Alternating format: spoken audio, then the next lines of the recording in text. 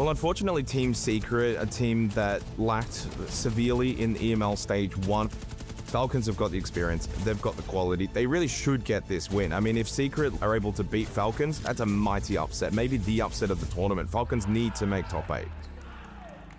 I think it's going to be fun because we're kind of playing without any pressure on our shoulders. We're going to try to rage bait Falcons. I think for Weibo, it's an opportunity to show that they are still a team that should be making top 8. On the flip side for Virtus Pro, of course, a wonderful Stage 1 in the EML region, a team that's got high quality, and so far has been playing some really good Siege at the event. While Team Liquid, of course, as an organization, hasn't really been always consistent at making the international event, so it's good to see them back. I think they're going to be quite a handful for CAG, but clearly CAG have had a very good event so far. They are probably going to come for revenge because we won against them in Reload, Rio, in the finals. If we put our minds in the right place, if we play like we know how to play, we are going to win. KZ, he can deny the plans! Oh my god! Massive clutch from KZ! Furia versus Fnatic. Fnatic are a team that have surprised me a little bit with their quality here at the Esports World Cup. I think that for Furia, they're a team that I do still think are they lacking some experience in terms of the core 5 being together, not as individuals, but they should probably still go in as favorites for this match. So I am expecting Furia to beat Fnatic today. There is no second opportunity. There's no more lower bracket. There are no more second chances. Today is the day where teams need to be at their best. If not, they're going home. Today, well, this is the day. It finally separates those from dream from those who do. Those who want a quarterfinal and those who will be unlucky enough to be knocked out on the final day of groups. Welcoming with me Pengu and DevMarta to run through the action of today. It's exciting because this is the penultimate day for, realistically, the event. Because if you don't compete today, you're done. You're dusted. Yeah. The storyline falls short. How many times do we talk about top 8 and how important it is for teams to be making it, Dev? Today's the day. For sure, and there's a real mixed bag of teams at the tournament left that are still vying for those just 4 spots which are up for grabs. You've got favorites. You've got teams that should be in the playoffs, and anything less than that is a massive disappointment, like Falcons. And then you've got teams who making playoffs would mean everything to them in the other side, like, for example, CAG. Yeah. How many times have we said this is a team that always gets grouped, right? Weibo, they've only made the top 8 at any event once, and it was last Esports World Cup. They want to go further this time. Hey, Fnatic, they're here at Atlanta event, for God's sake, and they can make top 8 as well. There's so many good stories, opposite potentials, and also we all love a good of a spanner in the works, right? Like Noah said, we're going to be rage baiting Falcons throughout the entire series because we have that power. Yeah. We have free will. Yeah, and free will is a dangerous thing to have, right? You do have a lot of free will when you're on that stage, and we've seen it go wrong, Dead. In fact, it was Leaky Fack who was on the receiving end of it going wrong, right? The big old Leaky Fack on the back. It didn't go too well for them. For sure. I mean, yeah, a large part of that is how good Wildcard are right now.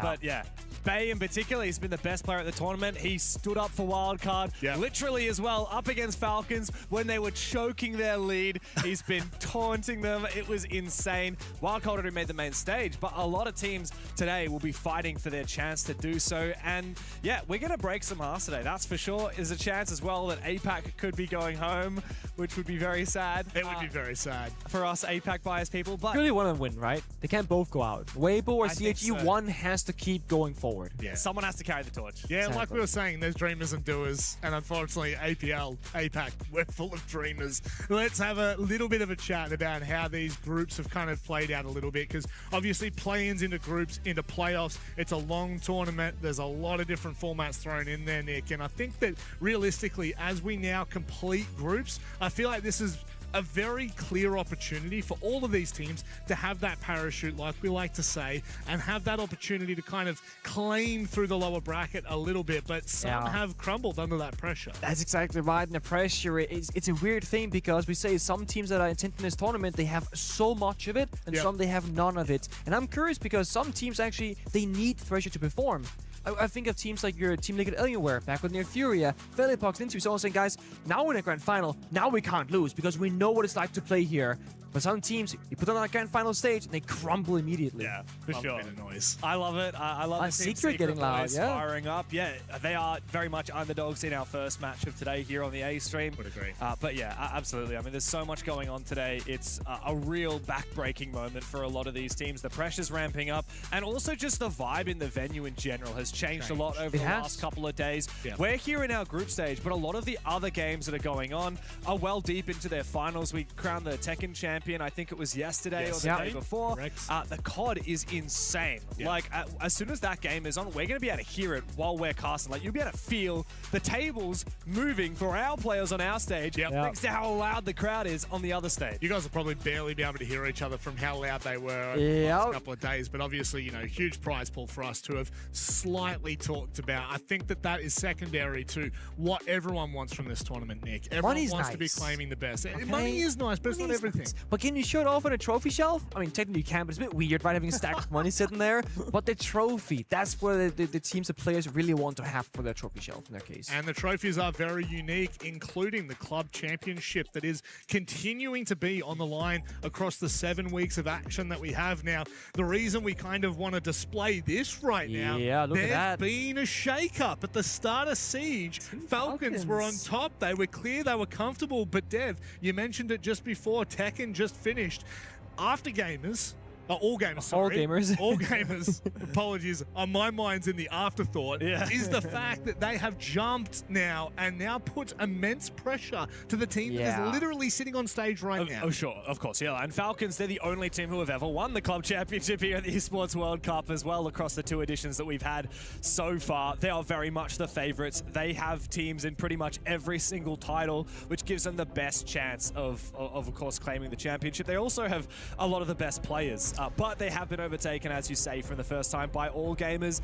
But the thing is, AG have actually been eliminated from the Rainbow Six. They had the CNL team that went home yesterday, unfortunately. But of course, there are a lot of other Rainbow Six teams that are still in the battle. A second one in particular, Virtus Pro right now tied for 4th place at 2,200 points. So I think Falcons 2,900 points.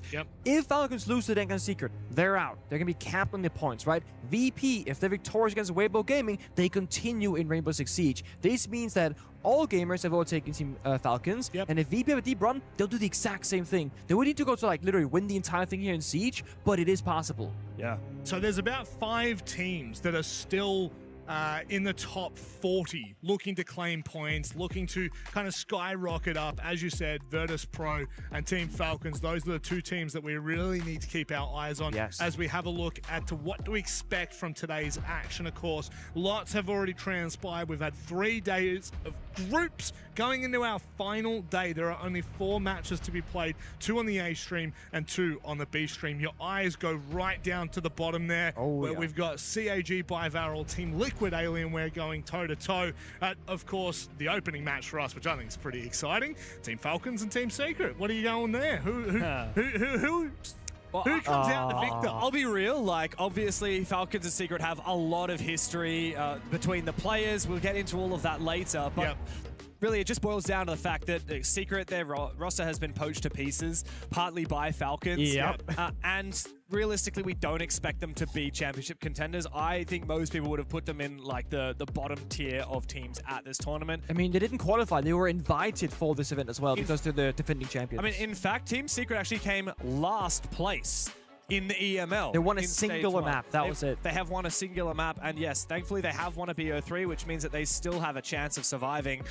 But yeah, not a lot of other teams have survived this far. Of course, we're down to just a few remaining to fight for main stage.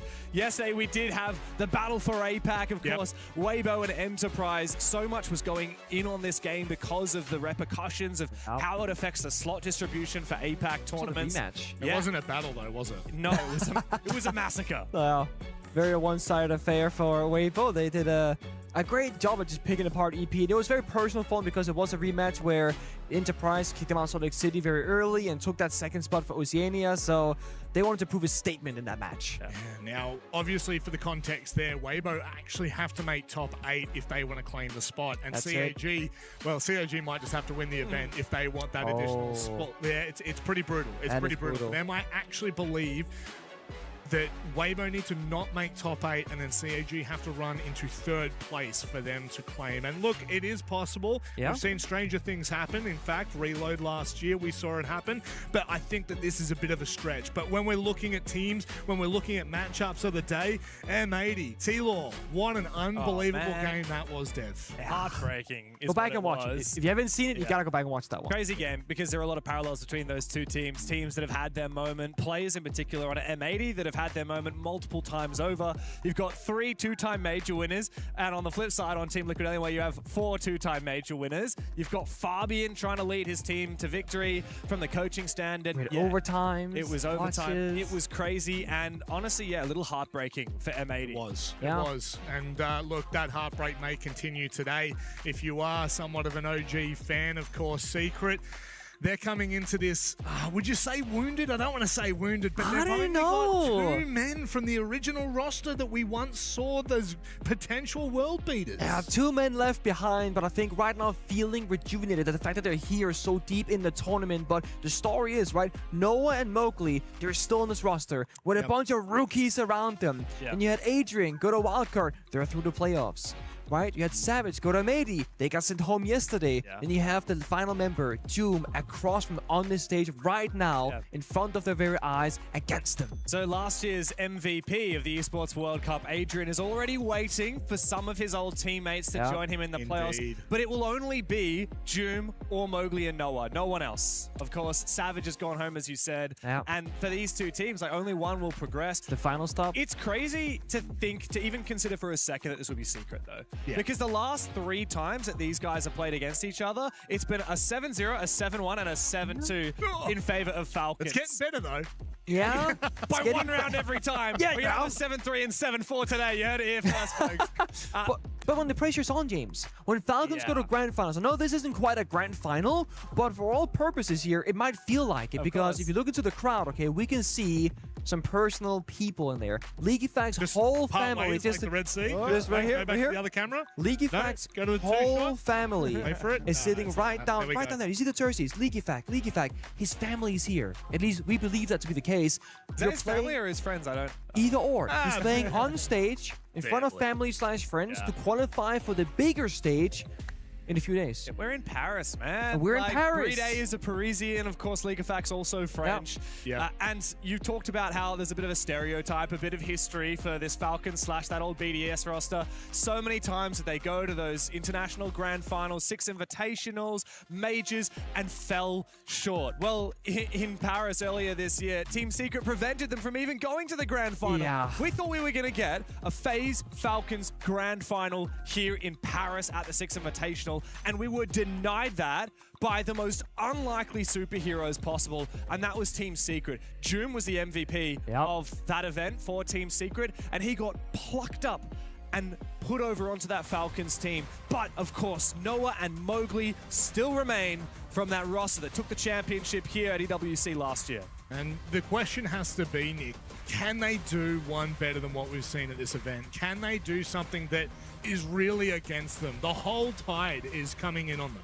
It is, and I feel like the mental side of Team Secret right now has to be not about whether they can win, but whether if they can play Sparrows to Falcons, because it's going to be personal for them. They took our player. They took Joom away from us. They have weakened our roster, and we might not go all the way to the finals and win it, but we can stop Falcons from going to that final themselves. We can stop them from getting further in this tournament. And that's the big one. You know, Team Falcons have a lot of pressure on their shoulders right now. Not only the weight of expectation surrounding how many grand finals they've made, the fact that this team has to be successful, but also, like we were saying before, the club championship.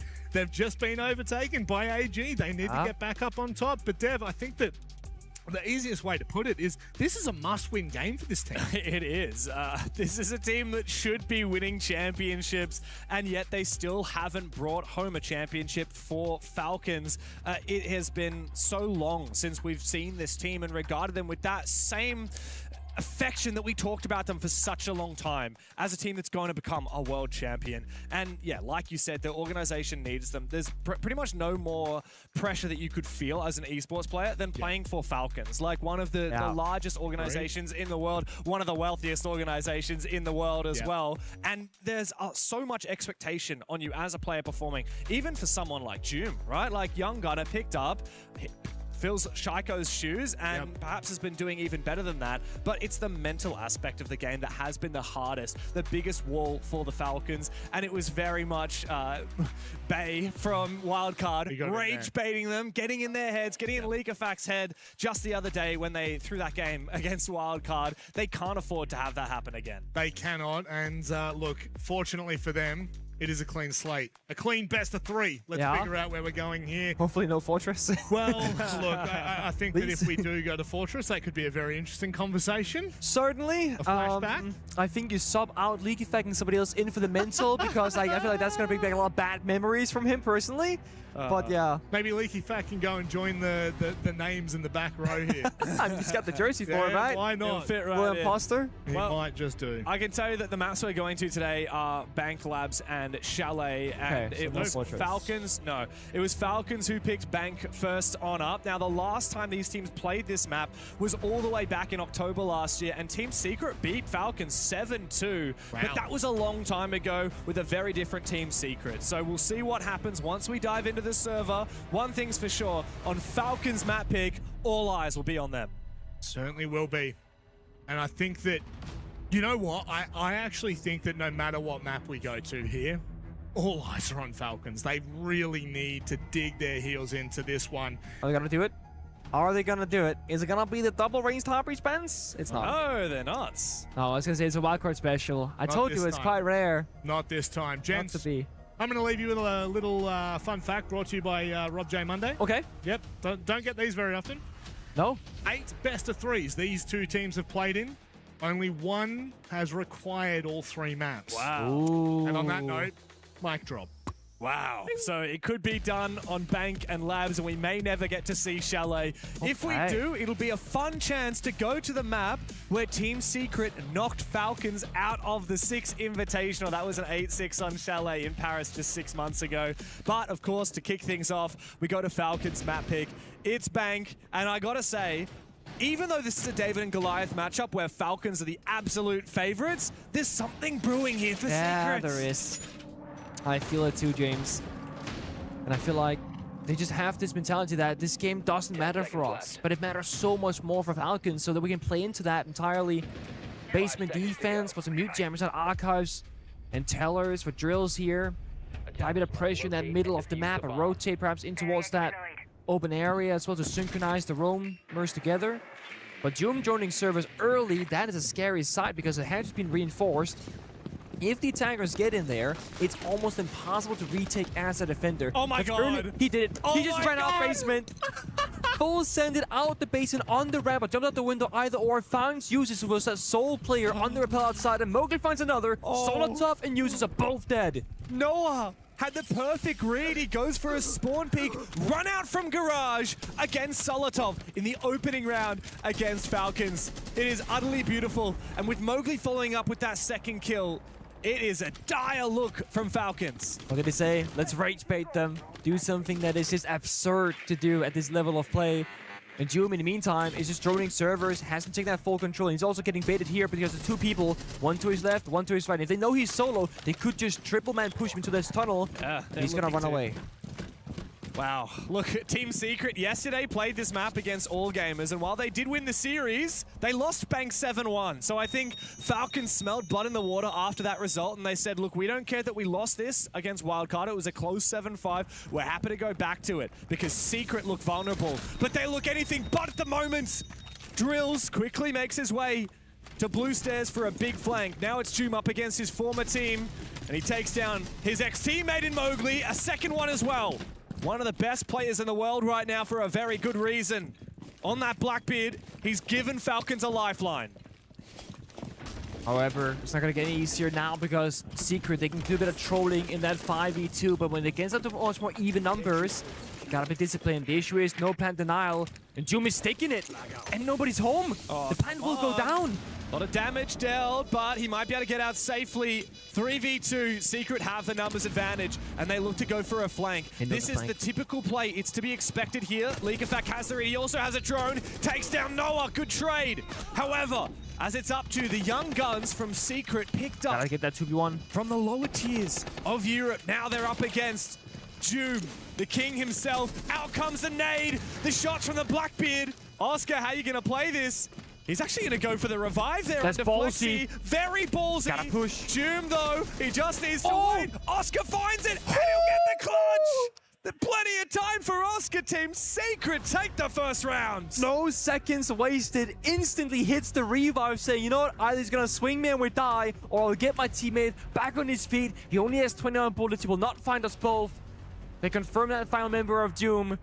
A heroic attempt though from Falcons. A great effort there from Doom and the Blackbeard. But Secret, no fear in the server. From the second that round started to how they found the final kill, they were fighting, fighting, and fighting. Oh man, look, if that first round is any temperature checker for what this series is going to be like, we're in for an absolute barn burner. I thought Doom was going to do it. He had the nade. I cannot believe Oscar went for that revive. Yep. So damn risky. But it works a charm. Secret.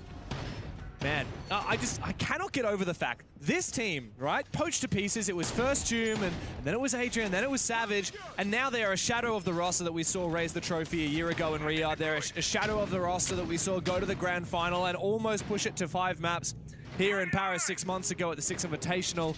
And yet, despite only winning a single map in their entire EML campaign in Stage 1, they're here to play. They bounced back after losing 7-1 on Bank against All Gamers yesterday. We thought the ultimate embarrassment would be to be eliminated by a CNL team at their second ever event, right? But no, Team Secret are saying, hang on a second, hold the phone. We can come back from that, we can come back from anything.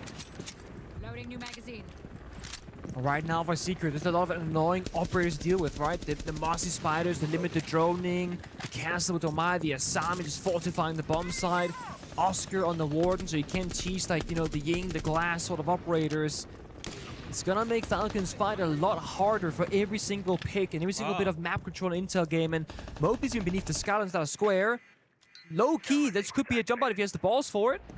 The thing is, he knows if he does jump out, the best he will do is get a kill and probably get traded back. Surviving is not going to be an option. There's good hip fire on the MP5K actually, so of course he won't be able to aim down sights until he reaches the bottom, which gives a lot of... Oh wow, they've droned him out, that's perfect. He thinks he's safe. There should be a... Hang on a second! Leakafak, eke your heart out! Mowgli's taking him down. That's a massive play from Mowgli to kick things off. Leakafak with no Grim. Falcons will struggle at isolating these positions on the bomb site. However, thankfully, Solotov did find Noah. That right there is what we call a rage bait. You get the drone, get the yellow ping. Hey, Leakafak, free kill over here. Like, what do you mean it's free? He's pre-firing me right back. Knew the exact location he was going to be peeking him from. That's on Leakafak. That's not on Doom. I gotta say. It's a rough one. Oh, that's crosses as well. Unfortunate that users allowed that. You have the Flexi Asami deep in CO playing beneath the between the windows. Oscar plays out of janitors. This means that there's no easy way in for Falcons. They need this other opening pick. Joes is downstairs hiding, using his gadget. Also has a C4 for plant denial later on. And timer is ticking. 1 minute 10 seconds. 2 attackers on window repels. Doom in top square. They need someone to become the entry and make that first initial play. Yeah, and I think it really needs to leverage the firebolts from Bride on the Capital. Still in pocket. Yeah, he does have them available. The problem is the Wamai magnets are protecting Mowgli on the, and Flexi rather, on the bomb site. And now the Keeper Barrier will help him out as well. Doom needs to find an entry, but he doesn't have a DMR to deal with those Keeper Barriers. And yeah, you're right, Flexi has managed to sneak on through. Solotov taken down from a C4 of drills. Doom now really needs to have an impact. Only 16 bullets in the AR-33. It's not going to be enough. He also is struggling with these Keeper Barriers. Yep. Used on the roof as well, means almost no guns in the building. Back on the window repel as well for 2 separate players. So it's just Doom in the building itself. He has to get the play. He has to get the entry. Should be able to find that kill. Perfect. Great work from Bride to help out Doom on the entry. And a second one from the young German. He spots out both players though. coming from top square, and now he has to hold them with the pistol. Doesn't have time to go for a revive. Dodges. That's C4 as Brede forces that plant down. Joom needs to win it. Tries to jump outside. It's the wrong call, but it doesn't matter because the Clutch King is there. Brede finding both of them with the DMR in the post plants. Falcons are here to play indeed.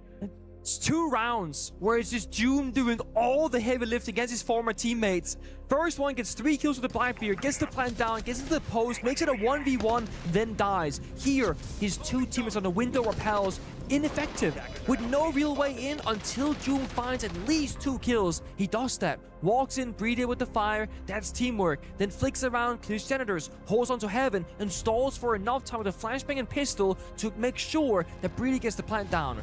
And then he jumps out the window. You can argue, maybe a bad decision. But he's doing it in a way where when they go for the swing to take him down mid-vault animation, Brede gets a clear line of sight and a free kill onto both players. So even when Joom dies, he ensures that Brede will live on and have been a great spot to win it for him.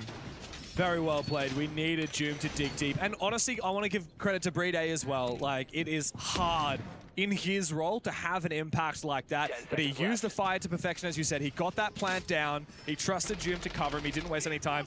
And in the post plant, he won it out with the DMR. It's exactly what he needed to do. He's a great player, Brede, but I know that for someone with such a long career, the doubts start to creep in. He's hit 30 years old as of last week. And, you know, when I had a chat to him the other day, I could see a lot of humility there. A lot of disappointment in all of the missed opportunities that he and his team has had. And I was telling him he's actually the second best clutcher in the world in the last 12 months, by the way. 23 clutches and a few more this tournament to add to the tally. Pretty sure if we look at lifetime stats 10 years straight, he's probably going to be the #1 at this point because he was always in that top 5, top 3 conversation. And the difference is between Brede and everybody else, longevity. Almost nobody else has been around for 10 years at this point. Yeah. This man is still here. Started actually on PlayStation even before he played on Xbox, by the way. Oh, okay, so he's on PlayStation, Xbox, PC. Yeah, he did. What a fraud. Next up, it's time for R6 Mobile, I think. Hop on it. You can get in your little rocking chair, old age, sit there with your thumbs out, get some more clutches to your name, to your career.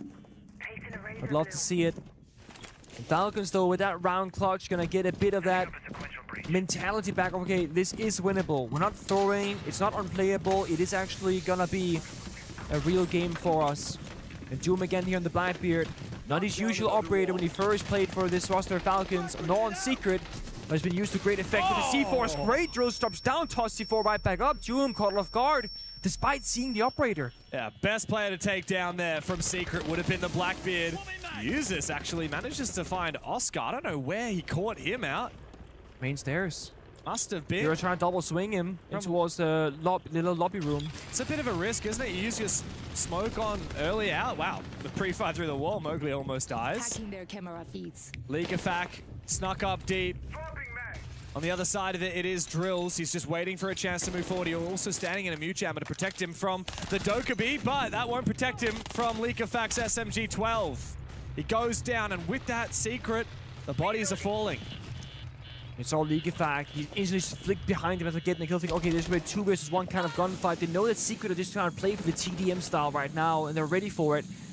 Dokkaebi also great for the intel. But now it's going to be all about playing together. 4v2. Man advantage finally here for Team Falcons. They got Dokkaebi that can isolate players. Capital 5. They got 4 flashbangs in pocket. They can do so much damage without firing a single bullet. Perfect. Yeah, Leakafak says, well, I'm going to do it anyway. Out comes the DMR. Flexi in a 1v4. Time to give it his strikes back. Not rage baited just yet, it seems. Big round on the Dokkaebi, and Falcons will take the lead. It's very dangerous that Falcons are reading this playstyle from Secret so early in the game because that's going to be their crutch. Get in their face, disrupt them, spawn peek them, make all the risky plays that you would normally never do because it doesn't work. It's been figured out. It's been read to perfection here from Leakafak and the boys and Team Falcons. And operator banner-wise, I'm not sure what you go for. It could be your Solid Snake, it could be your Capital, it could be your Grim for intel. It could be the Ace. We get a double harvest to enable a top floor hold a little bit better for the future. With the assignment being banned on response, almost like a mutual trade. The reinforced walls will stay more intact, but there's no easy soft cover any longer from those keeper barriers. Yeah. Something that I know you've talked about a lot, which we actually won't see in this round, but once you ban the Hibana and the Ace on Bank, you can actually use Vulcan canisters from Goyo on the hatches. You put it in the middle of the hatch, and it's actually, there's not enough space for you to put a thermite charge or a tin can opener on those hatches, so you have to shoot the canister. It delays 20 seconds.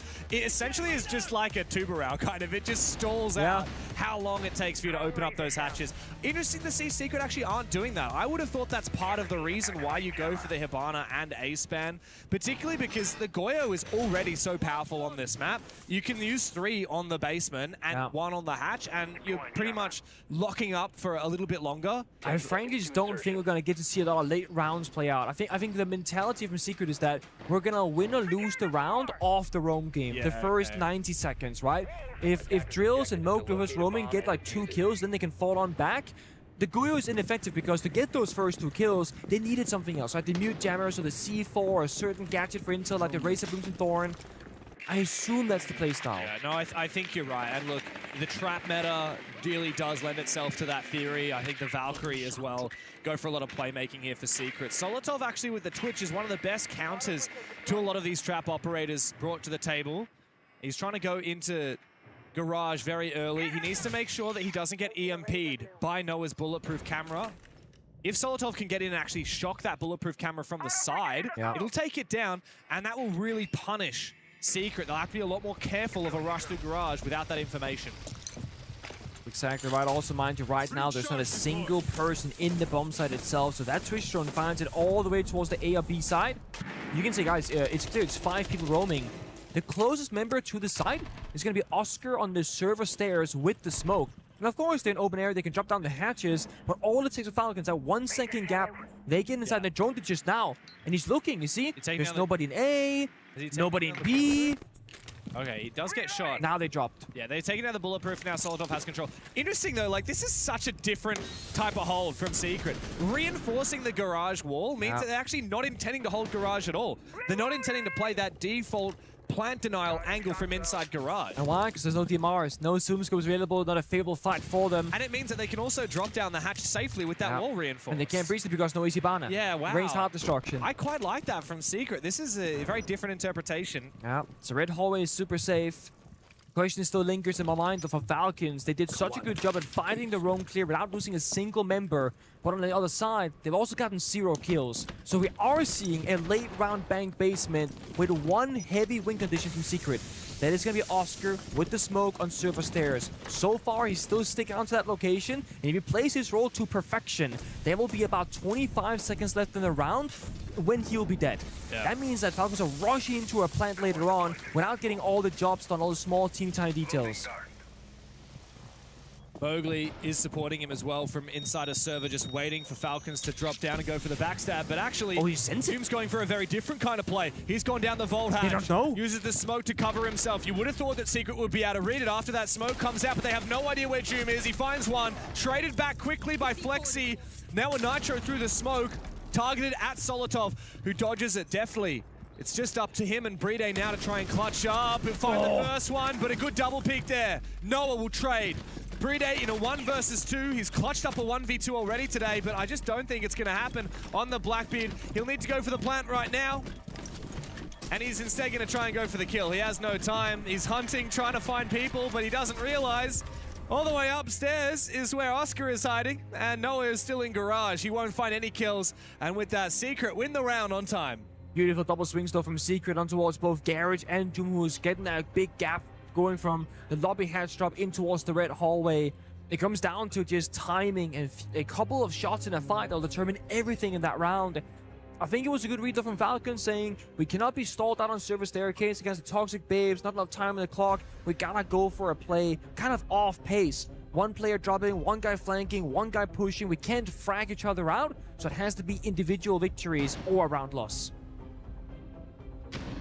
It's funny, you really read that to perfection, Peggy. You said Secret are not playing this to fall back. They're playing this to win that run. Yeah. And funnily enough, because of the way Falcons played it, Secret actually had the opportunity to fall back and play their B strategy anyway, which was to play on time. And they won the round on time. This is the thing that often happens on Bank is that, you know, as a defender, you value your life so highly that you must fall back before a fight happens. But when Secret are wanting the fight, Falcons are saying, well, we're not going to give it to you. But when you're defending, that favors you. Like you said, you can then fall back eventually because now fighting doesn't make sense anymore.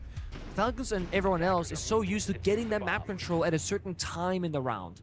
Because pro players, when they're playing defense, they'll have 3 different signs of when to give up map control. It's when you get enough kills, you deny enough drones, or the timer is low enough that your Tashanka, your Smoky C4s, whatever, can win you on the clock. And despite the fact that Secret had all of those different win conditions, shot a ton of drones, didn't get any kills, and they burned a lot of time, they still never left their own game. Super unusual. Great value there from Leakafak with the Twitch drone taking down. Oh, wow, hello.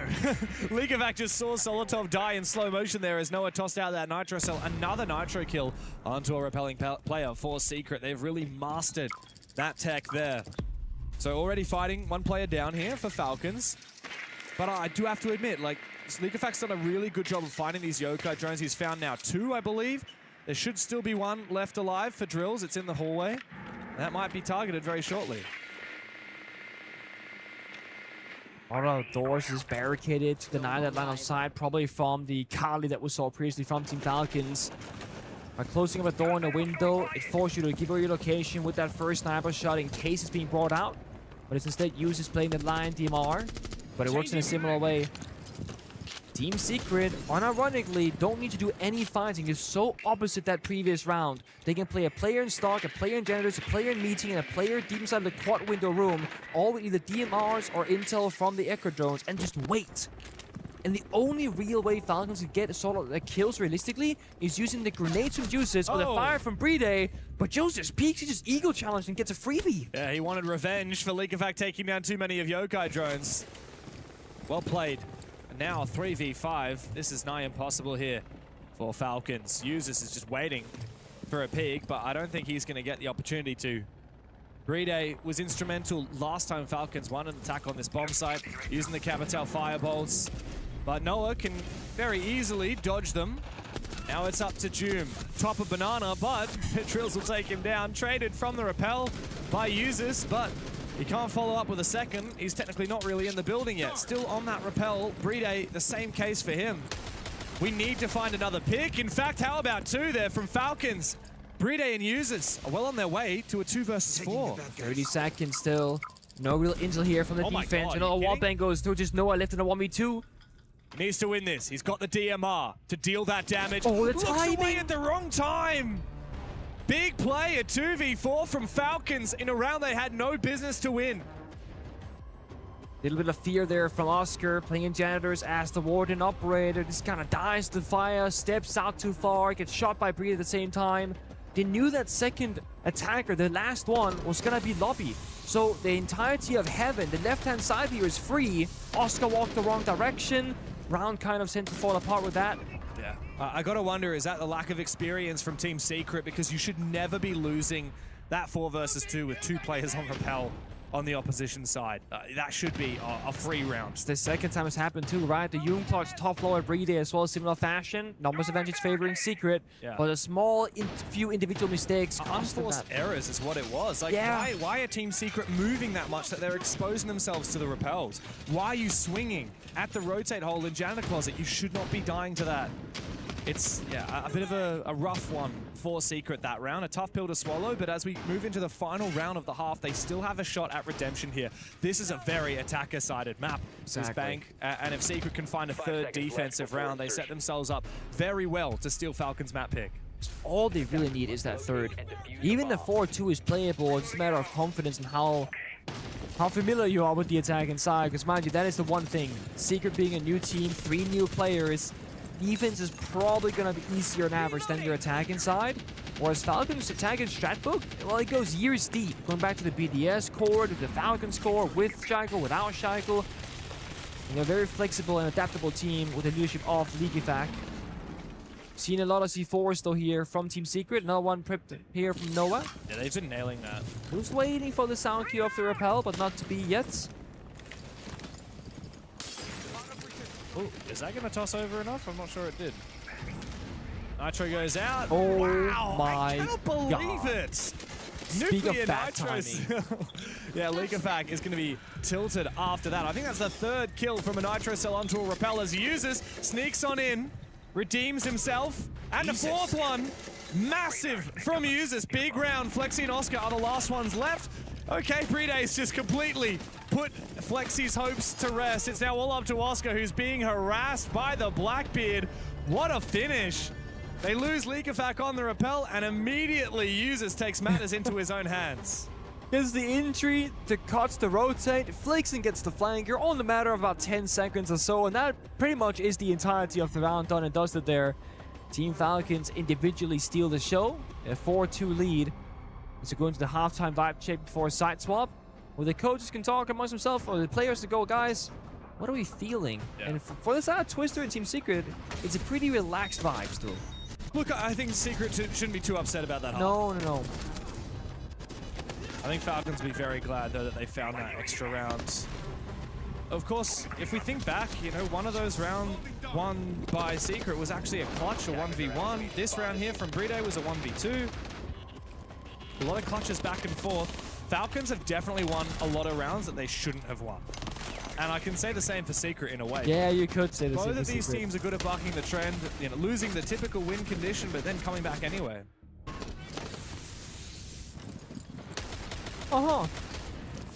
We have just gotten a brief update there. What's happening on the B stream? Spoilers for the B stream in 3, 2, 1. VP are currently 5-0 up on Weibo Gaming on the first map, That's not great. which I did not expect coming. That's not great. On the attack, is it Consulate? It is. How are you 5-0 up on Consulate? That's GG. It is Consulate, yes. Yellow stairs. 5-0 up on attack of Consulate is like that. Oh, an attack on Consulate. Oh, yeah. Well, That's good half, I think. on the upside, guarantees. Well, if they win, then 2 European teams go through. On the downside, Weibo will not make it through. Hey, it's You only mean the just first CHG? map. They can lose that. Hey, Rob, do you have the call on whether it's a Weibo map pick or a VP map pick? 2. That's VP. Oh, it's a V. Yeah. Oh. Yeah. Oh. I thought that was a 2, but it's a V. He put up his 2 Oh, fingers. I thought it's because you said Weibo or VP map pick. So when he said 2, I was like, oh, it's the second one, so it's VP. Yeah, That's yeah, what I yeah. thought. No, makes Hey. sense. All right, so Virtus Pro picked Consulate. That's fair enough. That's fair enough. Now he's slamming it I'm back to us. going to be on the So Weibo it goes code, Consulate, VP, Chalet for Weibo, makes sense. And then Clubhouse, oh no. Chalet, Virtus Pro are 0-5 on, and Weibo is 6-0 on. Yeah, so look, Chalet I get, there's but a very- Clubhouse Decider is scary territory. Oh, and look, Virtus Pro are really good on Consulate, 5-0. So, oh well, we'll see. We'll see. Okay. We'll keep an eye out on that B stream, especially during our halftime vibe checks here while the Yeah. coaches are talking to Falcons and Secret. But yes, I am unashamedly biased. I really like those VP guys. Also, Dark, their coach, absolute legend of the game. Yeah. Highly respected in APAC for what Came he from did. APL, yeah. Yeah, well, he went to appearance? APL. He no, came from he Brazil. was made in Korea. That's in APL. fair. Look, yeah, sure. I mean, know he was, more about Dark now than I did when he came to APL. That's true. I actually think he was an analyst for FaZe, I'm going to say. He was an analyst for, I want to say, a proper Tier 1 Brazilian team as well. Yeah. But I couldn't tell you what team. We're going to deep dive the archives right now, friends. Problem Fear is not. there are so many people called Dark. Well, if you go to Virtus Pro, That's what I'm doing, man. okay. It's good that you know what I want you to do. I always know what you want, man. Okay. While he's scrolling back and forth. Oh, wait, no. I think he's found it. Yeah. Hey, the call from me! FaZe analyst! There he He was goes. a FaZe analyst. It's almost like you should job to know these things. Congratulations, James and Stewart. Nah, great call. I didn't know that. He was a FaZe analyst back end of 2021, which would have been when they won the Sweden Major. Yes. So, that would have been yeah, good time. And then he went to coach in his own right on MIBR, and then Wait. went to FearX. Oh, for yeah, 3 that years. Sweden major. The other, yeah. Yeah, no, the Sweden Major. Because not the BDS Jönköping won the, Major. yeah, exactly. Sweden Gävle major. Gävle major. Oh my god. This was your first. That was my foray first into ever event, casting. yeah. Let's not go back and watch that one. No. Actually, you can go watch the final. I wasn't in the final. I went home on the Friday, so. No, but I mean, Dark is obviously a legend. I like VP a lot, but I am unashamedly biased for Weibo. I want both Weibo and CAG to win today, so we get 2 APAC teams in the top 8. And we love a good coach here. Now, Secret had a bit of unorthodox defensive rounds, and I think attack could be very similar start. They're going to look go at this, straight rush. down the lobby hatch with the blitz. They're actually going to smoke off the vault side and look to try and push it. Oh, never mind. He's in the Doesn't check corner. his corners. Oh. Good trade, though. Noah's found a double. Oh, a shark. This is very winnable. Down into the bomb side. And Doom coming back from the main stairs. Now the only one left. 1v3 for him. But plant position not enabled yet. Doesn't matter because Secret have the cut. From Oscar inside a garage. What a read from Team Secret. And that's why you use your halftime vibe checks for. 2 whole minutes to cook up a rush like that. Yeah, and it's again just like Noah said, we want to rage bait Team Falcons. Again, the disrespect that you must have in the server to go for that kind of play and fully believe in it. Despite users being stuck in that corner, getting the first initial kill as well, they full commit to the push. Garage, lobby, a player inside a server. That's the exact kind of attack that you want to start off with on that side swap. The Falcons will think nothing of it, go to top floor, just switch it up. Different area, different vibe. Also, mind you, for the upper band purposes here, Hibana and Ace band away, enabling top floor a lot more for the defense. The Coyote and Mirror being banned away in response, just meaning that there's less specific operators that you must play to go for those niche counters. You know, your Kali, your Ashe, your Thatcher EMPs, the Kite, for example. Yeah. It enables a more flexible attacker lineup. My brain is still thinking about the big picture of the tournament. After we were talking about the match on the B stream and the other games that we had today, it's actually possible that we could, I'm not going to say if this is the first time it's happened, but one of the first times we've had the top 8 at a Rainbow Six tournament be 2 from every single region. If both the APAC teams, Weibo and KAG, win their games and Furia beats Fnatic, then we will have a 2-2-2-2 split. Everyone gets a spot except for CNO. They will have their time and moment in the future, I'm sure. Give them 6 months. They had a strong start. It's a second international tournament. Yeah. So, no, I think long term, there'll be something there to talk about. Of course, this is the only match today that we actually have 2 teams from the same region competing. This is very different to the Falcons versus Secret that we've been seeing recently in the EML. Like I said, 7-0, 7-1, 7-2 are the last 3 most recent map results between Falcons and Secret, all of which won by Falcons. Beautiful. Secret are looking much better now, especially after that rush. Love a bit of drone value here from the floor. Sending 2 barbars to 1 singular drone. Doesn't find much more than that, but a soft wall that was already opened up. That's good. Dilla's going out with a distraction play from outside. With drills on the supportive angle as well. So they're doing the good old lobby attack with the Monty, by the way. So Monty's gonna walk into lobby, can walk up the staircase. You're gonna have Sophia on the window repulsing the destroyer, you know, to cancel the assignment, whatever could be there, despite the fact that they're both open. This is an old classic attack, but it is very hard to do without any hard breach onto this Canto wall because it gives Solotov a lot of freedom. But the Monty enables it. You are right, in theory, and also getting that kill onto users will certainly help out. 2 Nitro cells from Solotov and Bride. The Zoto canisters might help out as well for Solotov, but it's certainly going to need to. Doesn't get enough damage to take down Flexi, and now he's left all alone. My God, Noah! What a round on the Ying! Okay, Team Secret, I see you. You've got hands. It's 4-4. Again, not an attack that we see very often. It almost felt like it was straight out of ranked, right? There was a lot of loose elements, a lot of gaps, I would say, on the attack inside. It wasn't clean cut in terms of strategy, but the results were phenomenal. Basically a flawless round, and Falcons called attack timeout saying, guys, they're doing silly stuff. We need to do either silly stuff back against them or be ready for the silly stuff. I mean, the thing that my take on the situation for Falcons is if you've banned out the double ranged hard breach and you still have Azami on the board, you really shouldn't be dying to a lot of players on Windows. I'm not sure. I mean, I don't even think Noah was on it was drills in the windows of CEO. So where was Noah? Was he just in lobby? Noah was that many kills he was in lobby? ATMs when I saw him, but it could have been ATM rappel as well. Yeah. But maybe I think theoretically, maybe he found a kill downstairs from a guy flanking from below. Then walks up the staircase and found the 3rd kill. Where the second one happened from, I couldn't tell you. A little bit overcooked there from Falcons, perhaps, because maybe that Monty lobby attack is powerful, but it can also be very well stalled out. Yeah, you kind of want the Monty to get towards the top of that lobby staircase because that's where the crossfire is, and now you start fighting. But it was just, I think, League Effect fighting the world in that position, and they never really let the Monty go all the way up. Exactly. So I'm with you. If they're doing a very simple linear attack, you can kind of play a very simple linear defense against it. Go 5v5 in that single point of contact. Force them to make the first move, right? Like, the Monty can get to the top of those stairs safely, but as you said, then there's a crossfire, and he has to find picks in order to generate that space to move forward. It's like generally the issue with Monty is that it's very often showing all your cards immediately, saying this is where we're attacking from. And Bank is not a map with a ton of gaps being left open for the flanker to take. I mean, you could drop down the main stairs skylight and just really YOLO send it, but that's going to be a lot of audio. There could be a barbed wire trap beneath it. And then, like, Square, well, it's a big open area with a hole towards the bomb site. There's not going to be a surprising push if you're going to make it, so... I want to see more finger boost skylight drops. Attackers drop the diffuser. Yeah. Pair it up with a Blackbeard.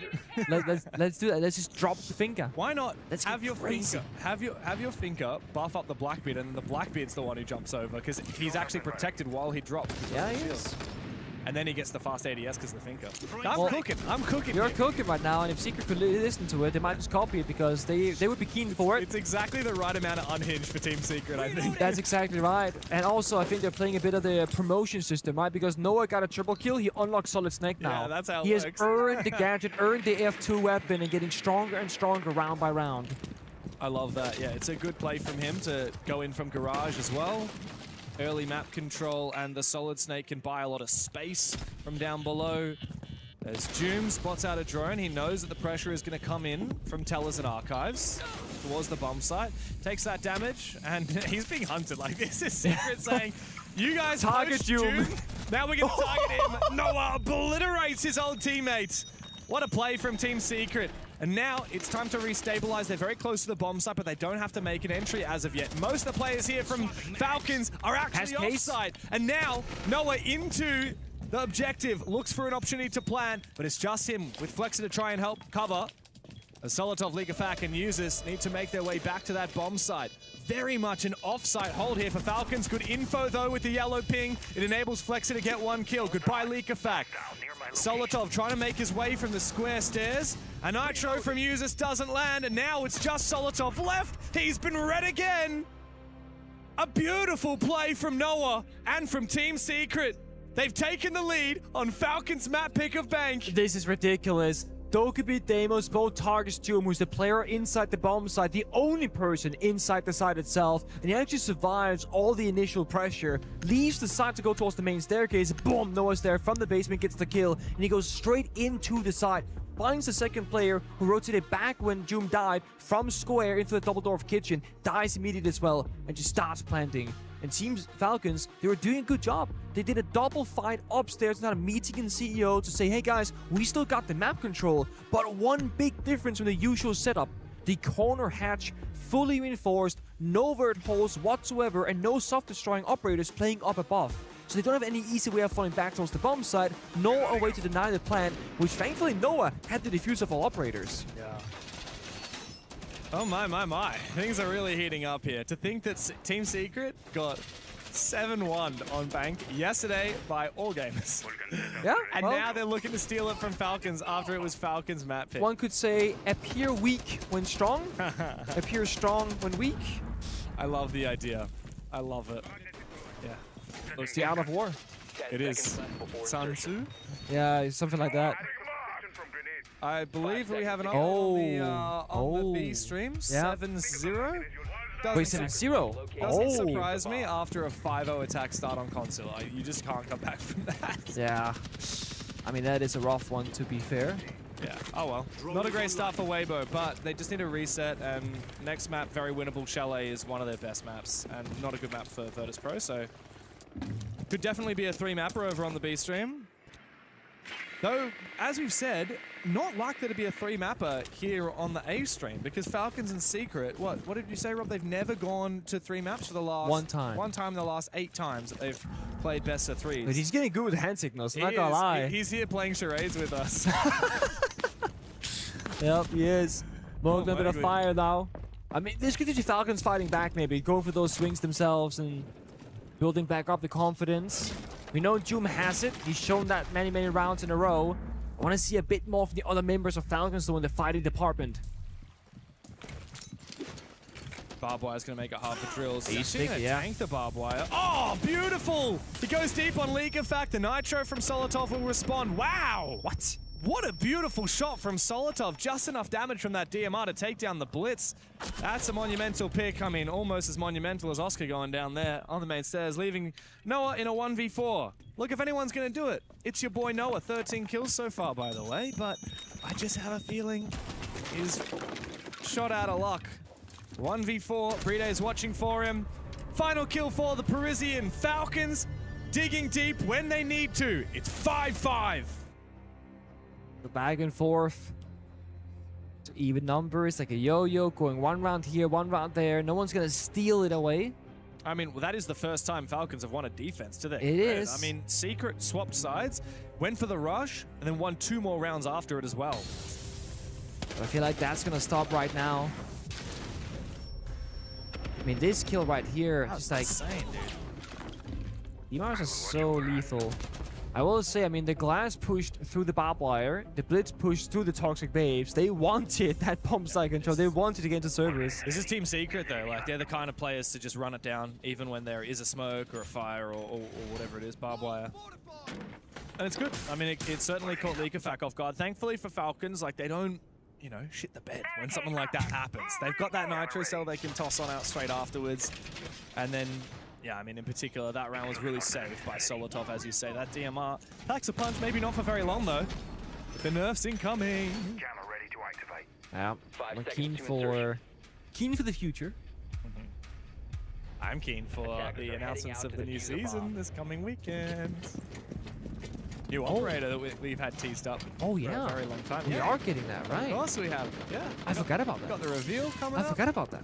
Dude, it's That's so esports soon. World Cup. Of course we got some reveals. Ooh. I feel like this season just started. Yeah. It's because I haven't been playing much myself this season for the first time ever. I think Yeah. that's why. Interesting. Okay. Nice shots. Look at the Beautiful value. from the Twitch. A lot of value.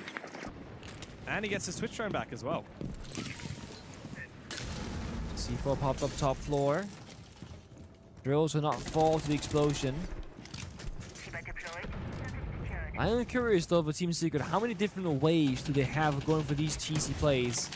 Because they're still kind of looking for it, I think. I mean, Solid Snake, Blitz, Dokkaebi, Ying. This is not going to be a usual round. They also see a G-Charm here from Mowgli, by the way. They're embodying Gagging that for a energy. cack and Straight into stock with the Blitz, but still, Oh Flexi my. goes straight past that Nitro Cell. Secret continue running it down, looking for a second now. Flexi is playing this so well with the Blitz. His teammates trying to help him to the best of their ability. Mowgli into top square, coming in to support. Of course, the bomb site is down in open area and staff room. And top floor now having been taken by Secret, they can slow down. big praise there from Flexi, like you said, playing it so beautiful, not overextending with the Blitz operator being baited into a crossfire. Just ensured his own safety above all else. His teammate got the kill, and they keep the Blitz alive. Now they kind of reset the round. This looks like the most normal state of a round for Secret's attacks so far, because they're actually hitting that reset button, getting the flying drones, so basement main stairs, server stairs, trying to get a feeling for, are they probably going to be on the bomb side, or is there a rat somewhere lingering in the map?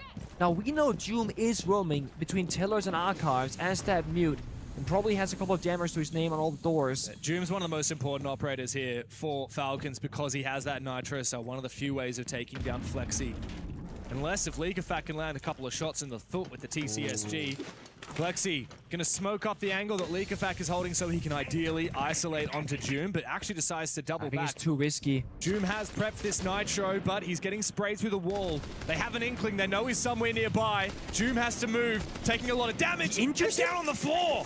Big kill from Secret if they are to confirm it. Now they just have to convert the round. Leakafak stands tall. He needs to have a big impact now. He's the last one left alive for Falcons. Unless he can go for a revive here onto Doom. They know where he is. I believe they know Doom is on the floor as well. Plan can start going down. Doom's used his Nitro Cell. This is going to be a post plan into the Blitz. A dream for Secret. Falcons desperately trying to stave off match point against them on their map pick. They need to have a big moment now. Leakafak and Doom regroup and then depart. Doom's gone all the way upstairs. Leakafak biding his time. Bit of damage onto Flexi, but you're right. The clock is ticking here for Falcons. Secret are calling. That's a miss from Doom. Leakafak shut down as well. One more round for Secret. and they'll take Falcons map away from them. Such a good initial push as well. Flexi on the blitz. Together with Noah, I think they found the gap by the bombs and just slowly work forward. They don't start planting immediately. They don't start looking for gunfights. They're just trying to ensure they're in a non-C4able position because they didn't know that Doom was injured. They knew that he was somewhere in Arcostella's mid-bottom square, but not the fact that they had done so much damage to him that he was in fact on the ground.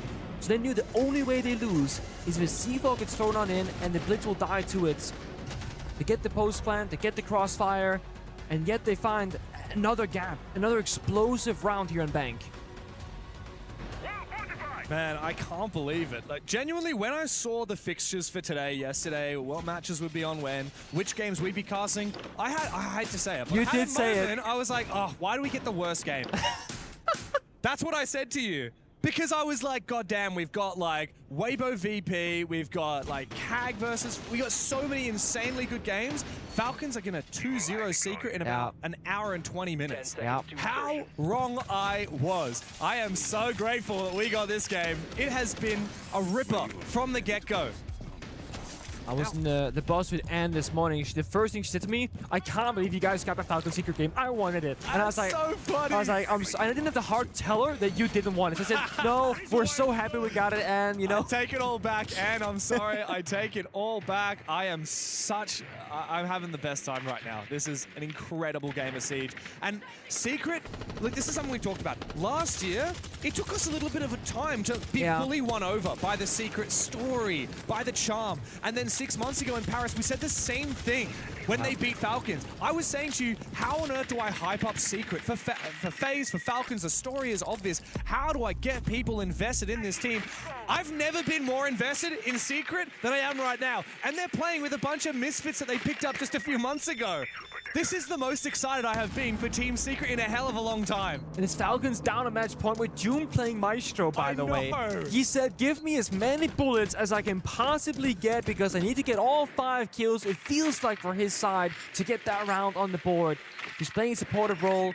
I think so far, actually, Mowgli has missed all the Maestro Evil Eyes. He's thrown straight past one inside the top square, straight past the one inside of CEO offices.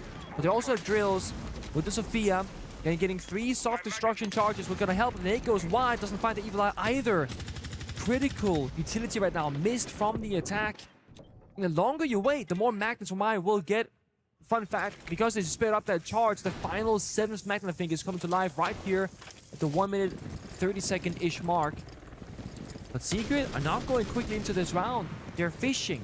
They're expecting Falcons to over-rotate, to move too much unnecessarily, but they're not going to do that as long as they have all this intel. And I generally think Secret have missed the market. They are not aware of those Evil Eyes. They're not going to repel inside. This is a very early moment for him to repel inside. Doom trying to zap him away. Brede looking for a safer haven. Now that the deadly Secret player is on the bomb side. Big kill for Noah. What a trade. Big opening for Secret. It's just Flexi and Mowgli now, but uses is the last one left after Leak Effect goes down, and Mowgli. On health here. It's time for the Brit to clutch up or get kicked. Mowgli has clutched up here on home soil. Team Secret. The Dark Horse is well and truly out of the gates and running away with Falcons map. Ridiculous, no? The way in which they do it every single time. It's a bomb site setup, kind of slow. They don't get the Evil Eyes. They don't have the flank cover from Square. But then Noah just rappels on in the building, and it looked like a one-man show. He gets into meeting, takes down the smoke. It's looking good. Doom trades him back, and I'm thinking, oh no, where's the backup? But then off-screen, the trade onto Maestro, the Blightbeard just spawns in, middle of the bomb site, and they peel back the layers and go into a much stronger position. But then the call comes to Secret. Do not play for the plant in the 2v1. Go for the fight, swing together, and get that final kill. I've got to say, I mean, obviously incredibly impressive from Team Secret, but there was so much that happened off camera. There is so much that was happening at every minute of the rounds, and Secret, to their credit, were doing an incredible job of finding their openings on multiple points of conversion. I mean, you've really got to hand it to them. This is not Falcons playing awfully. This is Team Secret rising to a level that we've not seen yet. Yeah, 100%. And I also think this isn't Falcons getting rage baited. Not yet. I don't think so Not either. yet. Still yet to come. This doesn't look like a tilted Falcons. I didn't see anything in the all chat from Leaker. They stay composed. And he didn't play awfully either. I think Leakerfac actually had a really good game here. It's just that, as you say, Secret really excelled. They are soaring. This is perhaps the peak of Secret that we've seen with this new roster. I mean, sadly, we haven't seen a lot of good with this new roster. Of course, EML, they went 1-8. But a peak is a peak. But a peak is a peak, and you got to get to it at the right moment, and they really have found the opportune moment right here. They came into Bank knowing that Falcons would likely pick it. They had the perfect prep, a run out from Noah based on predictions of Solotov's pathing, or Usis' pathing from round 1. And then rush after rush after rush. Yep. Those first 2 rounds really set the scene, I've got to say. Yeah, that's the scariest thing for me is that when Secret go into this as the underdog with a very clear plan, hey, this round, I think this bomb is going to work out, guys. Let's just do it. When it actually works, you get so much confidence because you think, oh, I'm in their head. I know what they're going to do before they're going to do it. And as a former player myself, I hate what Secret are doing if I was their opponent. Because we've all scrimmed before, and we play either a tier 2 team or a bottom tier 1 team who's not going to win a lot of Pro League matches, right? But they are running you down in that practice match because they're doing silly things in the server. And I feel like Team Secret are doing that, but to a very nice level. They are playing unusual Siege, they're unpredictable, and Team Falcons will have more experience, they got better strats, they have higher salaries, right? They got the prep work for it. How do you prep for this? They definitely have higher salaries, that's for sure. Oh, you know that for a fact, yeah? Yeah. I'm not sure that they have better strats, though, because Secret were really coming into that with so many ideas, right? First round of the game, spawn peak, and that was a strat. Like, that was predicted. No one was planning that before it happened. And then same when they swapped onto the attacking side as well. Correct. A rush in the very first round. They're coming in, prepping, ready for Falcons, but they can't do that on the second map because Falcons haven't played Nighthaven Labs in over a month. Do you know how recently they've played Nighthaven Labs? Just yesterday. Just yesterday. 7-2 over all gamers. It's going to be an interesting one right now. Team Secret, they had a bit of momentum, but I'll tell you right now, Team Falcons, they fly high when they reach their peak. It's time for us to go to a break. On the other side, Nighthaven Labs.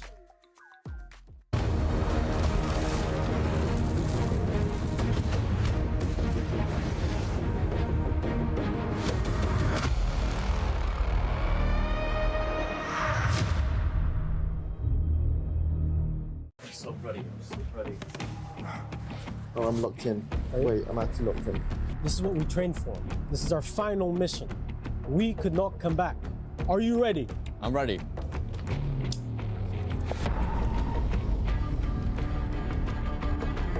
Oh my god, oh my god. You have to do it.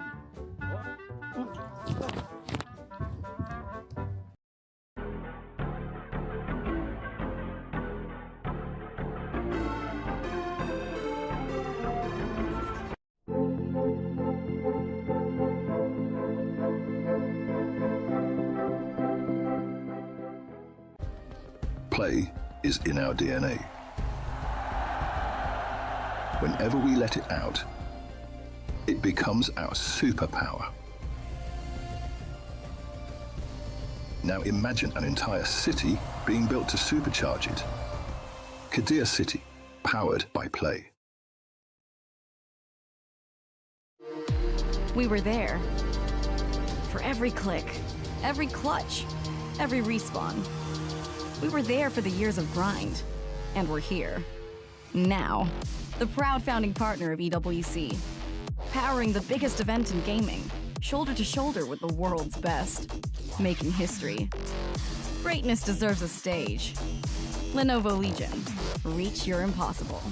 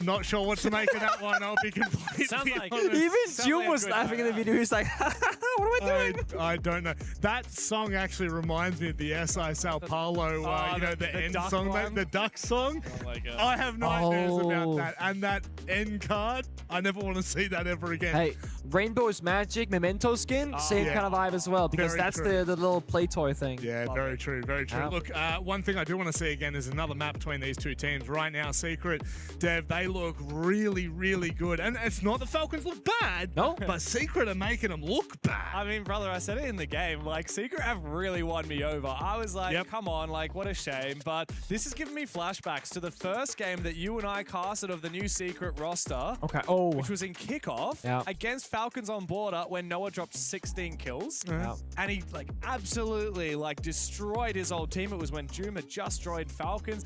I'm getting, like, flashes of this really fired up Secret because, to be fair, like, I wouldn't blame a Team Secret that was sitting there a bit slumped thinking, Yeah, like, a bit- we didn't even qualify for this event. We just got invited. We've been performing really poorly. You know, we're not making as much as a lot of these other teams at these events. We're not in the conversation for the club championship. What's the point, right? But no, they're saying we just want to rage bait. We want to play spoils. And man, to see Secret on the top 8 would be an insane dark horse for them. Just like they were dark horses last year. Just like they were dark horses at Six Invitational. Nothing can stop these guys. And it does feel like every single round, a player goes, guys, I have to play right now, play around me. And for a lot of those rounds, it was Noah leading the charge, for sure. But then near the end, it was Flexi on the blitz, where wherever he was going, all the action happening around him. So I think if the individuals can keep up this creative flow of saying, oh, I understand this round, I know how to pick it apart, guys, I have a good idea. Keep doing that, and I genuinely think you can take down Falcons because they keep doing these unpredictable things in the server. 100% they do. If you had told me after the first 2 maps we saw of Team Secret that they were going to come back and beat Falcons, I'd say you're mad. They went 7-3 loss into a 7-1 loss and have been slowly and surely claiming back their own storyline. Well, now they may rewrite a complete history here at EWC. We expect Falcons to be the better team. We expect Falcons to make top 8. We expect Falcons to make a dent in the club championship. Yes. But right now, Secret are making a mockery of them. We head to Nighthaven Labs. They're 1-0 up in the series. And Team Secret, we're here to make history. 6 months ago in Paris for the Six Invitational, and now they're back and they're here to rewrite the script. Falcons need to bounce back now, but of the last 8 times we've seen these two teams play best of 3s, it's only gone to a third map a single time. Falcons need to grip this with everything they've got. Nighthaven Labs. Usually, James, you and I are big dislikers of the Bandit and Kaid ban. Yes. Given what we saw from Team Secret on Bank, I actually will excuse it for this one. Because they don't want to be playing. They just want to get through those walls hassle-free. Because they're not going to dilly-dally with the verticality and the Thatcher and the Maverick and watching the... they just want to breach the wall and take the fights. It will mean they're going to be up against stronger setups like, the Mira, the Asami, even the Maish that we saw from June last on off Bank, for example, and various trap operators. But I don't think they're too worried about it because they're playing all or nothing. I don't think they care too much what they're up against. They care much more about what they want to do. And not being able to open up those reinforced walls will stop you in every single round from doing what your goal is to do. I feel you. I really feel you. You are simping Secret right now. And I'm absolutely on board that freight train. A big thing for me for Secret in this lineup is going to be that Twitch from Noah. Yeah. Of course, dealing a lot of damage with the F2, but more importantly, it's his job to take down those Denari lasers, the tripwires. It's also his job to take down the Razor Blooms that Doom is placing on out. And we saw the setup briefly for a moment ago during the prep phase, and here it is again. Brede with the Denari tripwires. It's just making it so awkward. Secret want to be swinging, moving in. You can't do that when those lasers are in place. Oh, it's going to be a bit tricky to deal with later on, but if no one... Nope, wow. don't shot immediately. That's not going to stop any of those Denari lasers. It's a bit of a rough start, but it's okay. They got 2 F2s in pocket, ready for a fight. They got the Solid Snake and the Twitch together. Now, Secret... I'm not going to say less rushing options here, not even left. Certainly could, but it does require a bit more setup than on Bank. Certain walls, like I said, have to be opened up. Backstabbing and flanking often required as well. Nate goes out, should clear out 2 of those Denari lasers, I believe. Only one of them, actually, it'll clear out, so... The path forward is not fully cleaned up.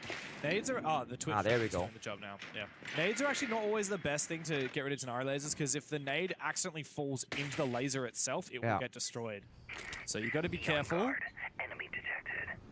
But at least, thankfully, the Twitch does the job. Now it's hard breach time here for Oscar. Can we have multiple hard breach? That's that split pressure that you need, right? Gotta have somebody attacking from garage, either window or breach, while you're attacking the back portion. That breach is ugly. No offense to the breach, but... I think that is soft breachable, and you can vault over the mirror. I don't think that's actually hard Possibly, wall. yeah.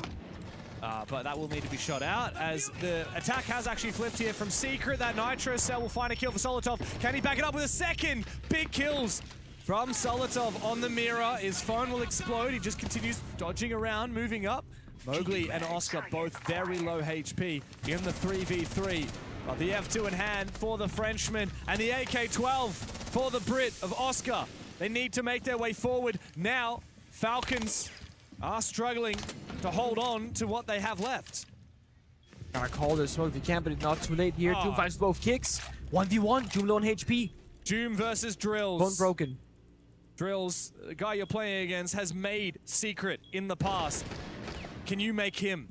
Low HP on Doom. Drills with the long-range DMR as Doom continues dodging back and forth. No diffuser here for Drills. He wants to close the distance. He wants to go for the SMG-12. Oh. He swipes Doom's head clean off. It's a sweet moment for Secret up against their old star player.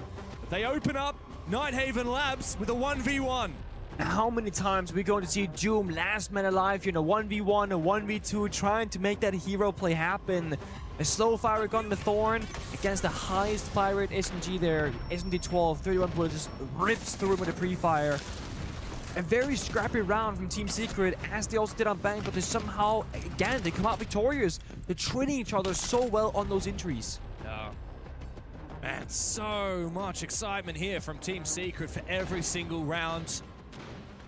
It's funny, like, this is a backup against the wall moment for Falcons. Like, they desperately need to make it for top 8. Secret, on the other hand, they were never expected to go deep at this tournament, never once. Just here to play spoils. Here to play Just spoils. here to ruin some dreams. And that they are doing at the moment.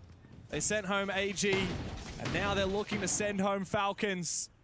10 seconds left. Falcons have been such an up and down team, of course. Like we've said many times before, had they actually won some of those grand finals that they'd been in, the 4 grand finals they've been in and lost, they would have been regarded as the best team in history. They would have overtaken G2, W7M, Furia, even FaZe, had they actually won some more of those bloody grand finals. And last year at the Esports World Cup, Falcons were first rounded. Secret stole the limelight then, and they're doing so again today. Activating Selma. Curious what they're gonna do here with the Monty. We saw Flex being so successful and impactful on the Blitz with the fast takes. They did play 1 round of Monty on Bank. There's a top 4 attack, front lobby, walking up the staircase, and all the fighting happened around the Monty, giving that information. But again, Nighthaven, a much smaller map. The Monty might be fine walking this single door, but no gun behind him without that shield covering it can successfully do so. And very small note here, Solid Snake didn't shoot the gadget. Doesn't want to give away the fact that it's a gun behind the Monty, because this could just be a bait play. But if you hear that second gun behind him, then you know, okay, this is gonna be the real push.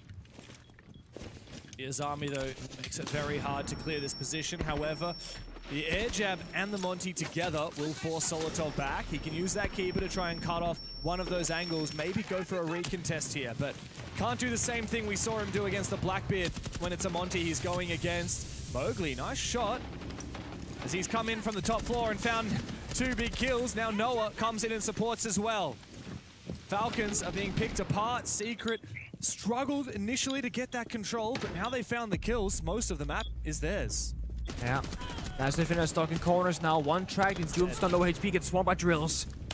All up to Leakafak, 1v4. Low HP on most of the players, but Mowgli says, this is my moment, man. Get out of the way. Get the hell out of my server.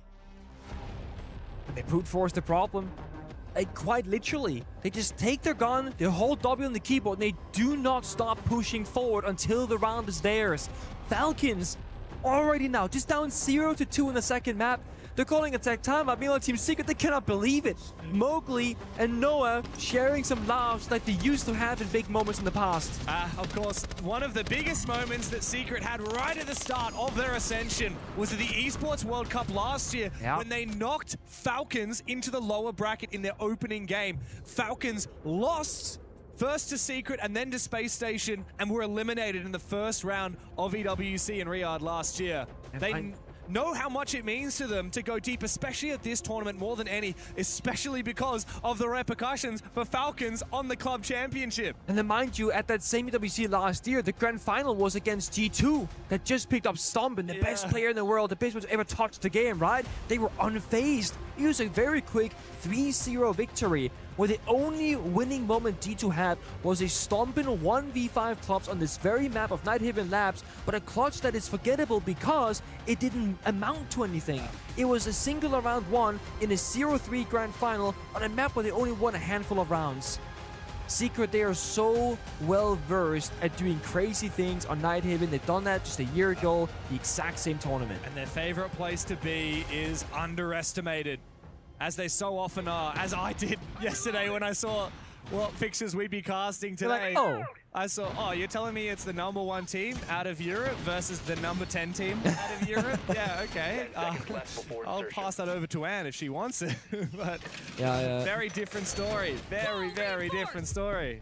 Noah's been streaming a lot with the new roster of Secret because, I don't know, vibes, I guess, right? Pro League isn't going well, maybe streaming could do it for him.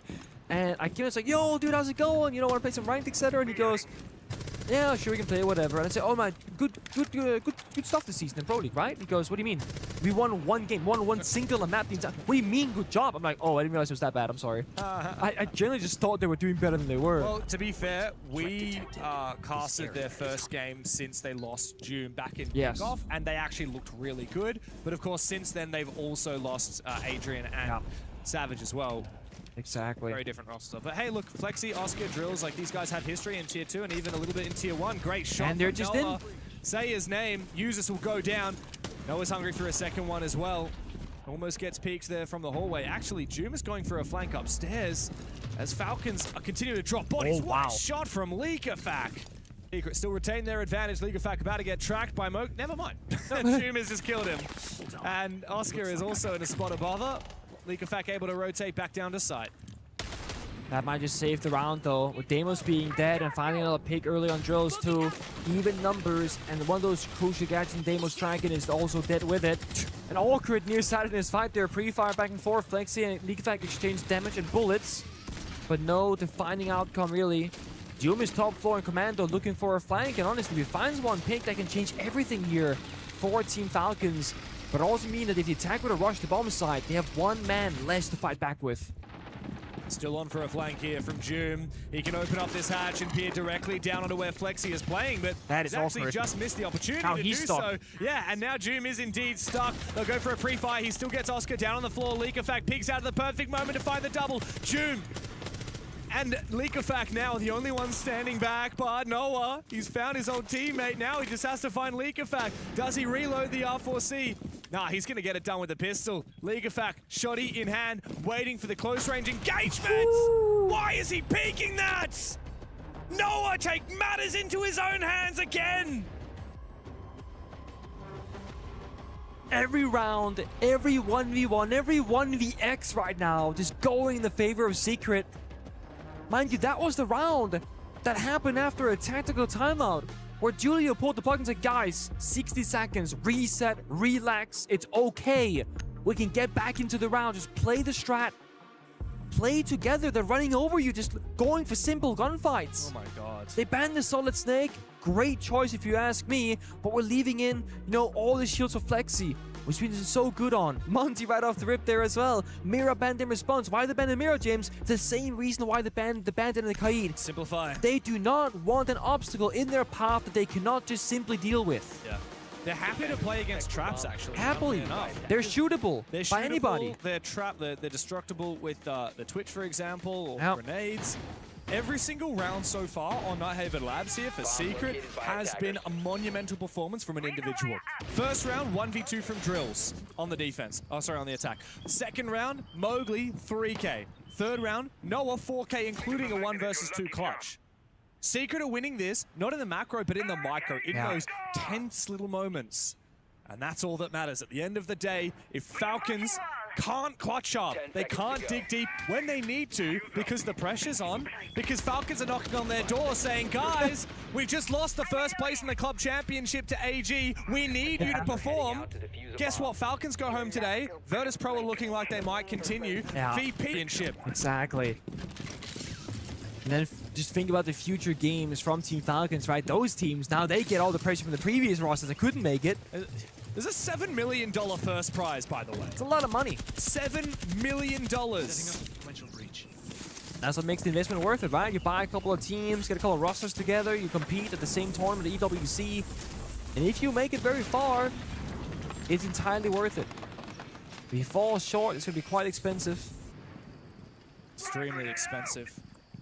As has this Falcons roster been ever since they picked up one of the most hyped up teams in the world back in the BDS days. Team Secret. They know what it's like to be rained in money from a championship like the Esports World Cup. And now they know what it's like to rain down terror on Falcons. Finally, a little bit of life out of Doom and Solotov here, as Noah is put to rest. Airdrop planted. Reinforcing the wall off from Calgrafters, can't respond with a counter. This is smart from Team Falcons. They're limiting the angles in which they can be fought from by Team Secret. But Flex being allowed in the Blackbeard, he might have to become the playmaker. But the issue is there's a single way into the site, a single doorway in 3 different areas. From Aqua, from Connector, and from IT. And none of those options looks very appetizing if you're a shield operator. So I'm curious, how are they gonna play this one out?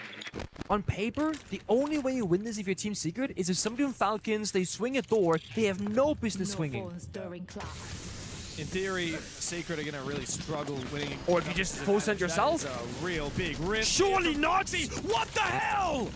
What the hell, Falcons? How have you let him get away with it? Runs in, finds 2 kills. It's can go for a plant. And now the plant opportunity is open. Bride and Doom try to hold on. Mowgli's covering the cross. He actually tanks his own air jab after a player makes a play. Doom will lash out for 1 onto Flexi, but Drills has left him all alone. It's Doom once again in a must-clutch moment, and Mowgli shuts him down. Team Secret are untouchable. It's 4 rounds straight. I'm telling you, the off-pace plays right now are absurd. On Bank, we saw a glass walk through a barbed wire and get a kill, and Flexi and Blade storm through a Toxic Babe and unfortunately die. But now we're seeing Flexi sprinting through a Toxic Babe, somehow not taking any damage from the bullets, getting 2 kills for his team, and they find what probably is the only way to win this round. And it's like this. And the timing is so good because the Togepi goal expired the exact same second as Flexi made that push happen. So they're distracted, they're taking damage, there's so much chaos in the server. But there's no way you win that. And I think Mowgli realized the same thing. Said, guys, how did that happen? 0-4. Team Secret. They're only a few rounds away, and they do not look like they're gonna slow down whatsoever because they start doing crazier and crazier things, and they keep getting away with it. They're looking for the line. They're looking for what is too much greed. So far, they haven't found it. I can't believe it. 4-0. Secret stole Falcons map. Bank was meant to be where things started off to a phenomenal start for Falcons. I mean, they saw Secret lose Bank yesterday, 7-1 to all gamers. They thought, we can hang here, we can fight here, we can get 1-0 up in the series, and then if we need, we still have Chalet in the back pocket. Pengu, I don't think we're seeing Chalet. I really don't think we're gonna get there. The third map will lie in wait for Falcons to wake the hell up. Even if we do somehow find our way to that third map, Chalet is a map that plays perfectly into this playstyle from Team Secret, almost better than you should do on Nighthaven laps. But for Team Secret, they are very much a definition of living in the moment. Last round, Oscar, as the only Heartbreacher, ran in the building first, traded 1-for-1, Elamine popped off, Flexi goes down, great bit of counter work there in the operator selection, but that's only one man. In Team Secret, they're a team with 5 individuals, also capable of going for a clutch in these moments. We got Drills right the corner off Leakefak, who has not scanned his heartbeat as of yet. Little bit of info here for Leakefak. At least not having to worry about that blitz in the late round. Restricts a lot of options here for Secret. Gives a lot more flexibility over to Falcons, but I'm worried about them overcooking here. That's perfect. Yeah, good peek out from Solotov. Finally, a better opportunity now from Falcons, but don't forget, they lost a 4 versus 3 last round. And the bomb site gap, maybe.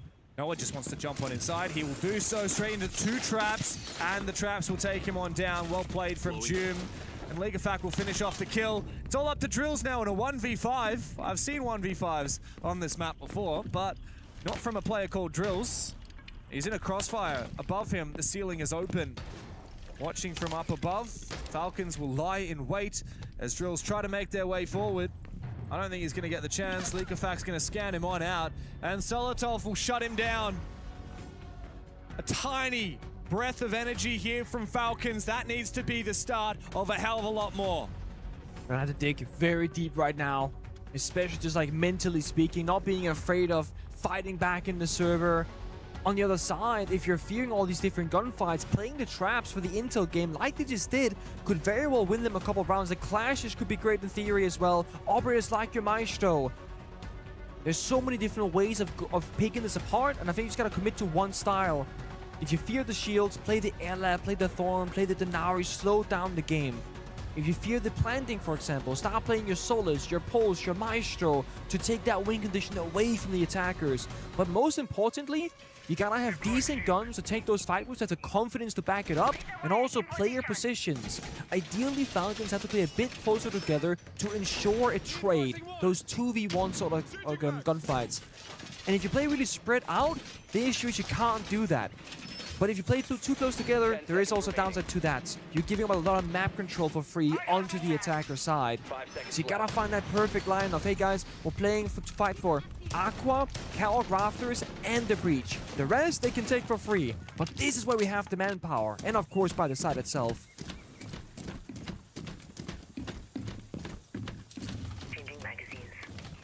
Second round here, and maybe there's not so much to worry about for Falcons. Labs can skew attacker-sided when teams are really on their shot. Falcons found their first defense, and we saw afterwards Mowgli was saying to the guys, okay, slow down, it's all right. We overcooked a little bit too much, overheated. Now it's time to get back on it. We can find a 5th round here. I have to admit, if Secret do find 5 rounds in this half, I think it's over. I don't know if Falcons can come back from that. Desperately, they need this. No second chances for Falcons. There is maybe one saving grace of Falcons though, but they gotta wait a long time to find it.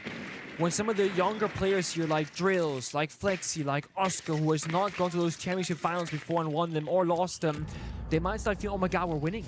And once that reality sets in, you start playing more scared because, oh my god, if I make the wrong play, I lose. And Team Secret, the way they've been winning rounds by doing that fearless action.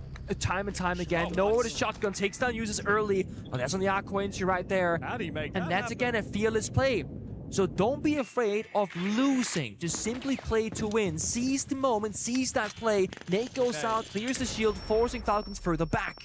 Noah's perfect for this position. Leakefak actually has info on Drills, holding him from down below. Falcons want to lash out and take down that player on the other side, it's Noah, but I don't think they're going to have the opportunity to do so. They're just inside. Mowgli! Where's Mowgli found the gap? God. Where has Mowgli found the gap for Secret? Drills, cuts down leak effect down below. It is a monumental 5-1-1 for Team Secret.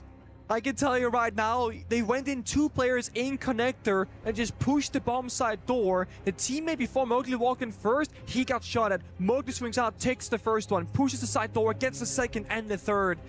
So all that action is happening with 2 different attackers while you have Drills locking down Leaky Fact from Cargo Hallway while Noah is backstabbing on the Aqua door.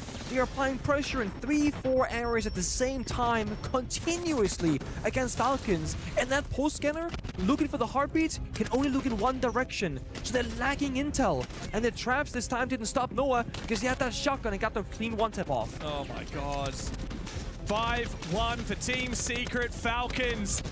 Their tournament is dying before their very eyes. Yesterday, AG overtook them in the club championship. Today, Secret are about to send them home. They've won every clutch. They've won every disastrous moment in a round. All the smoke. They push through a smoke and get a 2K like every single time. And this was synced, by the way. I didn't realize it in the Don't get moment, the call. but yeah. Well, Drills was also pushing up the blue stairs at the exact same moment as the Blackbeard peeked from up above. Mowgli to find a 4K from his position, pushing in. They found that gap.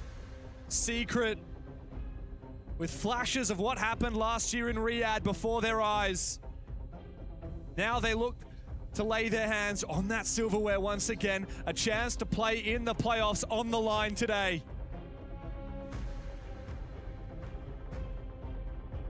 Just look at the scoreboard right now. It's not even like, oh, this guy is not waking up. Breedy is lowest on the board, but he is a support player, not supposed to be top ranking, right? It's even. Like, there's no... It is quite even in that department. No big hitter from Falcons that's, like, disappeared, for example. There's no individual from Secret who is having a life game. This is just... They have life rounds, but that's it, right? Moda gets a 3K, Noah gets a 3K, but you're right. There's no KC 25 kills stalling things out for eternity. But also, I think that makes it harder when you don't know who the problem is. Yeah. If Casey's popping off and you see him, well, you just go somewhere else. Don't give me Demos, shields, whatever, right? Yeah. But when it's everyone at any point, and I think that's why this has been such a successful attack inside on both maps of Secret, is that it's everywhere, all the time, at once. Yep. That's problematic. That's right. I mean, like it was 5 rounds of attack won on bank for Secret, by the way. Yep. They won 5 rounds of attack, and now they've done the same here. Falcons, they were good on their attacks as well on bank, but they still only won 4 of them. And that's not going to be enough here. If Falcons win 4 attacks in a row, and then we go and Secret come back with 2 defenses, that's GG. Falcons are out of the tournament again. A second failure in a row to make it to the playoffs at the Esports World Cup for Falcons. Meanwhile, on the B stream, a little bit of a spoiler warning. 3, 2, 1. Of course, first map was 7-0 in favor of Virtus Pro. Second map is currently 6-2. Weibo up on Chalet. Can I just say I called it? Yeah. Weibo good on Chalet. You ain't beating Weibo on Chalet. So they traded highest priority maps for both teams in the first and second rotation. The decider will be deciding who's actually better. And what map is the Clubhouse, decider? which is like, I think, the deciding map for me. Because it's all about the fundamentals, the strats, the executes. Also a map where it's not defender or attacker favored by nature, but if you're really nasty on one side, it'll just be favored on that side. Yeah. I hope it goes to 3 for many reasons, one of which is that I'll get to watch it from the crowd after this game finishes. Hold up. There could be a third map on the cards here as well, James. Do not count them out just yet. I told you before, Drills, Oscar, Flexi have never been in this spot before. When they realize the victory is inbound, they can start playing more scared, and if they do that, the current playstyle will fall apart for Team Secret. They have to keep fighting. What you're describing is literally what has happened to Falcons, some of the most experienced players in the world, almost every single tournament they play in. You know, in the finals, yeah. They lost to Team Secret last year at the Esports World Cup 6 months ago in Paris. They were knocked out by Team Secret. There's something about Falcons playing in Paris against little old Secret. They gotta start off strong. They gotta have all their steps work out successfully. Look at the attack and lineup. It's so opposite of Team Secrets. They're playing utility, playing step 1, step 2, step 3, double heart breach. They're playing Thatcher, Capital. They only have Doom and Deimos who's like, oh my god, don't take a fight. Mowgli shuts down, uses early Thatcher off the board. Thankfully, it only stops a C4 in the round. There's no wall denial, no really important gadgetry, but it speaks to the mental and the confidence of Falcons starting once again on the back foot in a 4v5. I don't have a shield though to form up behind. Here comes the hard breach from the Hibana to open up deeper angles into the side, but these angles will work both ways, and Oscar is trying to bait it. Mowgli actually wants to fight a little bit more. Out comes the super shorty in close range. He gets targeted by Deimos. Top floor, yeah. He is on hard floor now. But he wants to try and take this fight. The My Magnet will protect him for a brief moment. He wants to kill an Abride. Nitro Cell on a Leakafac, and he's now on the floor. Joom still trying to hunt him from down below. Out comes the nade, and he will fall back. Solotov has punished the Azami of Noah, likely, I believe, on rafters. But it hasn't been enough as of yet for Falcons. Can't go for a reroute just yet right now. Breeder is running outside the building. Miller has stuck inside. Just trying to stay alive. Then get that revive off, get to even numbers, then play out the remainder of this round. But this is taking a lot of time. All the attackers are rotating away from the important areas, thinking, okay, what's the plan gonna be now? How do we restabilize? But they don't, because Mowgli swings again. Oh, Mowgli with a fire. Overcooks a little bit too much. Fries in the fire. Leakafac still low HP after that kill. However, Joom needs to have a massive impact here. He's outside the building, on that Deimos. He can't go for a vertical kill onto Drills. Yeah, he should have been below ideally, but again, because of what happened earlier, he had to go back upstairs, not ideal. Ratzing by the breach, Oscar finds Leakyfac. Oscar's been waiting his whole round just for this moment, just to get swung on the breach. Doom and Bride together do their best. It's up to the Clutch King. He has a defuse, but he will not win the fight. Not enough health. Drills for Team Secret. It's a match point. They are on the verge of knocking Falcons from the tournament. 2 rounds now, 4 drills in a 1v1 against Doom, the first one top floor, WV4, and they are Smoke versus Thermite against Bride. Had Bride had just a little bit more health, had Drills had less health on the board there, that's gonna be a round victory for Falcons. But like we keep seeing in the clutch moments, in all the micro of the round, it is gonna be Team Secret. I mean, Mowgli died to the fire in a very funny way there, but think of the value that he got in that round. He's getting Deimos tracked, tanking the flashbangs, swinging out, doing damage. C4 goes out, injures Leakyfac, runs back throughout the bottom side towards Catwalk, is the flank watcher. When he's no longer tracked, runs back into the fire, and then eventually dies. But they are literally saying there is one way to fight this, and it is to only do that. You never stop fighting, you never give them any breathing room. Falcons are being asphyxiated right now. There are 5 rounds in a row they will need to find on this attacking side just for the opportunity to push overtime, just for the opportunity to push it to a 3rd map, just for the chance to stay alive in the tournament and go through to the playoffs. One of the championship contenders, one of our favorites to take the tournament. They're on the verge of being knocked out far too early, just like they did last year. So what do they do now in the final potential dire moments here of the game? Brady onto a shield. This is again kind of like the newer-ish iteration of Falcons where Brady is taking this responsibility of playing the shield operators. It's not going to be his most favorite operator, but it's a necessity for the roster. Uses fine smoke to that playmaker on the inside, and that is going to give a big sigh of relief. Okay. 1 star player down, 4 more to go in our path. Spec you active. Noah's been the star player. When Mowgli hasn't shown up, it has been Noah. Oh, good damage from Flexi. Look, they're always worried about a double swing. Yeah, because that's the way that Secret play. They're in their heads. They feel like they're a ghost in the building, always chasing for them. Oh, Flexi still lashes out. Goodbye to Solotov. Noah's coming in to support, but he does get punished by Joom. His old teammate shuts him down on the retreat. Falcons sorely needed that. Didn't realize there was a 2nd player lurking around, and thankfully for Joom, he was not really spotted by anything. Didn't fire his weapon until he got that injury in the kill. But it's still an awkward round here. Falcons going hunting for kills, and it's not breeding the action with the Monty. Again, the bait in the setup here on the vending machine, because now they jump on the window, and they don't check the corner. Oh, Leakyfac goes down.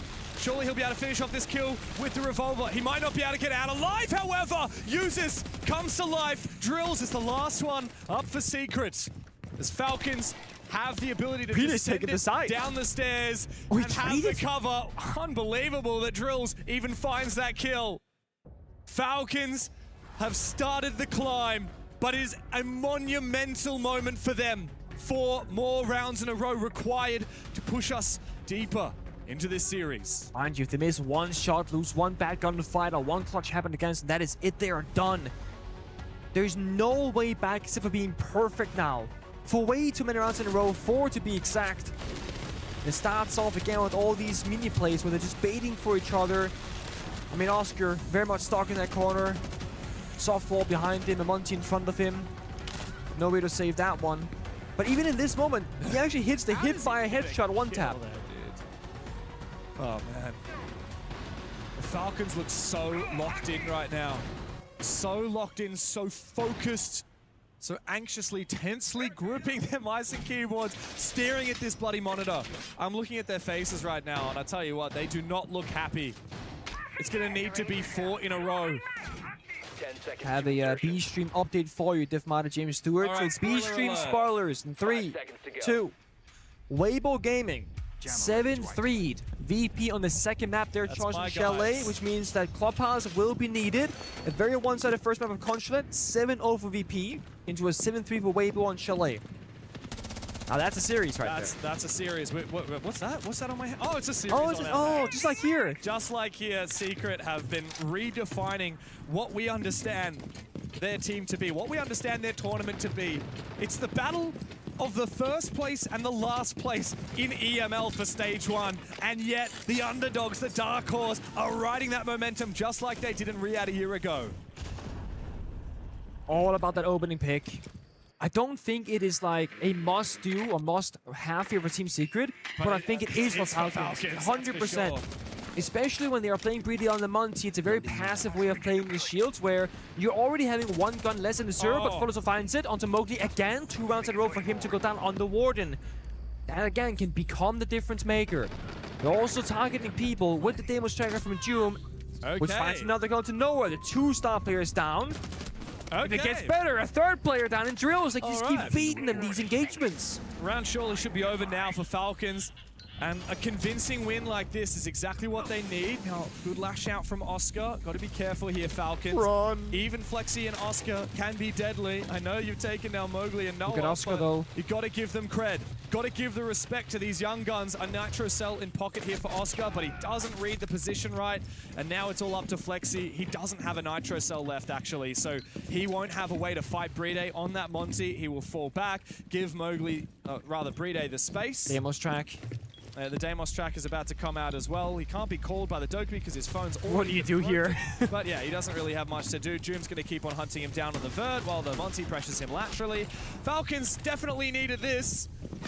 A nice convincing round win for them to light a fire beneath them. A little bit of belief finally creeping into their faces as Julio gives a little bit of inspiration to the team. The squad need to go back to back to back. 3 more rounds. Arbiter Band's coming out. I am very curious. I think must be a Deimos or Solid Snake Band here. I don't think you go for the Monty, even though it's hard to get rid of Bride. You gotta focus on the gunfights and the intel game. Again, the opening pick is such an important aspect of Falcon's playstyle, and that's what the Deimos or Solid Snake gives you. But they do actually ban the Monty. Okay. So they're thinking, I guess I'm gonna apply their attack and logic. The Mirror Windows, the Benedict Haid, they can't deal with it with just any gun, any operator. Monty is the same. It requires a specific niche counter. But I do feel like the Deimos and Solid Snake have been so influential at getting the intel required in the start of those rounds. Yeah. I think the Deimos has been extra deadly. The thing is, that Monty, you can't do tick damage onto that Monty. You can't shoot him in the foot. You can't, you get a little bit of damage here, a little bit of damage there. He's not going to die unless you lose the round pretty much. Right, and that's the difference between Monty and other shields. Obviously, Blackbeard's also been banned out. The Blitz is in. And now Team Secret have a chance to just talk about how they just win one defense. Now, the good thing about taking a tactical timeout on your defense, you know exactly what bomb site. Like, Twisted could call that right now. He could say, guys, go here. Go Kitchen. You're going to play this. Dude, Kitchen, don't underestimate Kitchen. Kitchen and a big flash. Boom. I would kind of love to see that, to be honest. But I would be a little bit scared about this Deimos play from Doom. The Deimos Solid Snake Dokkaebi triplet has been unbelievable. Yeah. The 3 horsemen of the apocalypse at the moment from Falcons on the attacking side. It is dangerous, though. So nice. What a shame it would be to crush that. What a shame. It will be... What a shame. It's kind of scary though, right? Because when you're calling this tag timeout, you are giving Falcons breathing room and a way back into it, and you make them feel like they're succeeding in what they're trying to achieve. I still really would love to see a clash in action if this round does not put out well for Secret, because it will stop every shield operator dead in his tracks. It is a very hard operator to get a kill on, just like the Monty. But Team Secret, I mean, I guess besides Flexi, not really a shield team. Flexi is more of an attacking shield, not a defensive shield. Yeah, I don't know if they like the Clash that much, I don't to be honest, think so. But yeah, I think you're right. Clash is... But imagine Moog just peeking behind the Clash shield. Dude. I think Clash is great because you give Falcons a combination of things. You give Falcons, one, a lot of problems to solve. Like the Clash, how the hell do we deal with this? And two, you peek them constantly. So while they're trying to think, while the cogs are whirring, you keep throwing new spanners into the works. That's what I'm thinking. That's the Secret playstyle, always has been. 12-7. Had a good time on Bank as well, mind you. Yeah. It was thanks to Doom that so many of those rounds actually became winnable in the first place. I'd be devastated to see Doom out of the tournament early. He really is such a championship-worthy player. He deserves Sub him in on Secret. Secret win, you sub Doom in again. Must be some old contract clause in there, surely. Activating for the EWC, you know?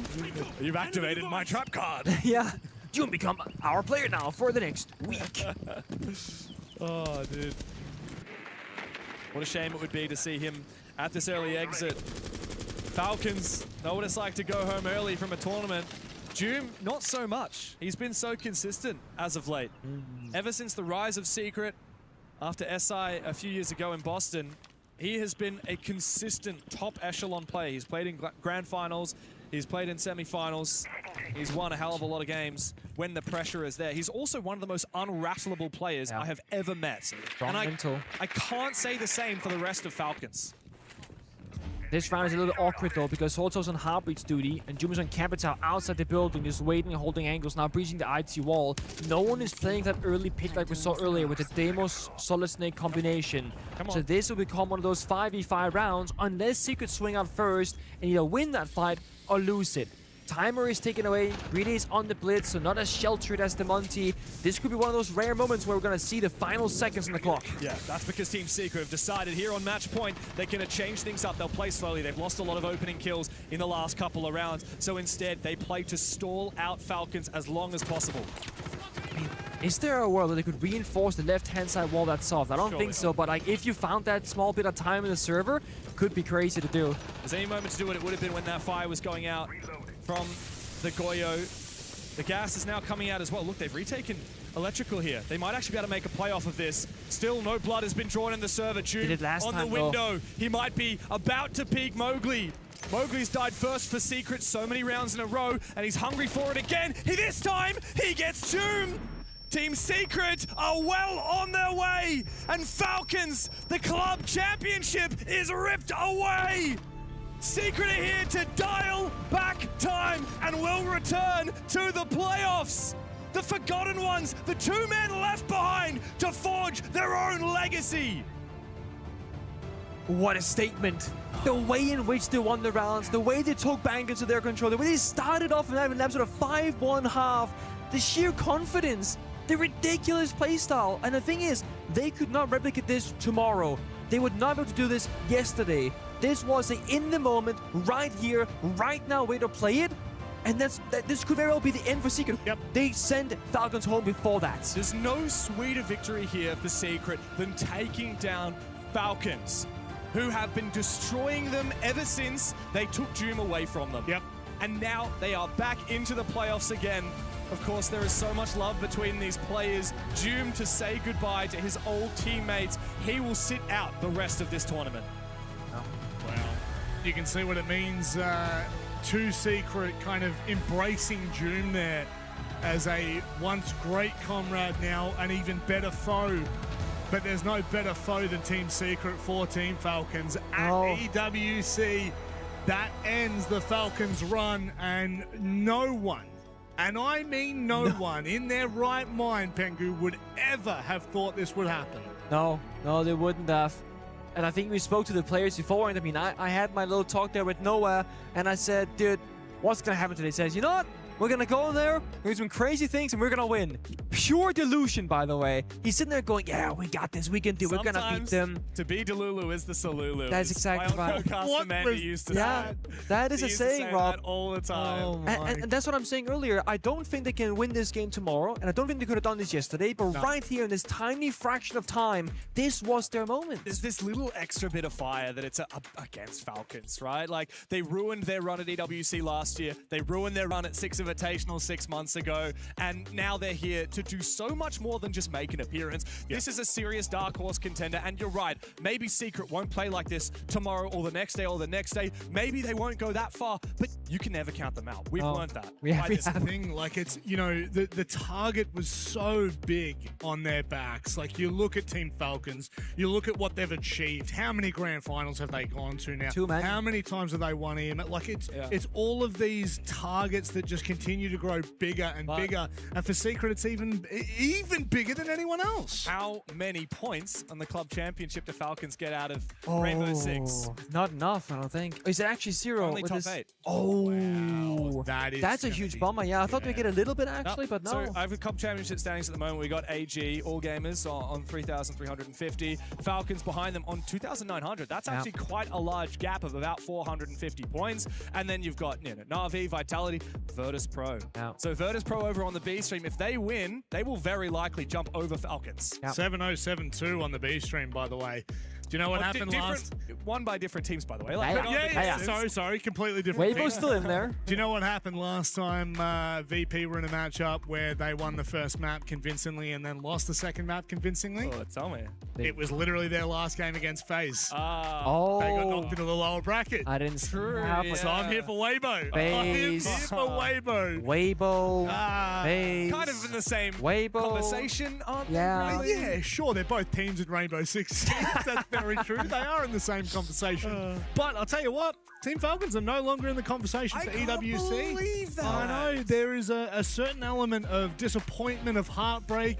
You know, if you are a fan of Siege, you always want to see the best teams make it to main stage, but you also want to see underdogs have a chance. That's right now, they took that chance and ran with it. And you could see, round by round, Nick, they just found, once they found that momentum, Secret never lost it. They just kept chipping away at the armor, finding those opportunities, and boy, have they capitalized on it. And I don't want to see the very best teams always go the distance and go to grand finals, but it wouldn't be a fun tournament if the exact teams we thought would make it would always make it. We gotta have some upsets. The best teams thing. Like, you lost, you're not the best team. Exactly. I'm sorry, but it's that There's simple. expectations and there's reality. I don't care if Ty Lue beats FaZe Clan and FaZe Clan doesn't make it through. On that day, Ty Lue was the better team. And that's all that matters, right? I don't care about the fandom. I don't care. It doesn't matter. Doesn't matter the history. All that matters is what happens once that server loads up. And Team Secret have shown that they always have this level of grit, this level of belief, this delusion that nobody else can touch. And Falcons, on the flip side of that, they've got this brick wall standing before them that they just cannot break through.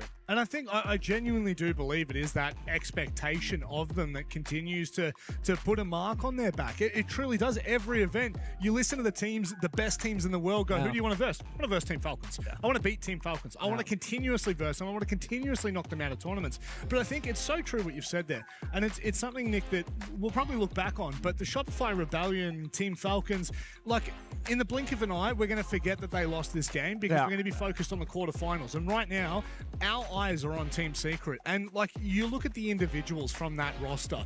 How about the two that stuck around? How about the two that dug their heels in, Nick? Well, the two that are left behind, yeah? Yeah. Noah and Mowgli. But honestly, I want to shine the light on every single player because going into this, I thought it was going to be Noah and Mowgli's show or they're going to go home, right? To be fair, it was the Noah and Mowgli show, but it was also the Flexi on the Shields show. It was also Droz had two 1v1 clutches on Nighthaven alone. Exactly.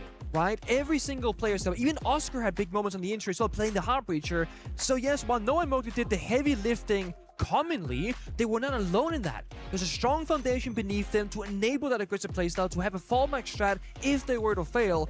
It just happens so to be, they never failed. Totally. And look, Secret were a top 2 team in the world 6 months ago at the Six Invitational. They got a map off of FaZe. They almost got a second map off of them and took them the distance, right? And as they started to get poached, people wondered, what is going to happen with the players filling it? Are these just going to be space fillers? No, they're not. They're here to make a statement. How about the two that remained? Let's hear from them with our good friend Lax. Well, let's not talk about the 2 that remain, the 3 that remain. You got to give praise to the Twister, their coach as well. These are the 3 Esports World Cup champions from last year. It's a little bit of poetic justice for you 3. The team disbands, you 3 stick together, and especially here at Esports World Cup, Joom is gone. Savage is gone. Adrian is the only other player that is still here. How are you guys feeling? I mean, it feels insane. We went into this obviously as 10th in EML, and being able to beat the champions of EML is something special. I'm just so happy that, you know, everyone's playing, and it seems like all our shots are hitting. Yeah, I agree with Noah. Like, it's insane. Like, I came here to just have fun. For me, tomorrow I was going home, but we just 2-0 them, like, so easy. Like, the game was actually so easy. I don't know, how is it possible? Yeah, for me, very special feeling as well. Like going into this tournament as the ultimate underdogs, shouldn't be here, and being able to make this upset against one of the favorites of the tournament, into my opinion, it's something that just shows how much we have potential to grow up as a lineup. Absolutely. And I mean, not to discredit the rest of the team. I mean, V-Drill's brand new to international experience. Big 1v2 clutches coming out of him. I mean, what did you guys see in him, regardless of what the standings were in the EML? I mean, what really stuck out to you guys? I mean, he's always been a great player in scrims. We've always seen him like just destroy everyone. It doesn't matter the team regardless. So I think he just needed a little bit of confidence to get that into the officials games. And now that it's actually clicking, I think he's just getting more and more confidence, and hopefully he can keep it up. Yeah, same like yesterday after the first map against the Chinese team that we played yesterday, I said to Drills, bro, you're one of the best players I play with in scrims. You just need to lock in, bro. Just lock in, play like in scrims. And he said, I will do it. I will do it. And I had trust on him, and somehow he 2-0 them, like somehow. Yeah, and for me, I think like this talk that Mowgli was having after the first map yesterday was a big like turning point for all of us. He showed his fire that he was having with this game, and really turned it up something into the other players as well, that showed like, guys, we can do. And even his performance onto that match after 2 MVPs on the after maps, it was great, and that helped us to be the team that we were here today. Well, last question before I let you guys go and crush Joom's key and Falcon's key. I do want to say, now you guys back on the main stage. Another grand final could be within reach. How important is it for you guys now, especially with getting a win like this? What's the confidence going into the main stage as we get there? I think I just want to keep playing like the way we are today and just keep enjoying the game. It's never been as fun just to play like this because everyone's playing good and it's just enjoyable and we're having fun. So just keep that up round by round, and let's see what we can shoot for. Yeah, me too, especially like with the French crowd again, like gonna remind me of SI, and this time I can win, you know, after the loss. So yeah, I will be like full enjoying the tournament now. Such an amazing feeling. I hope we have a lot of fun as we did today. All right, well, that's it from the boys. These 3 boys here, they are still in contention to defend their Esports World Cup Championship. That's it for us down here. I'm gonna send you guys back to our desk. Bye-bye. Bye-bye. Hi. Hello. Shout out Twister. We kind of threw him under the bus. We did. We've been talking so much not about we. I kind of did. No, so there. we did discuss this before going into it, right? It's gonna be about that we did 2 men left behind, 2.5 men left behind. It's gonna be 3. If you say 3 in Fansco, but there's only 2 players left, what do you mean? Like, we knew Twister was there, right? But we made the conversation that we should make it 2 men left behind and just make it the player story. Yeah, for sure. I want to give credit to Twister though, because a lot of the success of Secret over a long period of time was the roster changes that they made. You know, they brought on Joom, they brought on Noah, for example, a player that was not very hot for a very long time. He took a chance on a lot of up-and-comers, and that's exactly what he's doing right now again with Drills, who, as they said, Noah described it perfectly. This guy farms everyone in scrims, but he hasn't had the confidence to do that in the officials. We're finally starting to see that. Big clutch moments against Joom, against Leakafak, against some of the best players in the world, and Drills knows what's up. Flexi and Oscar as well. They're really finding their form here at the Esports World Cup. And that's going to be important going into quarterfinals. For those of you who aren't aware, the way that we see the quarterfinals is actually the 2 best performing teams from groups get to choose their opponents. Now, they have to be coming through from the lower bracket. There's a couple of caveats in there, but it does mean that Secret may be less desirable after a win like that. Like, if I'm looking at that game, and I'm either going to choose I don't know, I'm just going to throw names out there like a Weibo, a VP, or a Secret. I would have chosen Secret going into the quarterfinals. After watching that, Nick, lose cannon. Correct, completely. When is it going to go off? I have no idea. I'm not touching it. And that's it. Like, you know, you really look at the summary of this matchup, and I think that goes to show the full picture. Like, it wasn't just Noah, it wasn't just Mowgli, and although they did outperform everyone else on the server, you know, it genuinely top to bottom. Everyone had a moment, everyone had a round, and that is what made this such an easy game for them, because you heard it. Noah said it. It was like, oh yeah, that was easy. I don't think I was expecting it to be that. Actually, it might have been Mowgli. Mowgli was like, I can't believe how easy it was. And he starts laughing. He's like, yo, yeah, it actually was easy. Yeah, and it's like that realization of why was it so hard in stage 1 for us to get rounds on the board, to get maps on the board, but then we come here and all of a sudden we show what we're capable of. I think it's just the start of something better, maybe the linchpin. I mean, in a way, right, if you like draw a comparison to playstyles, not the level, but just the style itself, it feels like W7M's performance, where they are running at their enemies, they're simplifying the siege, but at such a consistent level, because they're so individually talented, they can just win all those moments. Because this was not about strategy and counters and adaptation for Team Secret, it was about how much can they brute force a problem and just be better individually. But to their credit, it's not that like this is just a misfit match of 5 individuals, right? Like even that play at the top of blue stairs where the Blackbeard goes in. There was stuff happening. There was a second player pushing, time with the Dokkaebi call. These guys are synced like a unit. They play off each other very well. They do. That was always the magic of Secret. For the longest time, people talked about Savage's IGLing with the old iteration of Secret. People said, look, they have some real star players, but they don't have the best strats. They never did, even when they were the second best team in the world. Wow. What they had is the chemistry. Wow. And at the moment, what they have is the attitude. And I tell you what, they have a winning attitude. The way those guys step up on the stage. Mowgli said, look, I thought I was going to go home tomorrow. Now we're just going to have fun. And I tell you what, there's nothing more dangerous than 5 players on stage having fun with nothing to lose. Yeah, and that's just like, you look at the story time and time again of these kind of teams that make their way into quarterfinals when no one expected them to. Yeah. Twister said it himself, you know, we just knocked out a top contender. They were meant to make it to semis. Did you do power rankings for this tournament? Yes, oh no, I did. don't. Did you do power rankings I for this did. tournament? I did. I did power rankings for this tournament. I think Where'd you I put 3 or 4 teams in that could win, like championship contenders. Yep. It was FaZe, DZ, Wildcard, and Falcons. Yeah. Crazy. Falcons, the only European team that most people believed could take the championship here. Wow. They've just been knocked out. Yeah. Team Secret I put in the bottom tier, by the way. Yeah, everyone did. It was Team Secret and the CNL teams for the most I think maybe you could have even put them underneath the CNL teams because they could have been whoa. last year's performance. Chiefs is also down there, by the way, buddy. Let's relax counter here. the bias, Chiefs is also in that CNL, one, too. Chiefs, and Secret were all down there. Okay, my apologies. I didn't realize I hit such a tough spot there. My God, I don't think I've ever seen you that passionate before, Nick. But it is time to watch, get this, Team Falcons Key get crushed by none other than Team Secret. And it's Mowgli leading the charge. Esports World Cup 2025 club champion Insignia, as the Key is to be crushed by Mowgli. He waves him goodbye. And one of the French sweethearts will dismiss the other French favorite teams. Mowgli will not have to have the French fans cheering for Falcons against him. No, they will all be giving him every piece of love they've got once we get to the main stage. Can I just say that Crusher is looking like it's been through the ring. It has absolutely seen better days. It's been getting an absolute workout since the start of the Esports World Cup, I tell you what. Brutal, man. Yeah. Just enjoy it. Just bask in this moment. I want to know what this guy's name is, by the way. He's such a legend. The Every official single Key time. Crush holder. Yeah, he has this tiny little smirk as the Key I reckon is his crushed. name's Chad. What'd you say? I reckon his name's Chad. Chad. He looks like a Chad. He's a giga Chad, especially when he's launching that thing in there.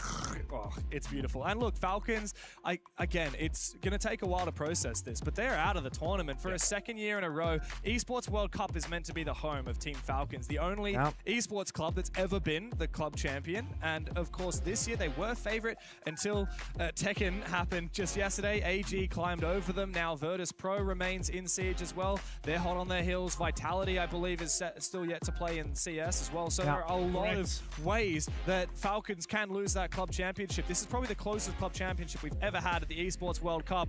And sadly, the Siege roster isn't helping Falcons out very much. No, with only 2 weeks left, obviously, you know, COD kind of finishes. We've only got 8 titles left, and of that, how many do Falcons actually play in? Well, it's going to be one less after today. 7-3 on the final map after a 7-5 back on Bank sees Team Secret through to the quarterfinals. They make main stage. And you know what? I'm so proud. I'm so proud that the APL 2v2 champion has made his way to a quarterfinal. He may well be the only player from the quote-unquote APL show that makes it to the quarterfinals now. That's exactly right. Maybe you and Xenox also can. Hey, there's that. Potentially. No, I mean, Noah and Mowgli combining for 12 opening kills, by the way. Right. I mean, this is what they do best. I think they are actually, despite being on a weak team in Secret, domestically in EML, they are still some of the best entry players out there on the market. It was always the magic with Mowgli, where he will be in the bad position with his team, be like, oh, double kill, triple kill, and turns that tide into his favor. I hate to say it, but like there was a bit of a meme for Mowgli going around for a long time. Like back in the Wolves days, he was obviously like their hard carry, but I always would, you know, talk to people in the scene and they would say, look, I don't know if I want Mowgli on my team because he's so inconsistent. Yeah, that's the hot or Mowgli of the cold. past. This guy is a father now. He's an Esports World Cup champion. He's an SI finalist, and he's here in Paris, in France, his home country, for the 2nd time in a year, and he's going to be playing in front of the French crowd. Nick, before we wrap it up, I want to ask you this very bluntly. What's more of a surprise? Falcons being knocked out before main stage, or Secret making it to main stage? Secret making it to main stage, I think, is a bigger surprise, honestly. Crazy. I think so. Because Secret could lose to anybody, but not many could beat Team Falcons. Oh, I tell you what, I was not ready for that philosophical discussion. It is time for us to get out of here because one team down, one more to go. And behind us right now, Team Liquid Alienware are preparing to take on CAG by Varel. This one is going to get heated.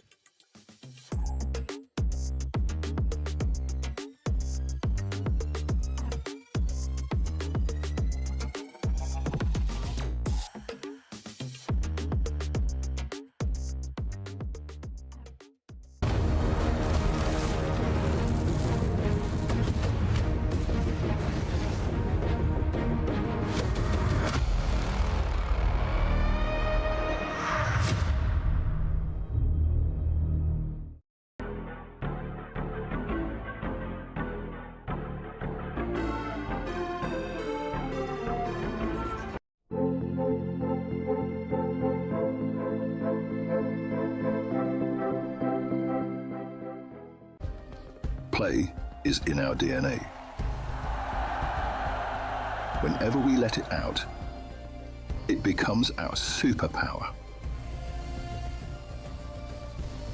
Now imagine an entire city being built to supercharge it.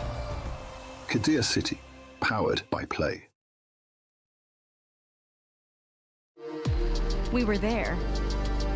For every click, every clutch, every respawn. We were there for the years of grind. And we're here. Now. The proud founding partner of EWC. Powering the biggest event in gaming. Shoulder to shoulder with the world's best.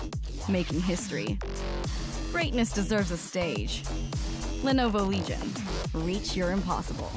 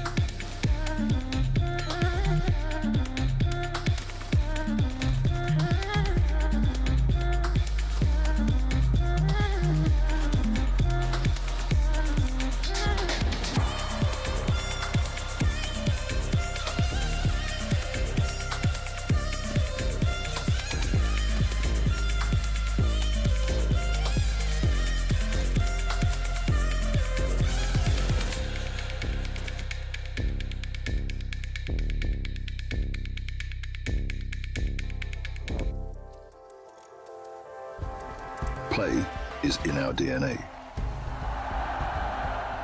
Whenever we let it out, it becomes our superpower. Now imagine an entire city being built to supercharge it.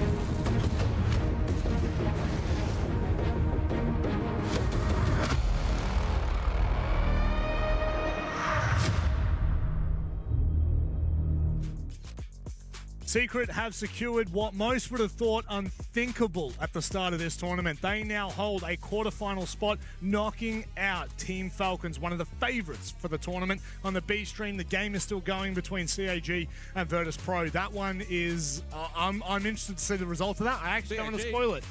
Oh, sorry. Thank you very much. I'm glad someone else is on the ball. I was looking over this way behind us for the CAG matchup, I should say. Thank you very much. That's Jake right. and Guz, join me on the desk. What a day so far. I mean, I certainly didn't have Secret beating out Falcons on my bingo sheet, Guz. That was a big surprise for all of us. When Falcons got knocked down to that lower bracket, I thought, yeah, they've got a pretty clear pathway to making playoffs. But as is the case with Siege, you can never assume anything until proven otherwise. And that makes our next game even more important. CAG versus Team Liquid Alien, where Team Liquid cannot come into this game in a similar vein to Falcons and think they're just going to get the job done. No. Actually, no. Genuinely, no. Because I think that this kind of matchup is a... I hate using the David versus Goliath, but I haven't prepped something in my head, so I'm just going to use it. But you are looking at a team that has a decent amount of international experience. CAG have been here, they've done it before, but they've got to go ahead and do it against a two-time world champion in Team Liquid Alienware that look at the moment pretty comfortable. Their last matchup, they were firing on all cylinders. I think it would be fair to frame it in that fashion if this match took place earlier in the tournament, but I think that based on the form that we have seen from CAG and the quality of Siege inside of the server from these guys, I don't think there's that much of a gap between these two rosters. It's going to come down to an on-the-day performance, who has the stronger mental. I think CAG has what it takes to get a result. I mean, we all know they have what it takes to get a result. I don't think anyone would debate that. Even those watching along at home, that would maybe only give them a small chance. That small chance is in reflection as to what we've seen from CAG thus far, what we know they're capable of. And like any matchup, when you're involving a high-caliber opponent such as Team Liquid Alienware, yeah, they're not going to go in as the favorites. We know that. But if CAG mentally are switched on today, that's the biggest important thing. Are they mentally switched on today? And if they are, and maybe Team Liquid Alienware are just 5-10% off their best, there's a real possibility they could get the job done. But I also don't want to sit here, overhype this, and give CAG all of the plaudits and the flowers, because quite frankly, it's this team right here, Rob, that really should be winning this and looking to get back to their best, which we haven't maybe seen for a good couple of months. It's been a while. Probably you could maybe even throw the word year in there, since we've really seen them at their best, and that's just what terrifies you about this roster. Is even them at their weakest is good enough to beat a couple of teams, but them at their best, near unbeatable, guys. And I think we've seen that so many times before, but like Jake's kind of alluding to, it has been a while since we've seen them there. Yeah, they have been in a little bit of a lull, and I think for the longest time, we've kind of framed that in the sense that the meta of the game shifted in such a way that it wasn't particularly favorable for their playstyle and what did work out a couple of years ago. But I think they've finally now been able to tune that a little bit, and this roster, this iteration, looking really strong here at EWC. All right, let's get underway, shall we, mate? Well, I mean, the map veto is very compelling straight off the bat. Nighthaven Labs, which is pretty much a high-played map in the SAL region, but clearly CAG wanting to back themselves in. It is a pretty high preference map for them. 4-2 record, of course, a couple of days ago, beating Los, MIBR Los 7-4, actually, which is a very solid result. It's also 8th preference for this Team Liquid Alienware roster, so they don't play it a whole lot, although they did play it twice over the last month. They beat NIP, lost to FaZe, that was 3-7. Clubhouse, guys, that's the big pick, though, for me. We're talking about a map that both teams love quite heavily. A 7-1 record for CAG and Clubhouse, first preference. Second preference for Team Liquid Alienware. So it's intriguing. Team Liquid Alienware is saying, we don't care how good you are on it, we think we're better. I don't blame them. I think they want to go into this and prove a bit of a point. The map should be largely irrelevant, but it does set the stage, though. If Team Liquid Alienware get off to a strong start, claim Labs, and then have cooked up something for Clubhouse and can maybe catch CAG by very off guard, maybe there's a 2-0 brewing here in favor of the South American roster, but I get the impression, Rob, that this won't be super clear-cut. No, I don't think it will be, but we said the same thing going into our last matchup. And look what happened there. Team Falcons are flying home. Which one will it be today, CAG or Team Liquid? This one is sure to be fiery inside of the server. I can't wait to get underway. Speaking of which, please, Jake, do your thing. Well, let's get underway then, shall we, Rob? Let's not wait around any longer. A chance to get into playoffs, a chance to get into finals, and for this Team Liquid Alienware roster, it's been a nice welcome return to the international fold after obviously missing a little bit of time in the spotlight, especially for this organization. Let's see if they can make top 8. In their way stands a CAG team that have been at their best so far this Esports World Cup, making it out of play-ins, knocking off some real high-quality opposition. And we spoke about the hurdle back in play-ins, defeating a team like Shopify Rebellion. Well, they got over that hurdle. Unfortunately, in this hurdle race, there's more to come. And there's a big one here for CAG. Can they make top 8? A tantalizing question. Both of these rosters will be very eager to prove a point. As the bans have come through for the first half, it's the Kite and Bandit combo from CAG trying to alleviate pressure onto the hard breach, namely IT Wall.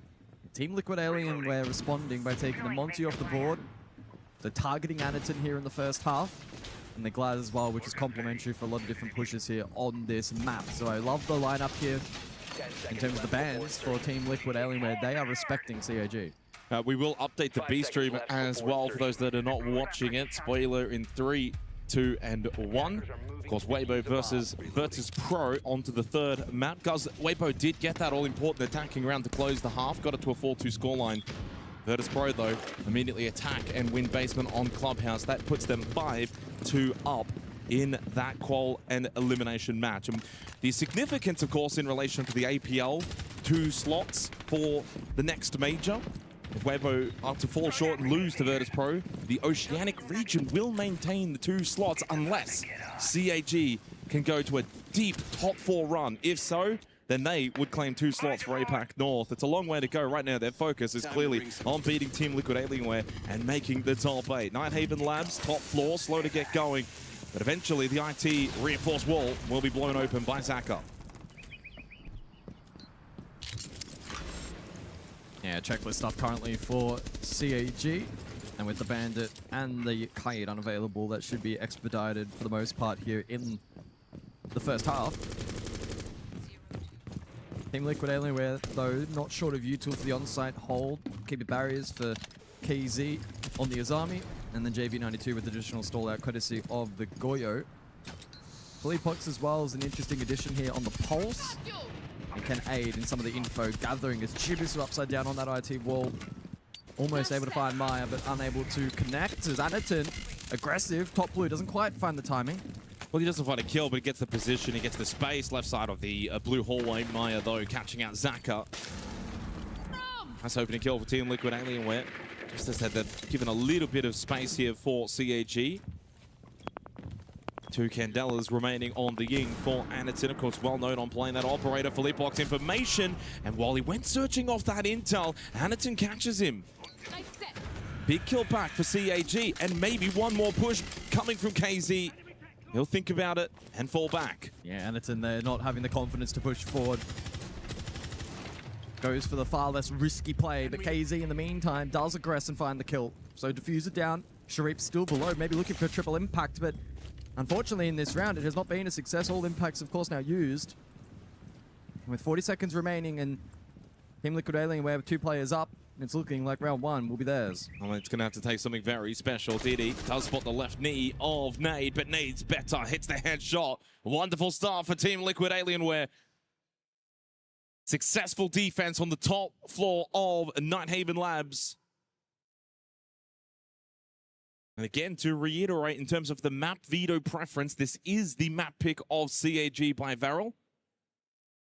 But if I want to add in a small caveat, guys, I kind of look at the map veto here as both teams could probably win either's map pick.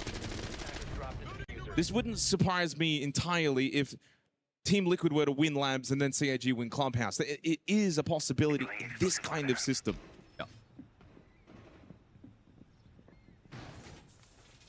Certainly so. Team Liquid Alienware are off to a strong start. Doing a good job in disrupting some of the playmaking attempts there from CAG in the opening round. Heavy focus over towards top blue. They invested in the Zofia below, and unfortunately for CAG, neither game plan really led to a lot of success, courtesy of Team Liquid Alienware's ability to counter. Defense electing to go to basement for round 2. And as you can see, based on the positions of these defenders, a little bit of offside presence at the moment, which will, of course, be complemented by the Valkyrie. Aggressive from Philippox to start in this second round, over towards Lobby. This is honestly going to be the kind of site, though, that for CAG need to try and make theirs, make this chaotic, disrupt the defensive flow of Team Liquid Alienware. We really are utilizing quite a lot of the map with KC towards server on the top floor. Big contingency on the first floor for the defenders. Some serious drywall work coming up. Take cover from the top. Good entry operators available for CAG with the Blitz and the Solid Snake.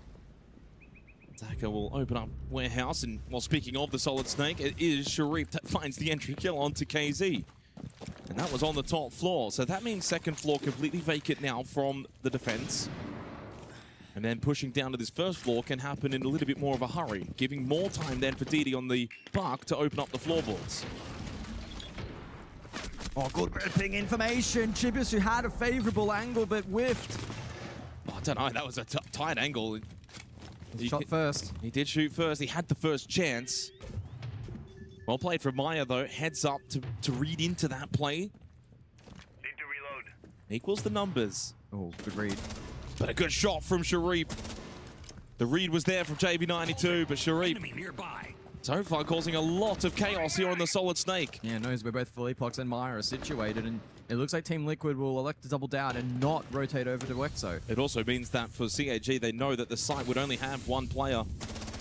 A rotate back down from Philippox. Maya has to be careful now towards Cafeteria by himself. Everyone else is back to sight now for Team Liquid. Alienware, Sharif through the wall. Headshot is clean. He's got 3 in the round. And CAG might be on the verge of an early attacking round win. Sharif has been so good at this event, really thriving in the environment. Philippox and Nade now will need to try and aggress. Just the one gas babe up for Nade. And Philippox, will he be flooded? No, not quite, but there is the drop. Philippox is surrounded. He's got Nade for cover towards Tank. What a shot though onto Aniton. Nade got rid of Zaka. This gets really spicy, but Sharif finds his 4th on for the ace, and he'll get it. All 5 for Sharif.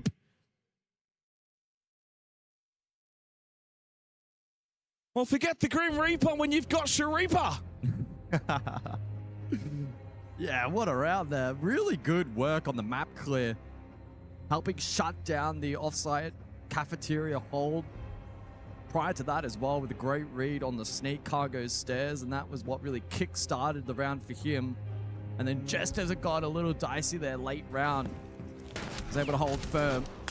Hitting some sharp shots in that round. 2 versus 2, 30 seconds, isolated Nade. And then Philippox was in an awkward position. And that will be a nice confidence boost for this Japanese squad. Yeah, it's just an early one on the board. Just a way to kind of get your feet wet and say, yeah, we're here to play. We are not afraid of these guys. Top floor is going to be very difficult to attack into, but basement, storage, control, they should be the sites that CAG can certainly find success on their attack in this first half. Sharif with all 5 kills, the ace. He's been such a solid performer so far at the Esports World Cup, guys. How's this for a statistic? As we're in the final day of group stage playoffs to follow, he sits as the 3rd highest rated player, 124 EPS, only behind Wizard and Bay. And get this, he's played 13 maps. So you think about, he's played far more games, and yet his ratios and his percentages are good enough for 3rd.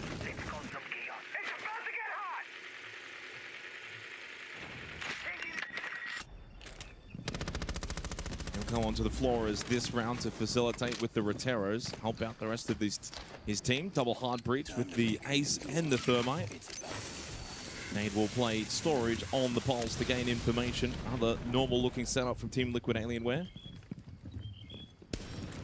Sequential reaching activate. Time to ring some ears. Look out, it's live. Of course, CAG cannot be reliant on just solo and individual efforts and moments for the entirety of this series. And whilst they can certainly come in handy, CAG will need to produce a team effort for a series win this afternoon. IT opened up, bit of pressure over towards Rafters, courtesy of the Grim. And it's almost caught out, but ultimately able to rotate.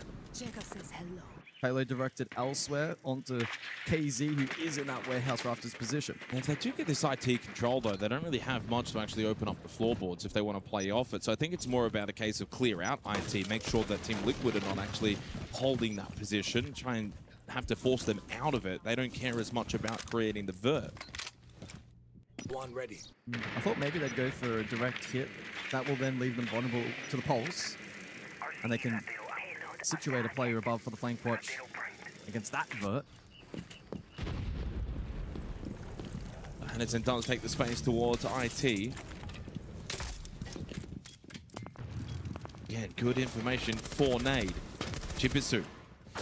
Oh, what a swing though. Maya doubling down, helping out Philippox. Opening kill goes the way of Team Liquid. Here comes Zaka though in the control room push. JV92 was switched on, ready for it, but then switches off quickly.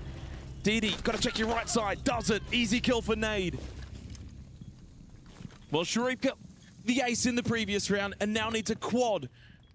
Far less time and no teammates to support him. Does get rid of KZ. Philippox is low, drops on down into a warehouse. Kit over towards the hallway. Expecting Team Liquid Alienware to surround him, to push him. Again, though, catches out Nade. 10 seconds, a little bit more doable. Sharif knows where one is. Philippox is low. Goes for the pre-fire swing, but Philippox manages to connect first. Team Liquid take the third round and take a 2-1 lead. Yeah, and that's a really good showcase of just some of the dynamic teamwork that Team Liquid Alienware are renowned for. They never allowed CAG to set up in that round. CAG were forced into a lot of posturing, a lot of poking and prodding. Didn't get meaningful pressure or control on the top floor. They were then considering a couple of options in terms of where to route the diffuser. That too also fell short. I think initially the idea was let's clear IT, cut that off and think about storage. And then as the round progressed, they ended up, I think, wanting to maybe hit control. And they just never really connected the dots. Very early tactical timeout taken from Sparky for CAG by Varel after 3 rounds. And honestly, guys, the rounds that we've seen so far haven't really been completely awful for CAG. Sparky wants to talk things over. And maybe sensing in this first half, looking at it as an opportunity to strike while the iron is hot. How many attacking rounds can they achieve? We know Nighthaven Labs is going to favor the defense. You've already got 1 attacking round. I think he's going for broke here. A little bit of an early play. An update on the B stream. It is now 5-4. Virtus Pro versus Weibo. Big ramifications in relation to APL happening there. We'll keep our eye on it and keep you guys updated as the tactical timeout expires for CAG. We're going to go top floor command server. And I do wonder maybe if this was also a timeout, guys, in relation to this site particularly. Solid Snake gets banned away from Sharif. He won't have access to that operator, but the Azami now gone and out of the hands of Team Liquid Alienware. So KZ play that in 2 of the 3 rounds.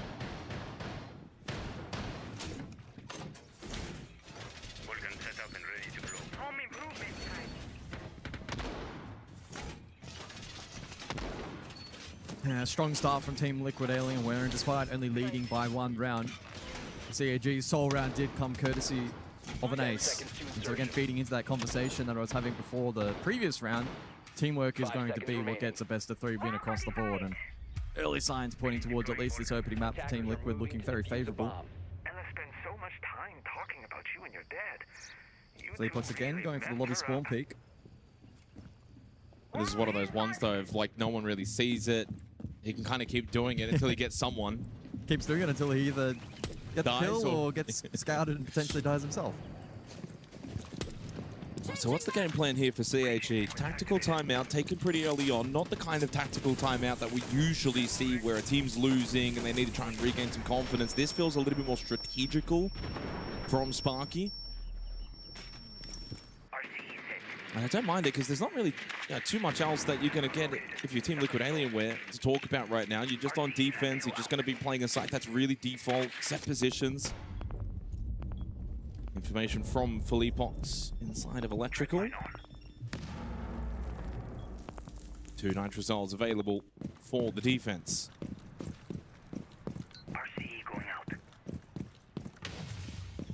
A terrific start for Sharif.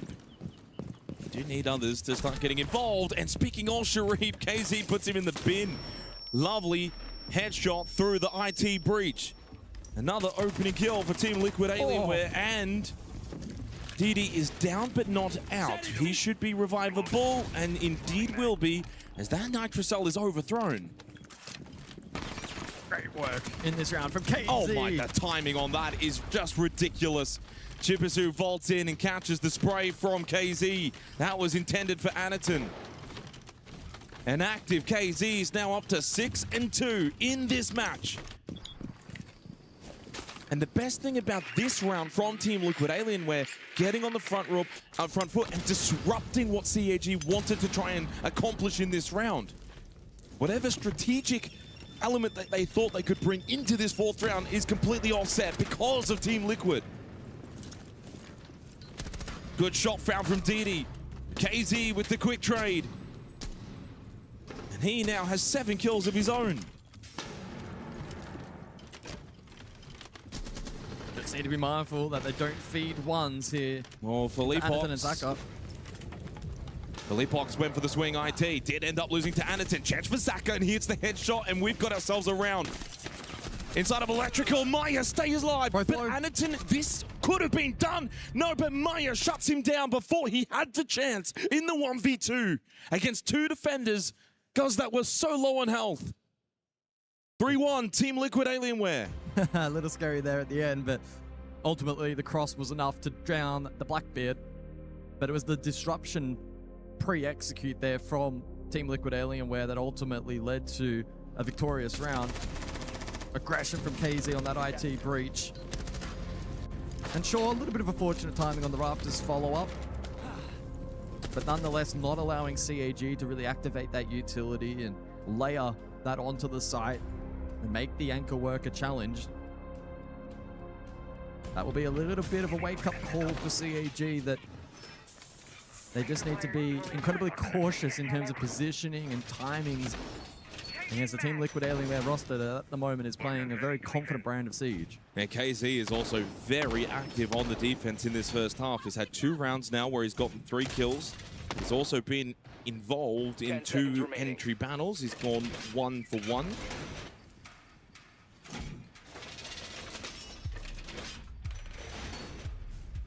Attackers are heading out to defuse a bomb. Another update, guys, but on that B stream, and at this point, I'm sure if you're watching the A stream right now, which obviously a lot of people are, you've got to have that B stream game on your second monitor. It's 5-5, third map, Virtus Pro Weibo. This one's only just beginning. We're just kind of setting the groundwork. There's a long way to go here. But that one has had a grandstand conclusion. So the 0 in play then for the 5th round. Zaka and CAG eager to gain more information in this round, and also a great tool to counter both the Goyo, the Mirror, and by extension, the Allah and the Thorn. Now you won't. And so it'll be intriguing to see just how effective the Argus launcher may be in this particular round, as it's Sharif to find the first. I wonder how many battles we'll see between these two over the course of this best of 3. Well, it's already the second time that we've, well, sorry, the third time that we've seen these two in the entry battle. Rounds 2, 4, and now 5. Sharif leading 2-1 over KZ. And it's a pretty critical kill. It's the Solus that's been removed. So less information available for Team Liquid Alienware. They took away the Solid Snake to try and make it more difficult for Sharif, especially on this site, entering the building, finding these roaming defenders, and yet the Deimos a perfect substitute. Deathmark activated onto Maya. And in the other 2 rounds that you didn't mention, they took each other out. Not on the entry, but mid-round. So there is going to be a fierce battle between those two over the course of the afternoon. It'll be a pleasure to watch as we lock back in here for the 5th round. Advantage CAG, and there is the Argus launcher getting to good work. That's some good util clearance. It means that the path forward for a default plant is a little easier for CAG. Chibisu's getting value out of the Jugger payloads as well. Damage onto Philippox and JB92. Again, another Vulcan canister pop nice and early. Yellow ping intel, that's Philippox down as well. From the Vulcan canister, Philippox is dead. Big kill from Zaka, and the 0 has had a huge success in this 5th round. Tracker on him. More information now courtesy of the Deimos. Little playable space remains for Team Liquid. And it's just meaning that Maya is out of position now. Push up bending, but Dini was ready for it. A 3rd kill found in the round puts Maya and Nade in a very tricky position. Jugger payload onto Nade, forced to eat the call. Now taking more damage, but he found the kill onto Zaka. Doesn't matter now. Maya is the only one that remains, and with Sharif alive, surely CAG can hunt him down. Jugger payload, he literally has to answer the call or he will die. So forced to stop, answer, and allow Chipisu to get that plant down. And Chipisu then gets up and finds the kill. There's your 2nd attacking round from CAG by Varel. Great groundwork. Team Liquid Alienware didn't disrupt the util clearance like we have seen from them on several occasions, and that is the net end result. The 0 clearing so much utility, making site precarious to play. And despite a valiant effort on the anchor work late there as CAG tried to flood, ultimately traded out and good coverage on the plant. Oh, 2-3, 1 round to go in this half. And maybe on the B stream, only one round to go for the series as Virtus Pro have acquired 6-5 series and playoff point. Weibo facing elimination if they can't win the next round. That's on the B stream. All happening here at the Esports World Cup, guys. With CAG, 2 attacking rounds on Nighthaven Labs. That's job done. They get a free swing now to close the half. A 3rd attacking round, then going to their defense would set them up perfectly here on Nighthaven Labs. Team Liquid Alienware have looked good. CAG, though, have also looked good. Both teams seem up for it today. Yeah, certainly the impression that I share here, at least on map 1. Both teams well drilled, and we're already seeing some interesting counterplay from both rosters as they look to respond to one another. Should lead to an intriguing tug of war, as Maya finds a very early pick onto Chibisu. That's his 3rd opening kill, by the way, from Maya. And Chibisu on the breadstick. He's been really good at this event so far. And his 2nd opening as well. Chibisu is struggling. And finally, we know how great he was during stage 1, was really their best player. Sharif has definitely taken that role here at the Esports World Cup, though. And by the way, 100% conversion on the opening kills so far. Neither of these two have been able to overcome the 4 versus 5 deficit if they lose the entry battle. Pulse play once again from Team Liquid Alien, where it's been frequented here in the first half, aiding and gathering information on this lobby side pressure, courtesy of CAG. And it's in with the Monty band out, forced onto the Blitz. And we'll see if that's a difference maker in a round that is going to be, as you're alluding to, very difficult to convert, made even harder as Sharif tries to push Blue into the F0 and slain by JV92. Yeah, I just got that feeling about it, and I know statistically this round seems it's done, but whenever one of these two lose a player, the rest of the team try and then do a little too much to try and bring it back to an equal advantage. Then they're in worse positions, they're searching. I think the sooner that whoever of both of these teams realizes, yeah, if we lose one, not the end of the world. We don't have to start moving around more, trying to go a little bit more aggressive. We've actually had 4 straight rounds, by the way, where it's been 2 left alive. This one, though, ends flawlessly, as it seemed it was going to be. That one was done really as soon as Chibisu fell early on from Maya. That was the most dominant round that we've seen so far. Good way to close the half for Team Liquid Alienware. They lead 4-2. Par for the course here on Nighthaven Labs, as CAG will switch over to the defense on this defender-sided map. Overall, I think both teams can find the positives. No. Team Liquid Alienware, when they played proactively in the early portion of rounds, whether that be in the form of spawn kills or early aggression, largely facilitated by the info from the Pulse, for instance, when they disrupted and they didn't allow setup from CAG and neutral clearance and layering, they looked really good. But on the couple of occasions where CAG were given the license to get those tools to work, they're able to net a good result. They reach that benchmark and they now have a decent platform to launch into the second half. So it very much feels like a neutral result. Both teams will be pretty pleased and undeterred. I think, though, in terms of that tempo and how both teams approach the second half, it's going to be very, very interesting to observe. We've still got another minute on this scheduled timeout. I can't help but watch over the B stream and watch the B stream from here, because it is looking like Weibo indeed will force overtime.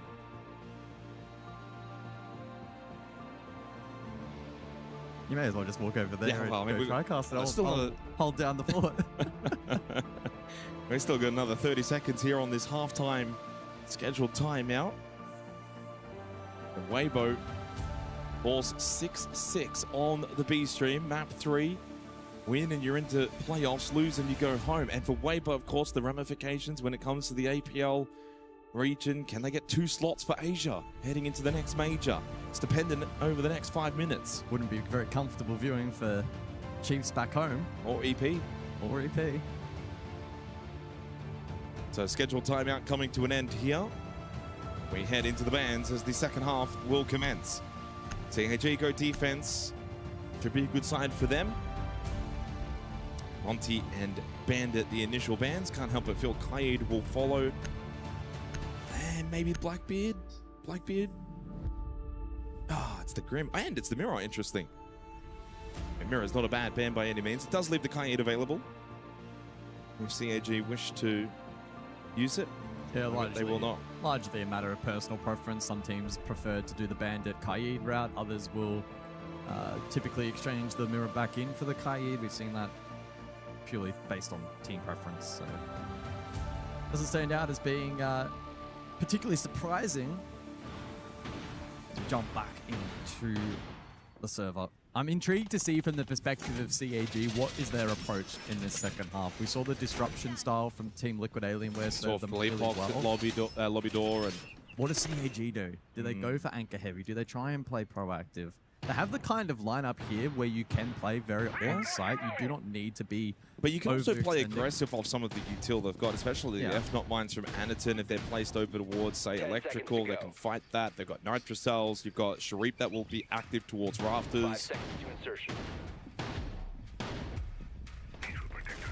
Attackers are moving out to locate a bomb and defuse it. Imagine DD on the water, though, will be keeping himself really site-focused. 4 flashes available, plus the smokes from the Capital. This is interesting from Sharif. This is not where you typically see the Azami start. The Azami will start and end at Rafters.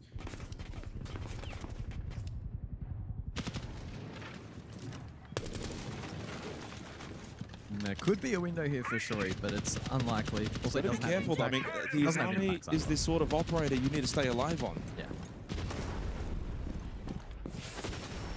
Very much just in anticipation for maybe a miss drone or a lurk in from Team Liquid Alienware, but I will say the longer he sits there and doesn't get droned, the harder the rotation back to Rafters could become here, especially with IT but open. if they don't know he's there explicitly and they start trying to take Rafters, he could maybe pop out and get 1 or 2. True. But if he does get isolated and then he can't deploy Kiva barriers, then it's a big loss for CAG. Yeah, this is not how you would typically see CAG play this top floor, so they're definitely throwing caution to the wind. 92 upside down. To be fair, Team Liquid Alienware haven't actually tested Rafters at all. Sharif can still get back, and it looks like he will. Nate actually droned over towards Warehouse, so Sharif is making his way back up Rafters. He did get droned out from that entrance. So back to normality. There's a big nitro potential here for DD. It's a huge stack electrical. Nitrocel's just not going to be able to do anything with the Thatcher on the board. Well played from Nade. It was well placed, but unfortunately disabled. JV catches Aniton. What, he's just in the middle of IT. Tried to do his best KZ impression and got caught out. Just not needed at that point of the round. There's only a minute left. Threw a life away. Maya dead. KZ hoping that there's going to be a swinging towards Electrical from DD, but he falls back. Zaka burns. Nicely done from Felipox. Site starting to fall apart for CAG. Team Liquid Alienware on the attack look lethal on this top floor. They're shredding the defense. KZ push in, plus nade. There's that Brazilian pressure. Top floor defense cracked immediately as Team Liquid Alienware go 5-2 up. Whoa. Love watching their style of attack. When it works out, it's so incredibly fluid. Great way to kick off their campaign in the second half. And while CAG early tried to aggress, tried to play active, tried to be on top of this attack, the eventual flood and the counter pressure from Team Liquid far surpassed what CAG could withstand. And an update for the B stream as I'm doing every single round. Apologies, but it is a it's a very big game. Pretty big game. 7-6 in favor of Weibo Gaming. They've taken the lead against Virtus Pro. And get this, for those not watching the B stream, 5 of the last 6 rounds have now been won by Weibo. Virtus Pro's lead has crumbled. Weibo now have 2 chances for 2 slots in the next major and to make top 8 here at the Esports World Cup. That's live on the B stream. We are going to have a very interesting top 8 at this Esports World Cup. Maybe. Pending this result here on the A stream and that result over. Throwing CAG, and at that point it's just Absolutely chaotic final 8 if they can get there, but right now Team Liquid Alienware looking pretty solid on Nighthaven Labs. Again, this is the map pick for CAG by Varel. KZ's up to double-digit kills. Sharif's not too far behind with 9. Nice early statement, though, to take that top floor, and the way that they did it was clean. Now this is a very horizontal push in, smoke layer down, Glaz to cover, Philippox to dash in, go for the plant. This could be a quick round. Yeah, just DD side, but Zaka on the solos can gather info from storage. Do they push straight off the breach? No. Philippox will actually drone through first. They need to open up the sidewall as well. They do again have DD here. In fact, I think a couple of members of CAG are going to start to make their way back. Sharif sitting down here with a Nitrocell. DD caught though by Nade. Well, here's the flood. Here we go. The flood starting to come in now from Team Liquid Alienware. Philippox into the corner, going for the plant now. Smokes are layered. Maya, gun up. That got hit. Whoa, Oh, Sharif JV missed. Sharif has eliminated Philippox with that Nitrocell. The Thatcher cannot hit. And that means Diffuser needs to be recollected quickly, and does do that, Maya. Yeah, they can reset off this. They've done a very good job to quickly collect that diffuser and not allow CAG to now cut that off. And in the meantime, they have got vert control and pressure. Team Liquid Alienware, the type of team that can find a plan B, but it's being disrupted now by CAG. Well, KZ, I thought he was about to die in the hallway. Pistol up, and then he's the one that gets the kill onto Jibisu. He's 1 in 7 for one of the top players from APAC North, struggling in this match. CAG got the lifeline with that kill onto Philippox, but it will mean nothing if they lose this round. Zaka, drop down, information, doesn't opt for the swing. Now he does, and now he gets the kill. 50 seconds, 3 versus 3. Big moment here for CAG. Can they convert? Team Liquid disrupted in this round, and the plan B hasn't been an easy transition. No one on basement now as well for Team Liquid. They've gone fully first floor. They'll play the drop of the hatches. It means for CAG, they can sit site. They can hold these angled positions. Late drone in. Oh, Adderton! Adderton's just pushed up and found them just sitting at the hatch. Double kill. Shield up, shield down. Adderton's here to flex his guns. To find this third round for CAG, they acquire it. What a play from Adderton. Oh, great reposition. Team Liquid Alienware tried to go for the direct hit, and JV92 just missed a critical Thatcher shot. The EMP not landing onto the Nitro was denied whilst it was collected, and they tried to go for the vert take. That too disrupted by CAG. And an update on the B stream as well. Weibo Gaming have eliminated Virtus Pro from the Esports World Cup. They will get into playoffs, and Asia will acquire 2 slots for their sub-region for the next major. VP are eliminated on the B stream. CAG 3-5, huge round win courtesy of Adderton. Now the question will be, there's one APAC team, will there be a second? Yeah, huge moment for Weibo. We're sitting down and watching that game prior to this one here on the A stream, and yeah, some really good siege from that second map onwards for those guys, and I'm sure they'll be thrilled with that result and big implications for APL going forward. As you said before, it now means if CAG want to claim 2 slots back over to APAC North, they need to have a deep run here at the Esports World Cup, and it starts in this match. And whilst they've played some good siege so far, Team Liquid Alienware are not going down without a fight. Massive duel. Once again, KZ versus Sharif. This time, it's KZ to win out. Another opening kill for Team Liquid Alienware. They've now made it 4 straight rounds. That's been a sore point for CAG by Varel. But that previous round, round 8, was the first round in which the opening kill was not converted. A 7-round streak where it was the case. We'll see if that returns to normality. Zono counters to throw it onto the IT reinforced wall from Adderton. They do still have 3 Nitrocells available in this round. KZ's on a mission though. Target located. 2nd floor.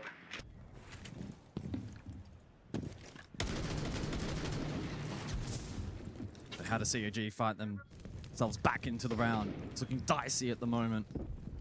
Anaton thinking about the drone hole nitro for Rafters. We'll probably need a distraction or pressure or elsewhere if he is to bait that in. Could be for Leapox on the receiving end, but a good gather of info from KZ will make that ineffective. Chibisu in the meantime will get the SMG to work. Maya falls, and so payload's now out of play. DD pressured, and Chibisu falls. Team Liquid Alienware back in an advantageous position, and DD gets timed. Right, as he un-ADS as the swing comes through. Zaka fighting back, but again, immediately under pressure in response. Anaton, what can he do? Not much. Team Liquid Alienware take round 9. Well, I mean, it's again another round where you get that first pick. Things start to crumble for CAG. They couldn't find a way back into the round. Team Liquid Alienware get themselves to 6. 6-3. There's the quick response after CAG's big round win in number 8. It's looking good for Team Liquid Alienware on Nighthaven Labs. 3 straight needed for CAG, and they do not have their tactical timeout, having already taken it very early on in the first half. We head into the bands to see what's up next, but it's a long way back now for CAG by Varel. Team Liquid Alienware looked really, really good today. It is the Nomad, and it is the Wamai.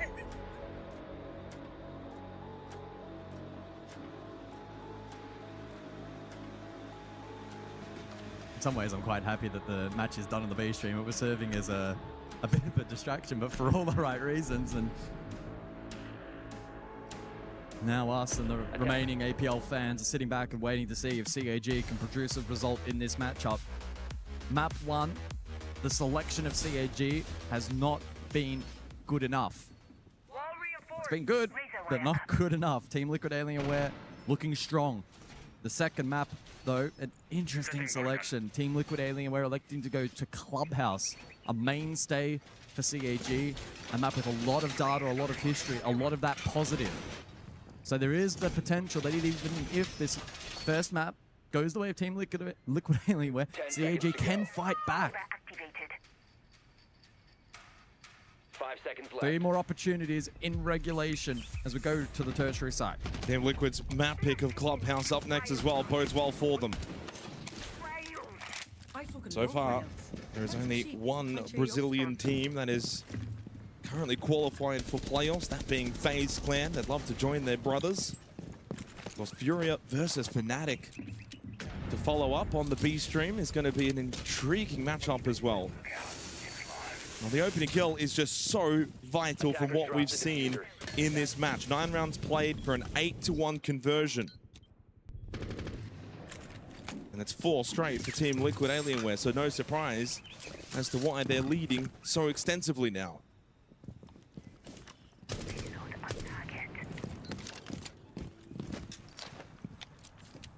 And Team Liquid now will pivot into a very info-heavy lineup with the Dr. B and the Deimos this time round. And that will be complemented by the Blitz.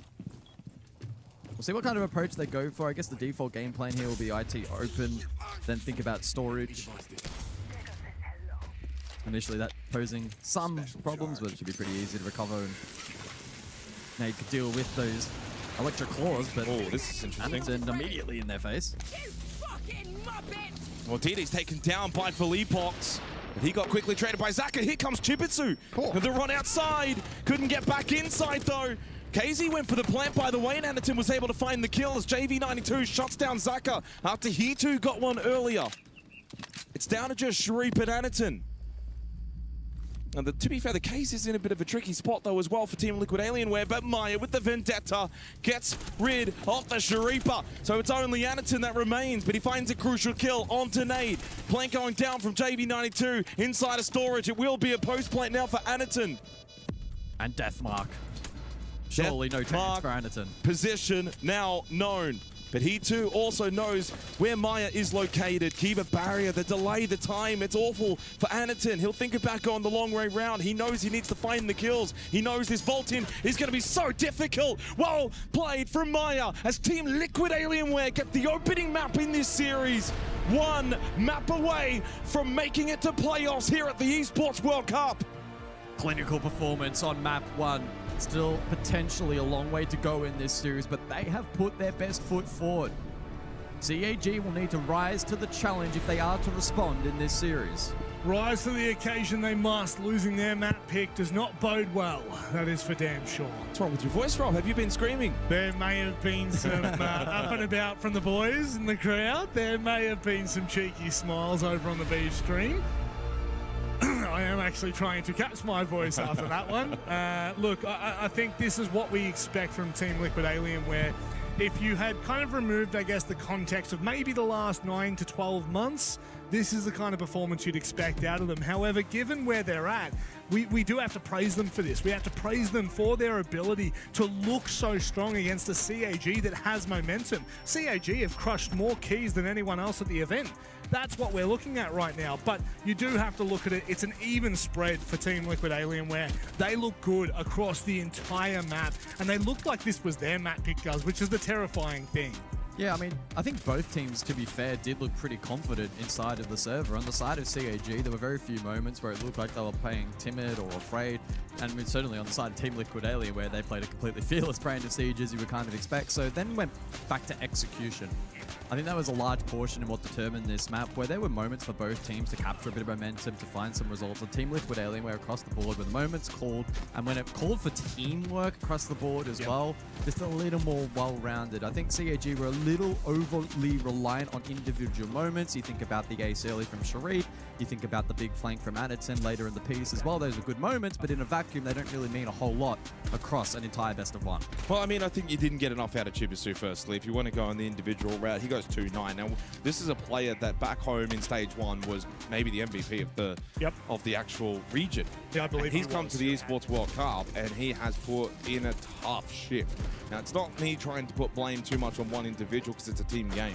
But when you're talking about a top-level fragger, that's a big part of what makes you so strong, and he's gone missing. Sharif was fantastic. You got what you're usually going to get out of Anited, maybe a little bit more quiet from the likes of Zaka and Didi, but they're the ones that can probably play to the level they did in this game. You need more out of Jibisu. 0-2 on the entry, 2-9. He needs to be at least flipping that, getting 2-0 on the entry and going 9-2. If he does that, they have a far higher chance of winning. So that's something going into Clubhouse, where they're going to have to try and find a way, get Jibisu into this game. Otherwise, we're going home.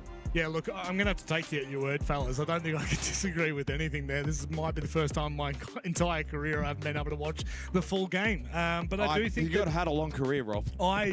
To be fair, yeah, there has been other moments, let's be completely honest. But I think when it does come to me for Chibisu, I do worry about that kind of performance, because we have seen it. You're right, we saw it earlier in the event as well. It's kind of reoccurring a little bit here. However, I do feel as though for CAG moving over to Clubhouse, we were kind of alluding to the fact that this is very comfortable territory for them. Regardless of the map pick, whose it is, it doesn't make a difference, guys. This is a map through and through that this Japanese roster should be very comfortable with. And I think we pencil that in as being a big point of reference in terms of a positive element for them in this best of 3. But I think given what we saw in map 1, where confidence, I really don't think was a huge issue across the board for CAG. It was largely execution. And Clubhouse is the kind of map, especially against Team Liquid Alien, where if there are even the smallest of mistakes, they are going to prove incredibly costly. So I don't know what the discussion necessarily needs to be for CAG in being able to refine that, because I think sometimes execution can simply be an on-the-day kind of thing. So it's about, I think, a complete mental refresh. Forget map 1, and let's just take it round by round on map 2. Well, I was going to ask you for your win conditions, pulling that one out of the bag, but we don't have to worry about that right now. We're going to go to a short break, and on the other side, CAG fight for their lives.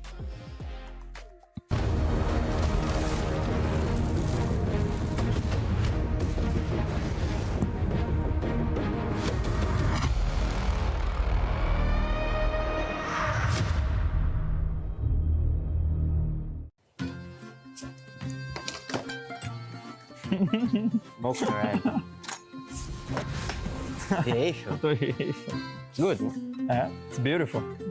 Oh my god, the fridge. For you? To cook? My Yes. chicken? Yes. My chicken? Yes. Yes. What is this? Piano. Piano. Oh. Que isso? No, stop. Huh? My head is too big. Play is in our DNA. Whenever we let it out, it becomes our superpower. Now imagine an entire city being built to supercharge it. Qiddiya City, powered by play.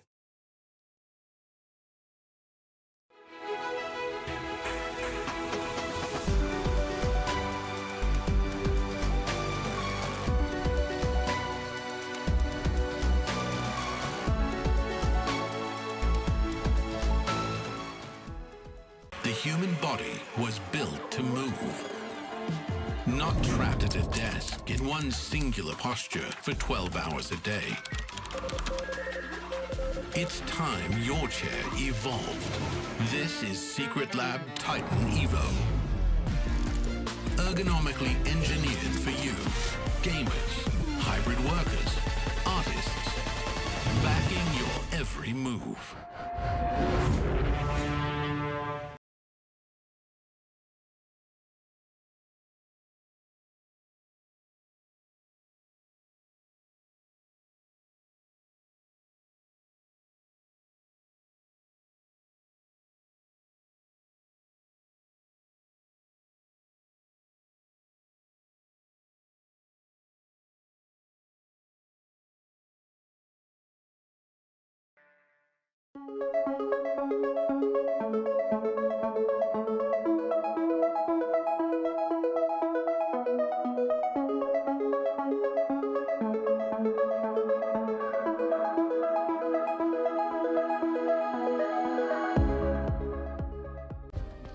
Play is in our DNA. Whenever we let it out, it becomes our superpower. Now imagine an entire city being built to supercharge it. Qiddiya City, powered by play.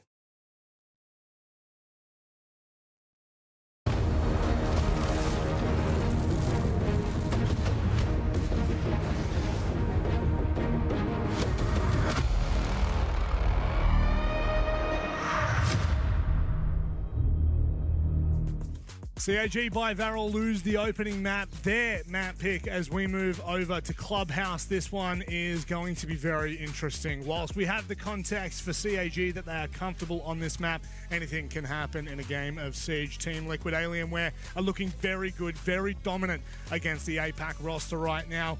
And I think this could be it. This could be tournament on the line here, Jake, because unfortunately, they just didn't look up to scrap when you're talking about where Team Liquid Alienware were and where CAG by Varel were.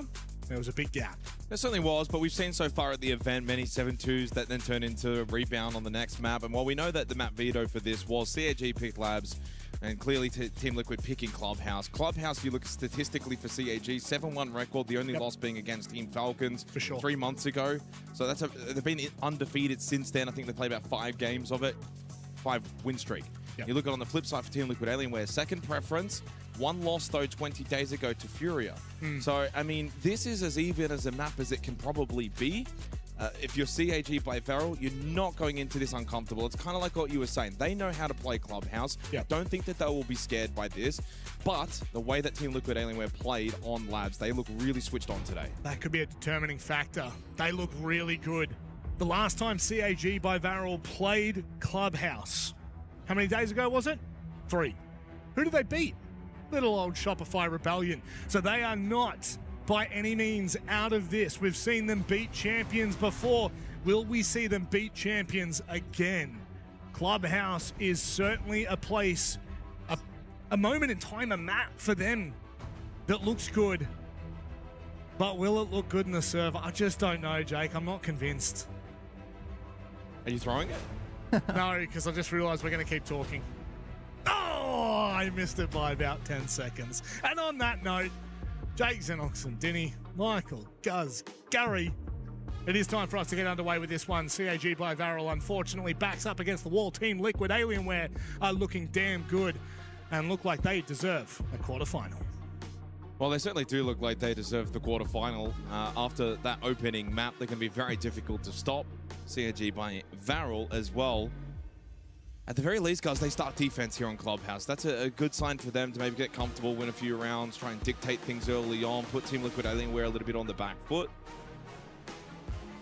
I think for me, one curveball we haven't mentioned for this second specific map is with there being so much data, so many VODs, but both teams, so many replay files. I would probably, and this is not disrespect at all to the support staff of CAG, I think that Team Liquid Alienware in terms of the behind the scenes theory crafting, it's probably going to be a little stronger. At least that would be my read. And so it means that over the course of this map, if CAG get hard counted on some of the strats and some of the ideas that have seen them success here on Club, then they're going to be put into a tricky position to try and fight their way back into the map. Unfortunately, it is Clubhouse, though. Of all maps, it's probably the one map where you... Yes, it is one of the only maps... get so much unique information, is probably the best way to phrase it. Correct. 5 seconds to go. So CAG by Varel fighting for their tournament life here on the second map of this series. But it's not the first time at the Esports World Cup, guys, that they've had to fight for their tournament lifeline. I think all the way back to play-ins when they had to beat Shopify Rebellion. And since then have gone on a pretty decent run. They beat all gamers, took a map off Dark Zero, and here they are now against Team Liquid Alienware.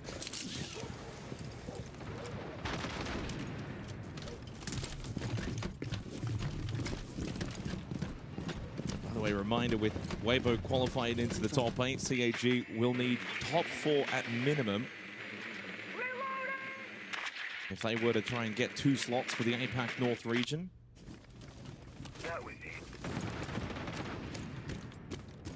Basement to begin. And CAG playing a very defensive-minded setup for the late round, but despite that, still with large presence off the objective. It is just currently DD over towards Dirt. Rest of the team scattered across the first and second floors. And so Team Liquid Alienware currently posturing to go direct through Dirt. Shotgun go live. Splitting the attack a little bit elsewhere, though. This is interesting. Sharif like by himself inside a cache. He needs to make his way down red stairs, get a bit of help from Anaton. Anaton, though, battling, and he gets taken down very, very low. So Anaton's low because he had to come and salvage Sharif's positioning. They do eventually escape back down to basement, but at what cost?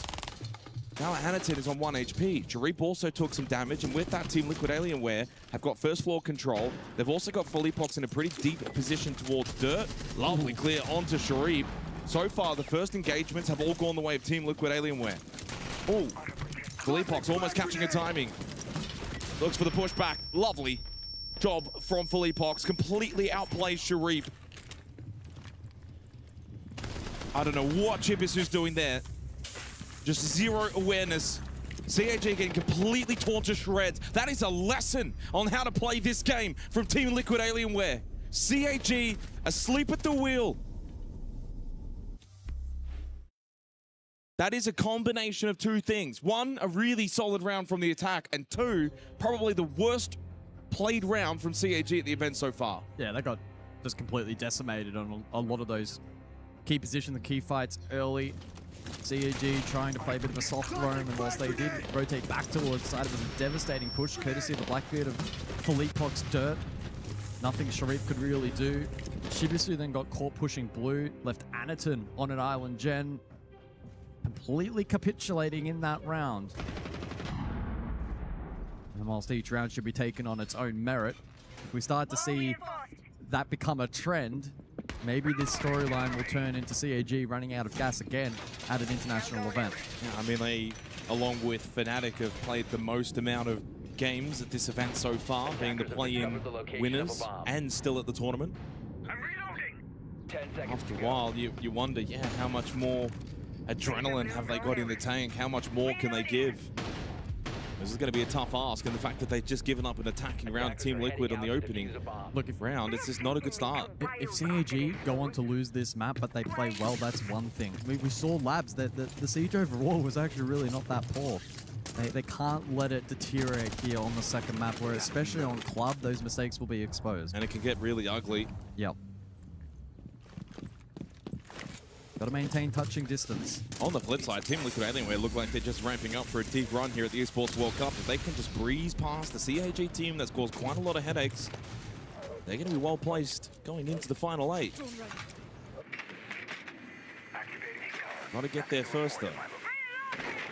So far, I mean, I don't think we've really seen Team Liquid make many mistakes at all. They've been clinical, and that's what you typically expect out of the Brazilian teams. If you're going to beat them, you've just got to be better than them. They're not going to make a lot of mistakes. Yeah, they're a well-oiled machine this afternoon. It's been fun to watch. Oh, Didi is so uncomfortable. Logi dropped successful. Didi actually ended up finding the kill onto KZ. Turn around, and here was for Leapox. Good trade from Zaka, but then there comes Maya. And suddenly, it's T-Law that have got themselves a 3 versus 2. And stuck inside a bathroom is Sharif. Lovely swing headshot. Needs to find the last 2 on the nade in JB92. The swing, though, from JB92 is exquisite. 2-0 start on the Attacker Club. Team Liquid Alienware have top 8 in their sights. Oh, they're not messing around. Not worried about clearing cash. I wonder if Spark is going to call a timeout again early here. He called it after 3 rounds back on Nighthaven Labs. Probably not yet. But those kind of direct attacks are what can make this a devastating result and could lead to a quick and big blowout. There's a big snowball over towards Logi. CAG initially kept pace up until the 33, then Zaka got caught on the gym rotate, and from there, Team Liquid Alienware were able to steamroll advantage and play nicely into what eventuated as a 2v1 with info on bathroom. And so far, determining the tempo and the direction of this half, which on a map such as Club, when you're on the attack, puts you in such a strong position. CAG need to come up with answers quickly if they want to maintain touching distance with their opposition. Over to Cash for round 3. And looking to play into the lounge hole below, courtesy of Castle. And the default denial, courtesy of Tachenko. I should add, Gym Bedroom, by the way, as a site objective these days, guys, is very much attacker-sided. Look at the statistics. The SAL, it sits at a 58% attacker win rate. For the APAC North region, though, it sits at 50-50, but both Basement and CCTV Cash are far more defender-sided. So if you're CAG, maybe you don't get too hung up on that particular site. Maybe there is a level of expectation that Gym Bedroom will be difficult to defend in this map. But really now, you must be winning Cash and CCTV if you're much of a chance here. And it's in again onto the Clash. Early ROU thrown out from JB92 as Nade sits on the other side of the CC window outside of the balcony of construction. KZ dead early. Jibisu's found 2. Eventually overcooks and dies to Maya. Angles being opened up from Nade and Zaka falls inside of Cash. Can they get the revive? Anaton's just pivoted over to provide a little shield cover so they can get him back up, of which they do. And then it's Zaka that finds the kill onto Nade. Was that with the gas pipe? Yeah. I don't see that much these days, ever since they first came in. And honestly now leaves Team Liquid in a very tricky position because you've got JD92 just outside breach. Maya's all the way out on the subroof balcony. They are well and truly split from each other and they don't have kit. Yeah, they just didn't have the util there for the follow-up onto Rez. If Nade had a frag grenade, that could have played out very, very differently. But CAG have afforded themselves a strong advantage. Plenty of time for the problem solve here, but limited utility, and CAG with some strong defensive operators still up.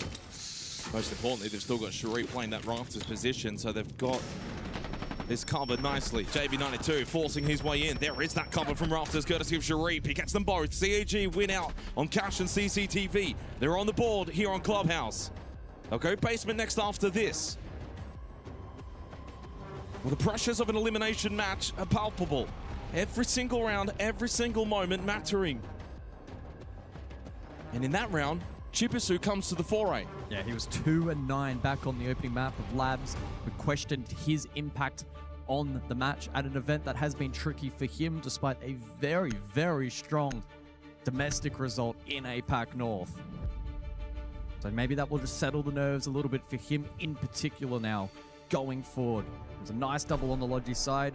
It gave his team a really nice platform to then play off for the trade as the round progressed.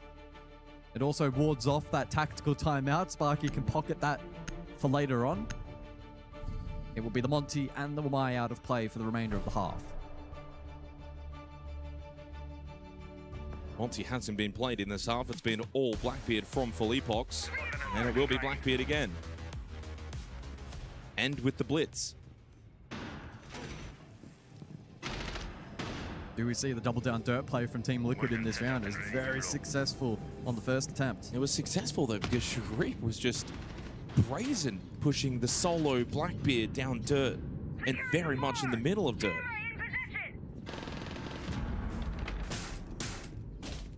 Philippox looks like he's going to switch off the Blackbeard, and same with KZ. He'll go Deimos and they'll bridge the Thermite, so Hardbridge will be doubled up for Team Liquid. Which would suggest they'll go for the full map clear.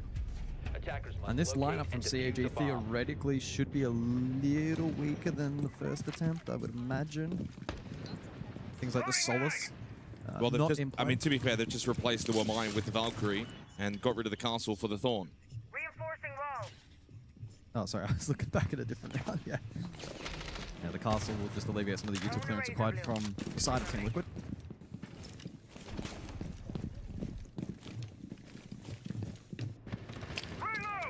Makes sense in some ways. The Razor Blooms can help with that shield play, but the shields have been put to the side in this round for Team Liquid. Really big fucking as you mentioned, they will go top down clear. They'll eventually get nade over towards Kitchen and the hallway position. They'll open up the floors with the skeleton key of the Buck. Sharif, this is intriguing. He can catch the timing. He could get the kill. Oh, no, that's not what you want to do, though. And he'll go for it again, but he loses the battle to Maya. That was a big overcook. Careful. I mean, that right there, though, is where you've just got to say, you know what, I messed up. Or hang on, double down Chibisu. Impact onto Maya to finish him off. Jeez, that's so risky to swing that window. KZ inside a secret. One goes prone. Got one, not the second. Chibisu salvaging it. At the very least, the 3 versus 3. And more importantly, it's the Azami that stays alive. You don't need the Valkyrie. Get those keeper barriers into the server. Anatim will sit now in the grave and watch the cameras. Yeah, very chaotic mid-round. And no IQ remaining either. So Garage, Stock, and Bar are where the Valkyrie cameras are placed. They'll have a lot of information on this first floor positioning of Team Liquid. Yeah, they should have a pretty proactive read as to whether or not this ends up being a kit drop or a moto drop. Still 2 Exos as well for Philippox if they want to go for trip wall. But there's options aplenty for Team Liquid. Zach is up in Garage. Maybe trying to play proactively off that info. This is risky. He's on the move. Never mind, he just drops Oil Pit. And it looks like the attack only have an Arsenal and a second floor cam at the moment. So the flank, if it were to be attempted, would probably be favorable. I mean, CAG, no, this is not going to be a blue side here. That means Zaka can play there pretty safely. They're probably cluing on to the fact. Bot main, maybe Kitchen, certainly Moto's a possibility. Got to be Kitchen. They've got so much info on Arsenal. 2 drones. 30 seconds, so they're going to go for it now just to make sure they don't leave little time remaining. Philippox holding the angle. Jibisu's going to give him nothing, still has a keeper barrier available, and also an impact grenade too. 1 gas babe for DD as we head into the final 18 seconds. Need to make this smoke count. Can Chibisu deny the drop? Has to be clean. Flash thrown in. There's the drop and an immediate kill onto Philippox. The second drop to follow. Nicely done from Nade. Collects the kit, but has only got 4 seconds to then go for the kills. He'll go for the plant. He needs to stick it. Round is done. CAG make it back-to-back round wins. We're tied on Clubhouse. That's better. CAG have been able to come alive. Some good moments in the rounds that they have been able to close. Just enough to settle those nerves, which I think maybe did permeate back on map 1. It was a 3 versus 3 for the majority of that round. It was ugly early from Sharif. Impact got the extinguisher. But then he got a helping hand from Chibisu. This cut off from KZ as well almost proved to be detrimental, but a good trade. And Team Liquid had good info on the Arsenal drop, but it was late in the round and the defense with too much util to contend with. Well, you know what's interesting, back on Ninehaven Labs, it was the KZ and Sharif show. And so far here on Clubhouse, it's either been Sharif or KZ the opening death in the opening 4 rounds. Neither of them also finding a kill either in the early engaging entry battle. So quite a reversal from what we saw in the opening map as we head back to Gym Bedroom. Attacker-sided site. This would be the big one. 5 seconds left. If CAG by barrel win this round, they'll go 3-2 up. and they get through an attacker-sided site, then to the safety of Cash and CCTV. Which actually, statistically, from what I looked at both SAL and APAC North, sits at pretty much the same rate, defensive win rate, as Basement from stage 1.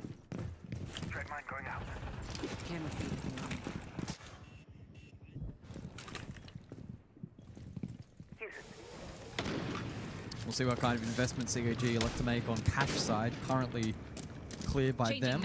This is where the Monty ban comes into effect as well. When you think about clearing rafters, you typically like to bring the Kappa Tower with the Monty, clear out. Don't have that available. Leapbox with the ROUs. Well, I mean, I'm thinking Cash and CCTV actually. I just completely blanked.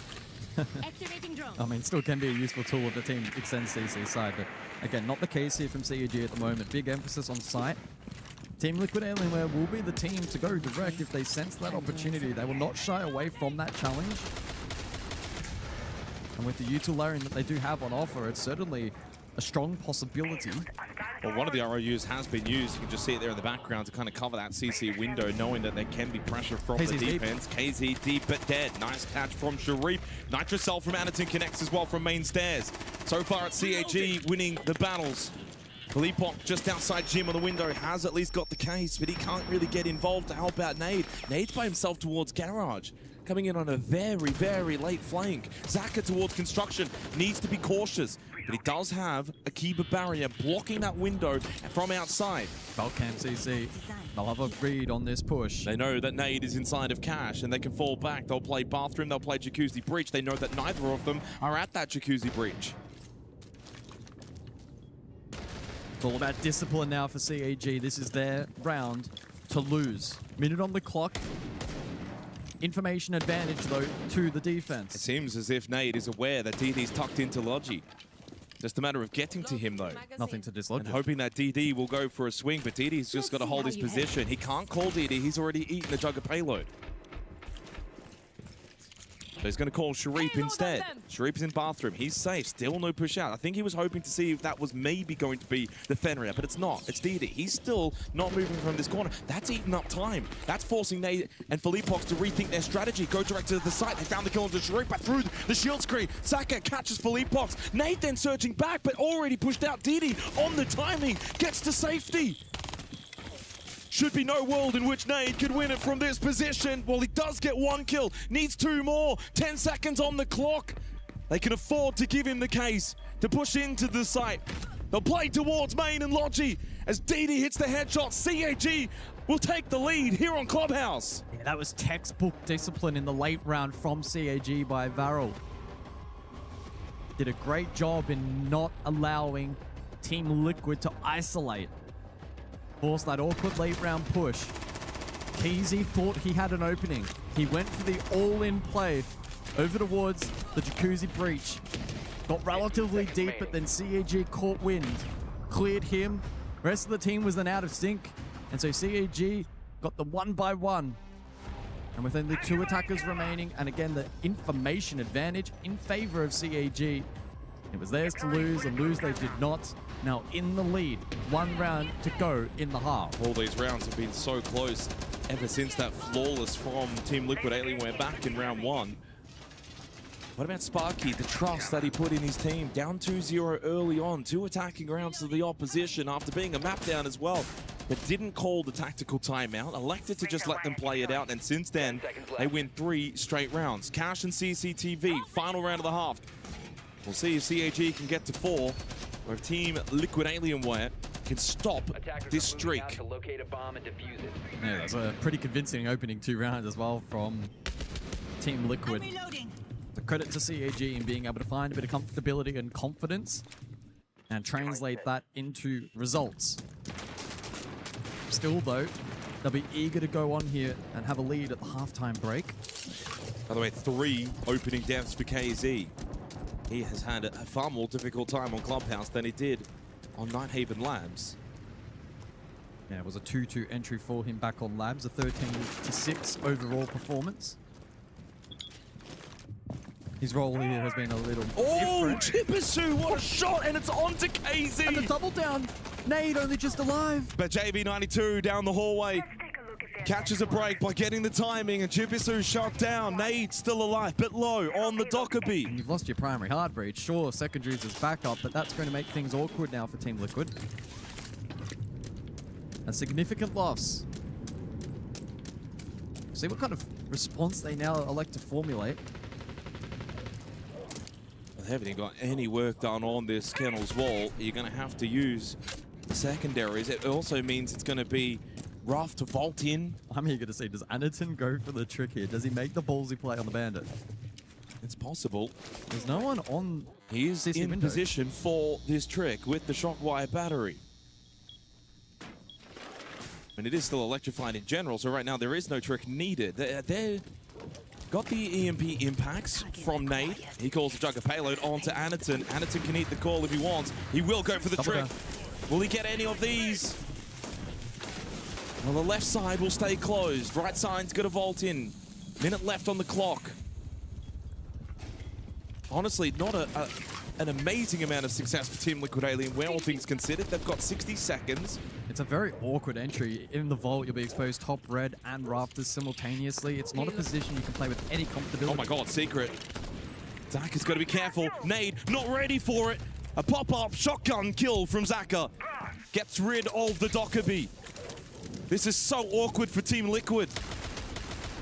Maya thinking about it, but immediately dead, and that case sits on the opened up wall as the Nitrocell connects from Zaka. It will be 4 straight rounds from CAG by Veril to close this half. Unless Philippox can get 3 more quick kills, he's only got 20 seconds. No chance. It's 4 straight from CAG. Well, they're being rewarded. They're playing good Siege today, and whilst on Labs they were outmatched, and early here on Club it felt like it could have been the same story. The result has finally gone their way, and a solid benchmark half for them. 2 minutes to have a chat, relax, recuperate, and discuss the plan going forward. Sparky and CAG looking quite comfortable. The body language chill, and understandably so. It was, again, a really solid half of Siege from them. As the half progressed, it felt like Team Liquid Alienware were, again, scrambling. A lot of the rounds they were forced into plan Bs and plan Cs, and they're the kind of team that will action into that very, very quickly, but it's still a low % in terms of conversion, and CAG punished that. As we look back at the replays from that first half, tell you what, those first 2 rounds were scary for CAG. Team Liquid Alienware looked like they were going to potentially run away with this series, but the fight back from the APAC North squad has been fierce. Well, it's like what you mentioned in terms of the last couple of rounds where Team Liquid have had to pivot, they've had to adapt. Why? I'll give you the reason why. KZ is the only player that had opening deaths in that half. He went 0 and 4, right? But it's the operators that he was playing. Thermite, Blitz, Habana, Thermite. So you were losing your hard breach or you're losing your Blitz. Big operators, big importance. Only one of those rounds was actually not converted, which was the second round, but all of the other 3 were. So finding opening kills, a 4-2 split in favor of CAG. They got themselves off to a good start in the majority of their rounds. But as we're coming to a close here for the halftime break, they will now go on to the attack. That's not going to be easy. Fully expecting for Team Liquid Alienware to rebound into the second half on their defense.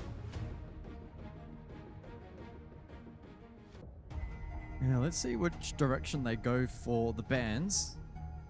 I guess it's more notable on the side of Team Liquid Alienware in terms of what do they take out for the side of Anaton. Do they want the Monty out of play and or the Blitz and or the Blackbeard, or do they leave them all up and focus on the Heart Breach department? Seems like Monty will be the initial route. There is also the potential for the flex into the Capital or the Grim with an emphasis on the blue clear below and rafters above. See what the game plan ends up being here for Team Liquid. Typically here on Clubhouse, they will ban out Hard Breach, actually. Monty is a rarity. So there is the Hard Breach. equal with the ace, they'll typically go for the double down, but on this occasion, they complimented and respect Anaton by taking the Monty out of play. From the side of CAG, it's basically the standard with the Kaid and the Bandit. Well, the real test is going to be now for CAG, what their attack is going to look like into the Brazilians. I think we'll get a pretty good idea quickly as we begin the second half. Also, Team Liquid Alienware, a very intriguing defensive lineup when you've got Maya on the scope hole. So every time you see that purple icon, you think, well, what are we up for in this round? How is he going to want to play it?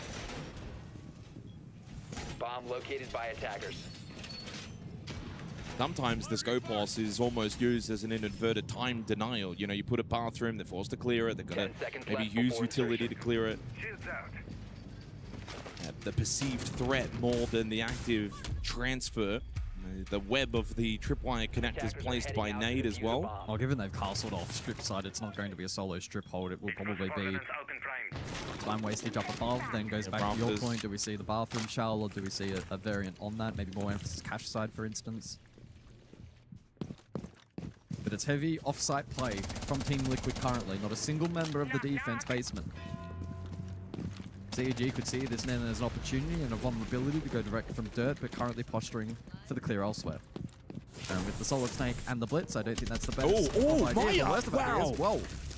At least they got the trade, but again, it's the key operators that are dying early. We saw it from Team Liquid in the first half, and it's CAG to be on the receiving end here in round 7. I mean, forget the shell, that's just, if you can take the Blitz, that's a big win from the scope pulse. It may be a 4 versus 4, right? So numbers are equal, but the scope pulse is irrelevant in terms of utility in comparison to the Blitz. That's a huge win for Team Liquid Alienware. Big loss for CAG. They lose their shield, they lose the heart and soul of this roster in Anaton. They must now go it alone without him. Drake will gain some information with the radar. That nade needs to be good, and it will be. That's JV92 inside of bar. Philippox wins a battle towards Stock. Some aggressive positioning here from Team Liquid Alienware, and maybe now they've seen enough. 4 versus 3 is a good time to fall back, play sight. They'll play 4 stack down below. A very positive position now for Team Liquid. Ready for reach. Got that advantage. They've wasted half the round. They've drawn out utility from this attack. Charging position. Now very much a case of converting this advantageous position. CAG will need to try and problem solve their way through and try and attack blue side. And whilst initially it's good onto JV92, Philippox finds the trade. DD drops down into Moto. They're just going to go for it while there's still a lot of time on the clock. DD may not actually be known with his positioning and will just go for the plant. Taps it once, has ping information.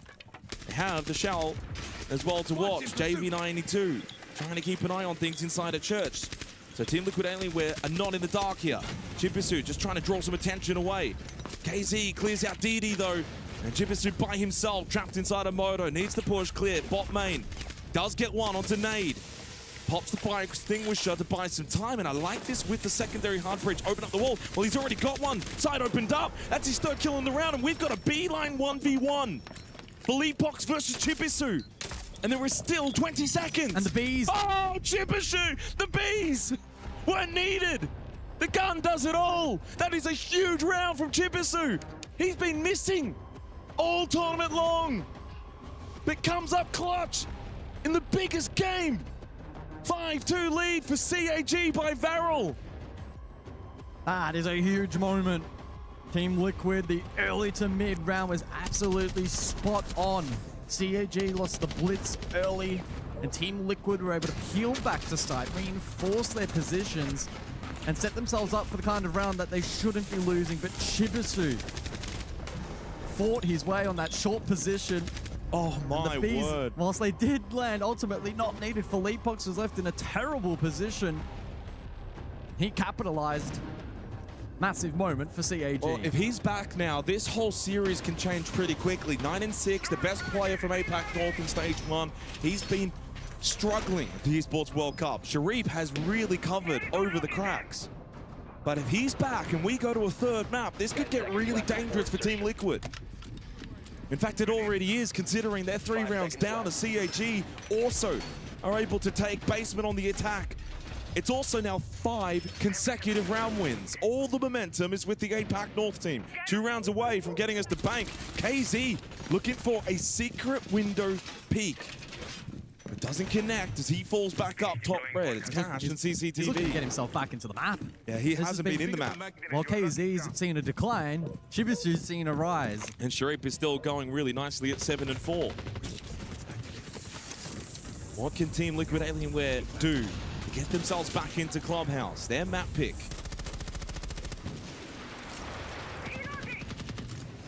The impact play from the defense into the mirror. Not super effective Jacuzzi side. Still yet to see its impact over towards Kennels. 2 summers still remain for the attack. It's a good drone work deep insight from Sharif. A pretty heavy extension, by the way, over to Gym Bedroom side for the defense. You look at the vert potential here for the attack, right? Deimos, Chibisu, and then Sharif can go for triple impact Cash. It makes that part of the map increasingly difficult to play, but you're right. Team Liquid are fully invested over towards Bedroom side. It means they can get cut off. It also means JB92 Rafters completely by himself. Nay top red completely by himself. There are some vulnerable positions, but CAG look pretty steadfast in wanting to clear from Gym Bedroom's side. Yellow pink, Sharif lurking below. Trying to find a timing. Looking for this impact trick from the Zofia. Zaka's taking a good angle, but Nade, what a shot. Maya died to Jibisu. Anaton, the pistol. It's a flurry of trades again as they push in on the Gym Bedroom side. Big battle won by Jibitsu. Oh, Sharif got caught below. Well, the 1v3 in the previous round from Jibisu now needs the 1v2. Rushing off this information from the death mark, but rushes past the doorway and JV92 was ready for it. There's the bounce back round from Team Liquid. Finally stopping this run of rounds from CAG. Stops at 5. A couple of moments of hesitation. Zaka with the half peak. Con got caught. And then down below, Sharif never had a serious opportunity to land the double impact or the triple impact, and it then meant that the tradability of that push Jacuzzi side was always going to be compromised. Maybe you could have taken initiative, tried to pinch from top red, or find a different avenue to support the team. Either way, it was some sharp shooting from Team Liquid to generate a result. Sparky's mouth is covered, which means he's talking to the boys, CAG with their tack. But it goes by quickly. Only 10 seconds remain to formulate a map-winning play. Yeah, I do wonder what Sparky's kind of talking about here. They've got a little bit of room, 2-round advantage, but they'd love to close this out as quick as possible. On the attack, it's far easier to formulate any kind of strategic plays. He wants to see them do something specific over the next few rounds. Gym Bedroom coming up next. This is the attacker-sided side as well. This is actually going to be quite telling. You lose this, it's 5-4, and then the defensive sides open up again for Team Liquid. This is a big round.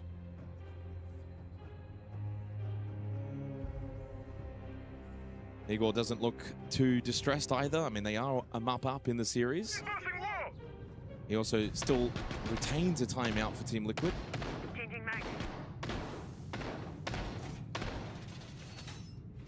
Well, the story on Clubhouse has been all about Chibisu's return, 11 and 7.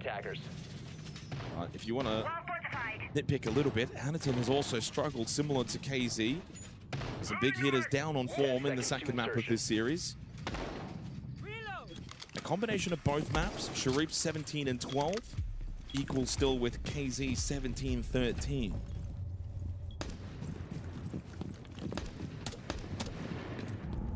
So out of the tactical timeout for CAG. First round dropped since the second round. Big 5-round win streak comes to an end. Team Liquid looking to get back a bit of momentum for themselves. Philippok sticking about. A Meatlocker run out. He's made a lot of noise, and off the rappel safely is Didi.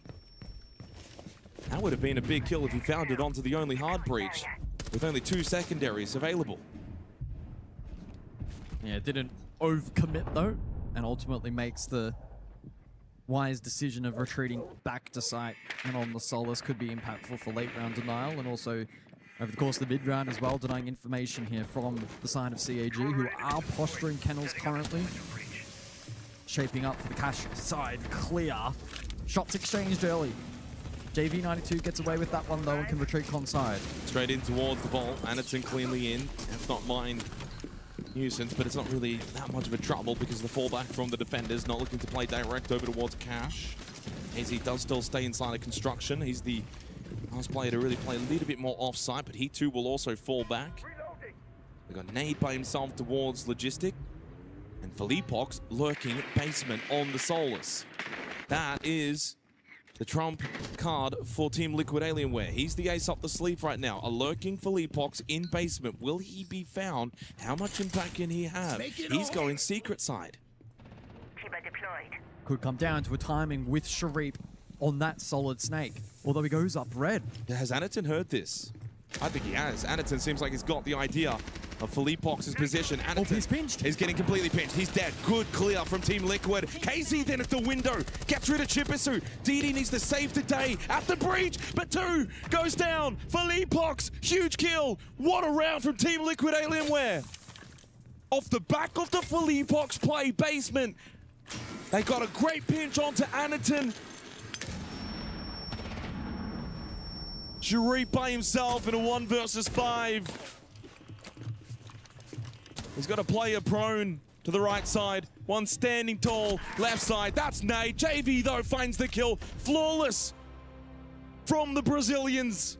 They make it 2 straight. And they make it now very worrying for CAG. It's 5-4 all of a sudden. That lead has evaporated. Yeah, really great play from Team Liquid. The comms from Philippox on point. He asked for assistance CC side, and that's exactly what he got. They flood, they retake, and ultimately win out the round. And so now pressure seriously mounting against CAG. The additional bans roll through, Mira as anticipated. They just can't get Anderton into the game. Like, he's just not able to have any kind of freedom. Team Liquid Alienware have identified Anderton on shields is clearly one of the all-time greats. And if we could put some pressure and work into him, CAG's attacks will be far more destabilized without their lead shield player. Any chance they get to get him pinched, go for an early kill, deny him from having impact, they're trying to do that, and it's working. Every round that they've been able to get rid of Anderton quickly has largely been successful. CAG need to adapt and be ready for that. Anderton onto the Blackbeard. Again. Blitz into Blackbeard. Basement we go. It's the only round that CAG have won on the attack so far. And did so, guys, because of a 1v3 clutch from Chibisu. That papered over the cracks a little bit, because they probably should have lost that round. And if they did, they would have been now 4-5 down rather than 5-4 up. This, again, is crucial. For both teams. Anderton again back onto the Blackbeard. He will be incredibly eager to try and have impact. Play the double blitz now into the double Blackbeard. Back-to-back rounds. Just got to play this more safely. Anderton, those. Well, Chibisu dies. Anderton does get the trade. Honestly, losing Chibisu is not the end of the world on the Grim. You'd rather have the Blackbeard. Maybe try and get some form into Anderton. Maya, by the way, is in garage. And Mr. Oh no, this could be terrible. Didi is thinking about making his way in through garage. He may be dead. Maya is completely tucked in. This could be huge again for Team Liquid. Anderton at least shield, but are they going to clear this? I have a feeling they might not. Although Maya has to give his position away. It seems like they do have an idea. He can't make it back down Oil Pit. What a clear from CAG. Where did that come from? I can't believe they got the read. That's perfect from CAG. It also gets Philippox out of play. He's stranded over towards CCTV. 90 seconds still remaining in the round, and Anderton still up means they can facilitate a push downstairs. Funnily he's enough, on camera. They go upstairs at the moment. They do have the camera. They do have Sharif in the position to capitalize on Philippox. On the verge of getting 2 map points now.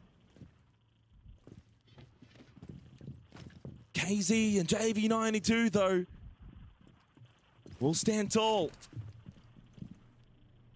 KZ rips a Nitro main, but he's got nothing to throw it at. Zaka back on drone. They've still got a minute, and CAG have reset a little. down to basement for the remaining 2 Team Liquid members. A couple of discs and magnets available for KZ. He had 3, he's got 2 left. May as well get those out. He's also still got that Nitro Cell. Did not end up throwing it. Yeah, it could be impactful. Full belt of util for Sharif on the cap, and DD still with a Candela. Might get caught now. Not a lot of time remaining in the round, 40 seconds. But I like the fact that CAG have reset all the timing on that little peek through the hatch. Sharif takes a bullet to the shoulder, but they know that's a blue side stack. Oh, JV92! What a shot! May just ripped the hearts out of CAG with that one. They thought they were on the brink of 6-4. Now a 2v2. But DD catches JV92. KZ left, has the ping, but Sharif has the headshot. CAG by Varel have got 2 map points against Team Liquid Alienware. We may just get to map 3 after all. They get away with it that time. CAG, that was a scary round, especially on the Maya Clear Garage, but they got the read required, then dealt with Philippox above, and whilst even at the very tail end, JV92, with his gasping breath found 2, they were good enough to get the job done. 6-4 the scoreline.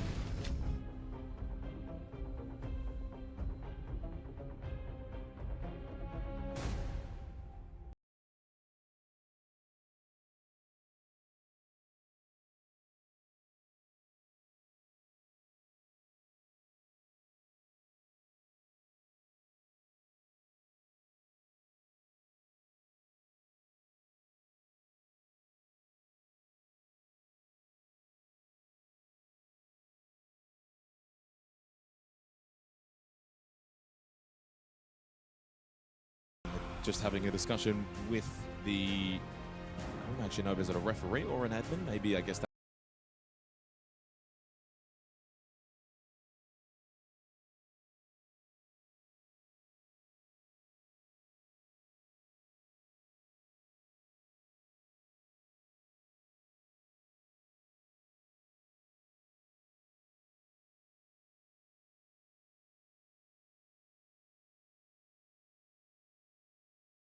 Is to get to map 3.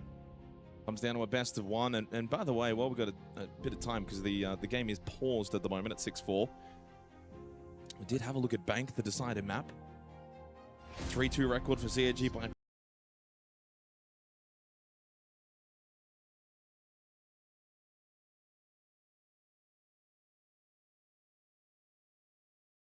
good DZ outfit, and the other 3 wins were all very comfortable back home in the APAC North region over Scars, D+, and Kinotrope Gaming. As for Team Liquid Alienware, 3-1 record, their loss being 4 months ago to NIP, 6-8. Most recent win was 2 months ago, 7-3 over Ints. Now the wins being Imperial and MIBR Lows, those were 4 months ago, so not as much recency on the map of Bank 4 TL. We are still in a pause as there is an ongoing issue, which hopefully can get attended to.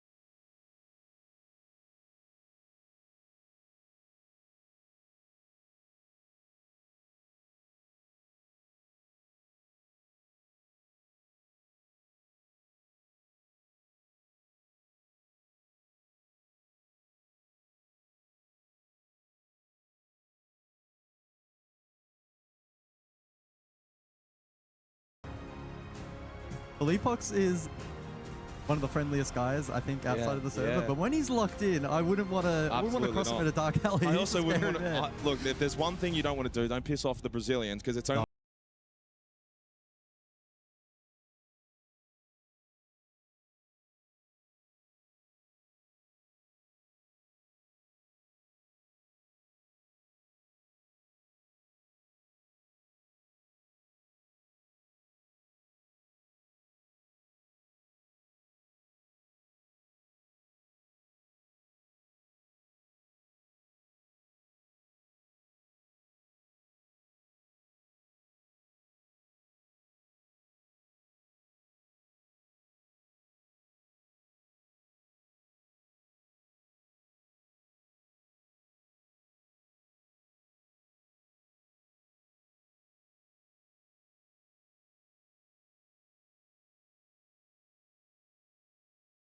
will, of course, let everyone know once we actually are back into the game, but still paused. Nothing like a little bit of drama in an elimination match to spice it up. The real question is, will it be a little bit of drama or a lot of drama? We don't know. Well, fortunately, we still have the B stream running, so we can find something to talk about during the break. Of course, Furia and Fnatic going toe-to-toe in another elimination/qualification matchup. Border Fortress and Cafe, the 3 maps to take place over on the alternate stream. Currently still on map 1, locking horns. And get this, Fnatic are in the lead. 5-3 over Furia. What a Cinderella run it could be for Fnatic and for maybe the entirety of the EML region. Well, I mean, Secret earlier today. Who would have thought leading the way for EML would be Team Secret, which they were dead last, GK Esports, and Fnatic. Move over G2, VP, and Falcons. We got a new leaders out of the EML region. It looks as if we should be getting back underway in the next 2 minutes, and from my understanding, it should still be everything's fine. 6-4 lead for CAG, and Cash and CCTV up next. And Sparky still looking at Team Liquid and saying something. Of course, bit of a stare down. Yep. Still ongoing. What's interesting, by the way, when you were reading out the B stream stuff, I was looking over, and Iger actually gestured, of course can't speak, but gestured to Philippox to say nothing. A little shh to Philippox just to focus on the game. I don't know if I like coaches talking to, well, not talking to, but gesturing or talking at players, even if it is during a pause. That's not my domain. Anyway, we are back underway, by the way, and we have also, during the last 50 seconds, been in a tactical timeout from Team Liquid Alienware. That now has expired, so that did extend the break a little bit longer, but we will be now getting back into the server, and it will be Church Arsenal, the site objective chosen. 4-6 down for Team Liquid Alienware. All I will say to round off that discussion, we have seen plenty of theatrics on the stage here at the Esports World Cup so far this year. Some players like Turd, well, it worked out okay for them. Yeah, Bay as Others, well. Though, Bay. Liquefact it did Liquefact not so much. So you just got to be careful. Just got to be careful. Bappen's another one as well, yeah. Back into the server. And the scoreline will remain in place. 6-4. CAG in a position to take this second map and head us to bank. Yeah, but it's has it taken the momentum out of things? If you see CAG, 5 seconds left before big round win on this very site, but with kind of now 5-6 minutes has sort of passed since then. A good chance to mentally reset for Team Liquid Alienware, go back to the well, have another crack at defending this site.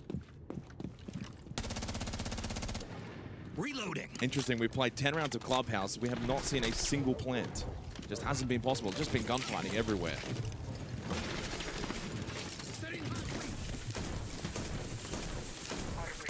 CCTV side entry. Maya is playing Rafters, by the way. He needs to be cautious by himself. Hasn't really got a lot of help if they were to go and try and clear him out. He will drop and he'll fall back through Oil Pit before he eventually would have got overwhelmed. And so it's a 5-stack basement for Team Liquid Alienware. They're not going to be playing any games. They will look to try and play this late in the round. But Sharif, this is aggressive early bot main on the Solid Snake. CAG clearly know that they've got the full map. And that Team Liquid Alienware are sitting 5-stack in basement. With the barricade, though, it's very tricky to envision him making a play. May need a teammate to come across and help. Play 0.5 and then shoot the barricade so that Team Liquid aren't aware as to Sharif's direct position. That then will allow him to hold the line down long. You also know that on the other side of that barricade, there's no one standing there anyway in the hallway directly because of the boogie auto breaches. So that finally then gets opened up for him, and now he's playing on the right side, and Team Liquid may not be aware of this. Does he see the elbow? Don't think so. No, we've got the advantage of the outlines. It's also a very long angle. And even if he were to shoot, he's probably going to get some damage. I don't think he'd find a kill, but you can clearly see the long angle that has been established. Game of millimeters sometimes, especially on Clubhouse. Game of moments, game of inches. But most importantly, I do wonder, because Church is not triple reinforced and they have been watching bot main, they may not be aware of the fact that Sharif is tucked in on that left side. Loading the magazine. Heading into the final minute, first of 2 map point opportunities for CAG by Varel, and it's going to be a dirt stack. Oh. This is very, very risky. Into that nade hold over towards AK. A big risk to be taken by CAG. The hope will be those Church players go hallway, and then Sharif gets the swing kill for free. It's Zaka that gets the opening kill. Nate knows that he's got a couple of players coming his way from dirt. Maya's in Moto, so if Maya crosses hallway, he could end up dying to Sharif, but no, catches Sharif.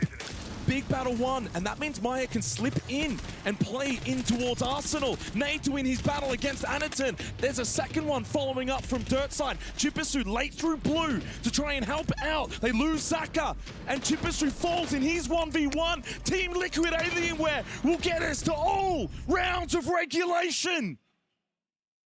Do not poke the beast. Yeah, the bear bites back. I think the game plan there from CAG was pretty sound.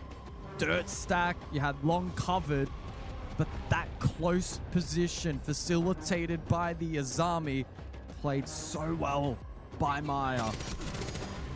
Didn't forfeit that control, didn't panic. Didi had to hit the trade right there, but he missed his opportunity. And with others falling elsewhere, he then got stranded dirt. And Team Liquid are firing up. So 6-5, one more chance for CAG to try and close this out. If you want some good news though, they go Gym Bedroom. It's the most attacker-sided site on Clubhouse.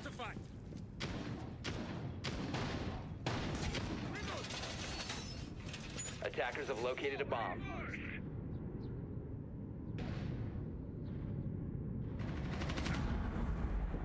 And the pressure mounting. What does CAG now go for on this final round of regulation?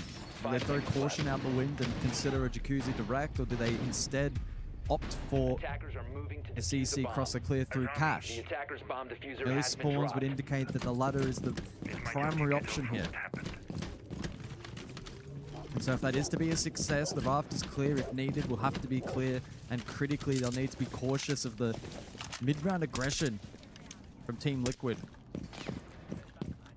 Now this time though, it is a bit of a different approach from the defense. Last time out we saw Felipox on the Solace basement. He went for the red stair route, and that was the win condition, and it worked out really well for them on that occasion. But this time, they don't have that lurk threat or that roam threat necessarily on the side of defense. It's a lot more about stacking this util and making the clear directly more of a challenge. 4 straight opening kills for Team Liquid Alienware. Yeah, dominated the early battles. Make it all. But not all of them have been converted. 4 to 6 on the conversion. JD92, Nitro thrown. Oh, that's some good damage onto Anaton. Now very risky for the Blackbeard. He throws a frag grenade towards Maya, top red stairs. He'll go back into cash. That'll clear that position. Fall back through Con. No one there position for CAG, but it is Didi that finds the opening kill. Traded quickly by KZ over towards construction. Zaka just outside at the air vent. Chipisu now top red looking in towards Con. KZ's back in towards bedroom, so they've given up construction side. It's a full stack towards the side for Team Liquid. Both teams matching the tempo required in the first half of the round. And attention now directed to site. Double Flores still up here for Chibisu. Thatcher to clear catch. And 2 Bs on the Grim. Damage from KZ. Largely though onto Sharif. Keeps Anaton alive. Great gas babes available as well for Felipox, and that's where Anaton's going to have to be very careful considering his low health margin. He can't really sit too long in those gas babes. He'll rotate. He's going to go Logi. They're going to go for the push. They're going to clear out Nade, force him in towards Stash. It's a double push now from CAG. through Logistic. Forcing the gas babes out of Felipox. He has one remaining, 35 seconds. Yeah, the Thatcher there onto the F-Not was clean, but Felipox has followed that up so nicely. One gas babe, the final, now deployed. Not enough stall out to prevent CAG from hitting site late, though. KZ is inside of Jim. They've rotated nicely. Jim, bathroom control for the defense of Team Liquid. 15 seconds now means for CAG, you're going to have to flood the site, hit the shots, and they do. They start with Chibisu, but the trades come through now. They lose Zaka. 2v2, 7 seconds. This gets tight. Tens, JV92. They don't clear him properly. He finds a crucial kill to 1 versus 1. Sharif versus JV. The time expires. We go on overtime on Clubhouse as JV92 is that guy. Huge moment. Steps up, finds the kill, and CAG do not find the trade. So close yet so far. Overtime required, CAG on the attack. That's not where you want to be. That's not what you want to hear. If you're an APAC fan, Team Liquid Alienware get double defense here on Clubhouse to close it out in overtime. Really well played from T-Law. Good repositioning, good rotating. They saw where the threat was coming from, navigated. And Sharif got caught outside. The hard breach wasn't in position. As soon as that Logi push became the method of attack for CAG, Team Liquid read that immediately. They rotate towards Gym and Bathroom, and so they give that space, but then they're in a better position for the last 10 to 15 seconds. Really good adaptation from Team Liquid. 6-6 here on map 2. Winner goes through, loser goes home. CAG right now are just searching for a third map. 10 seconds left.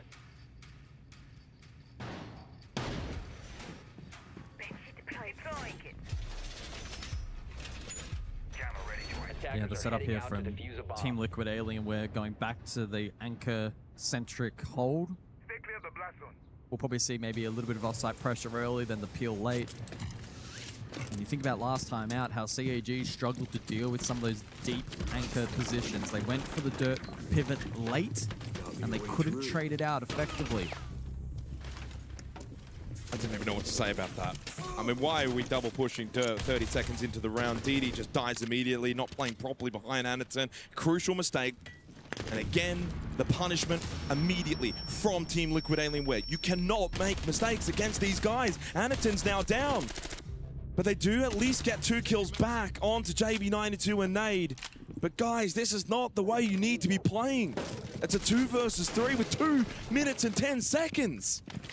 All clear at my location. Just throwing bodies away for the fun of it. Well, if there's any reprieve, it's the 2 best fraggers on CAG still up. Need to get this next kill straight away. Sharif had a small window of opportunity.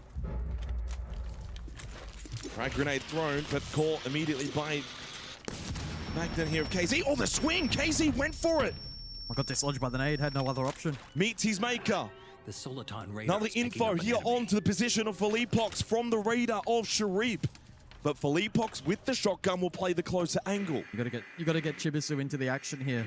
He'll get info blue, and so he'll likely path and try and connect for the pinch. Well, Sharif trying to actually just bait him out there with the footstep to try and force Felipox into swinging while he's moving. This could come down to 2 straight 1v1 fights. Yeah, Chibisu versus Maya, Felipox versus Sharif. I'd rather, though, be in Felipox's position. He has a Nitro, he's got shotgun up close.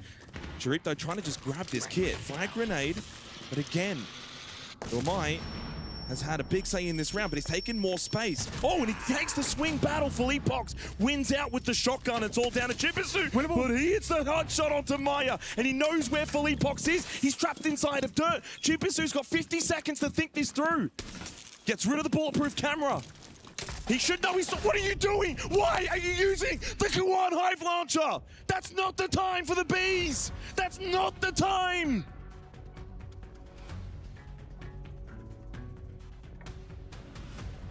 CAG will be reeling. Given an opportunity in a round... Just shoot him with your gun, brother. You know where he is. He's got nowhere else to be. What? Team Liquid Alienware have now got match and series point. What a strange old round of Clubhouse. Chibisu could have been the hero, but arguably now becomes the villain.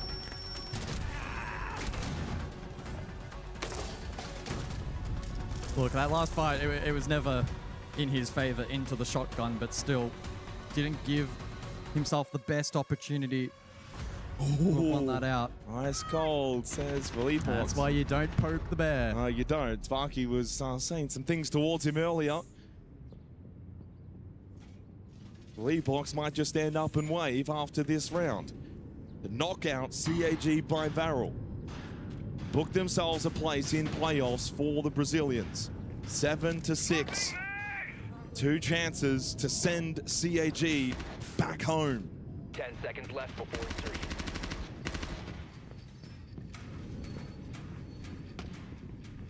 CAG, they want defense now. Attacker's objective is They'll be able locate to a find bomb safe and haven defuse it. basement and see if they push this to all 15 rounds. Heavy roam to be employed early. And Team Liquid, much like their counterparts, posturing dirt side. Although surely they won't make the same error of over-investing early. Should be a case of just pressuring this position, forcing kills elsewhere, and then being able to formulate a late-round plan. I make my own entrance. It is just DD basement alongside Anaton. 1 dirt, and Anaton fixed over towards blue currently. 3 straight rounds for Team Liquid Alienware. It seems like that hurdle again is in front of CAG.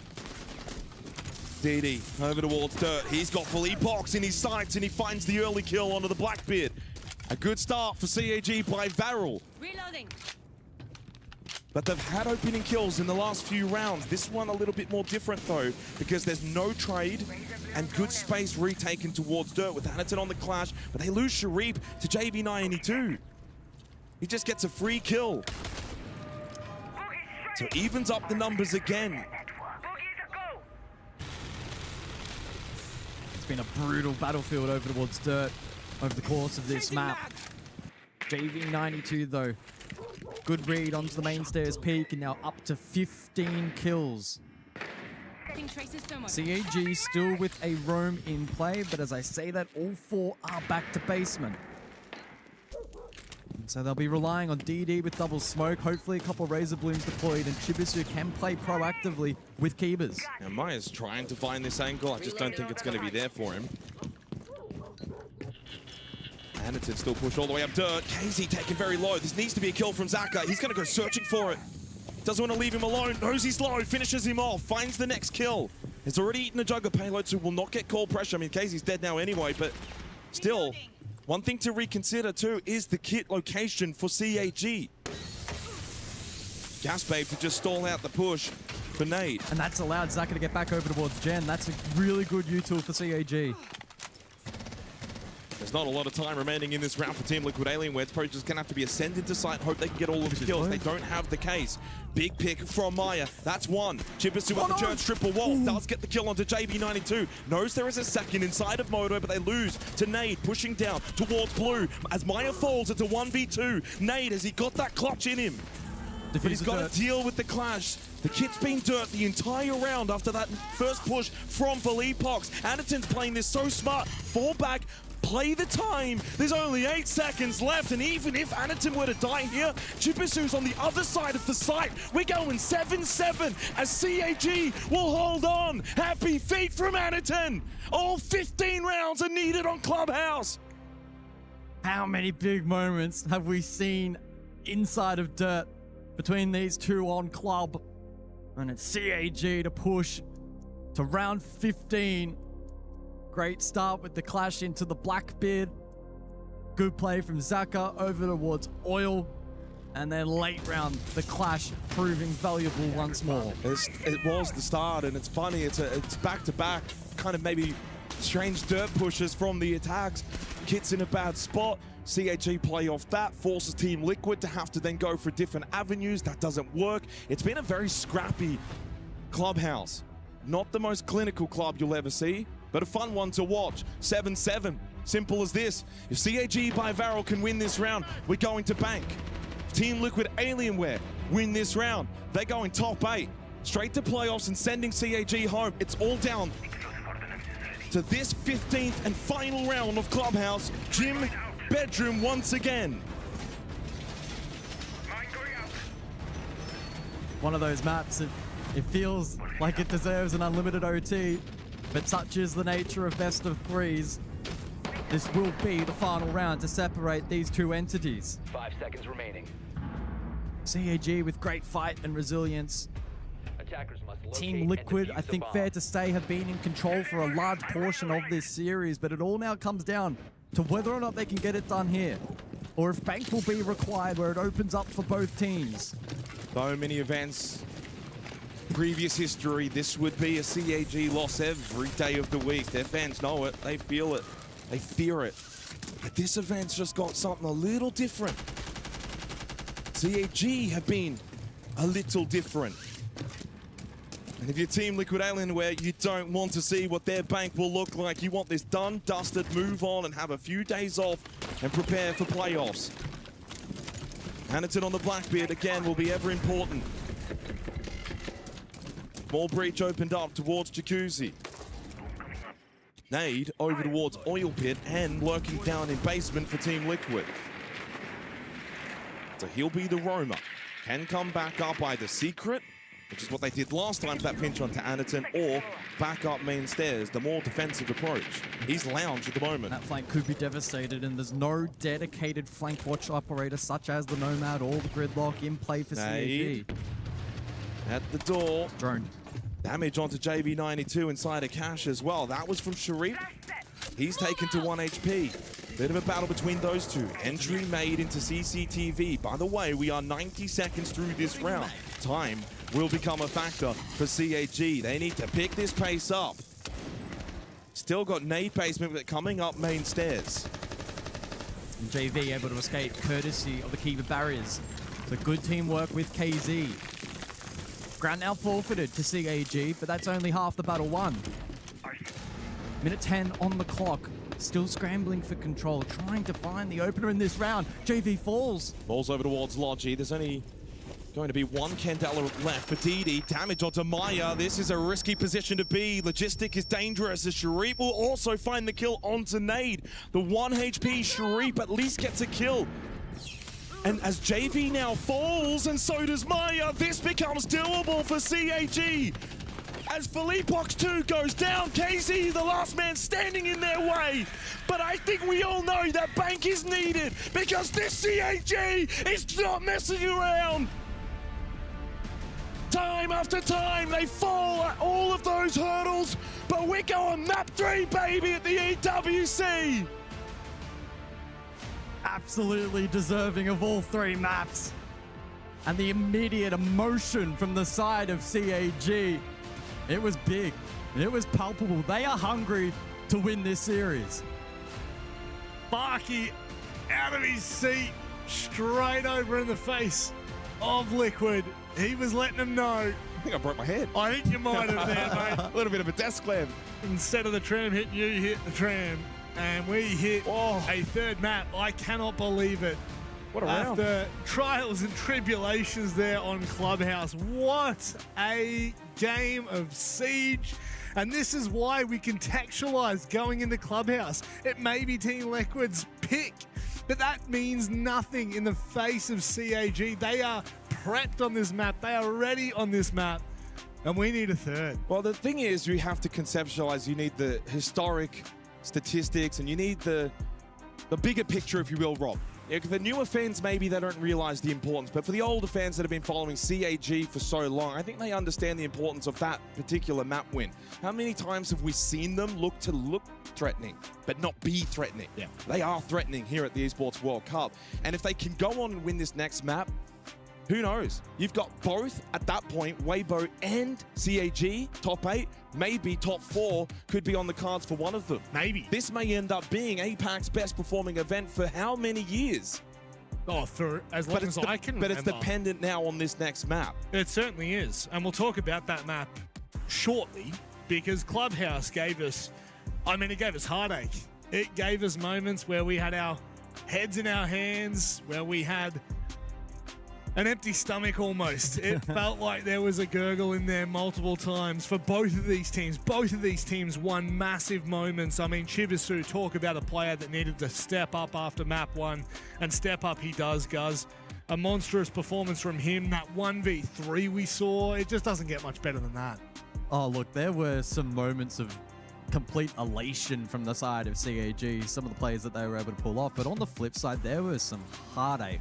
The fact that they really struggled to convert the win there, and the final 2 rounds went the way of Team Liquid. Yep. It felt like we were watching a story that we have seen 1,000 times, where CAG get themselves in a commanding position, have a lead, could have converted the map, and then fell short. But fortunately for them, this time around, they were able to get the job done. It was impressive from CAG. Team Liquid, I think, still probably did have them beat in many facets of the game. I would agree. For a large portion of the map, but they themselves also struggled to get the job done. It was a really good tussle between these two teams, and I think heading into Bank, it's going to be super exciting. I think there were 8 bodies that dropped in dirt round 13. I've never seen so much dirt action in my life on Clubhouse. No, neither. Neither. I've also never seen someone get so frustrated.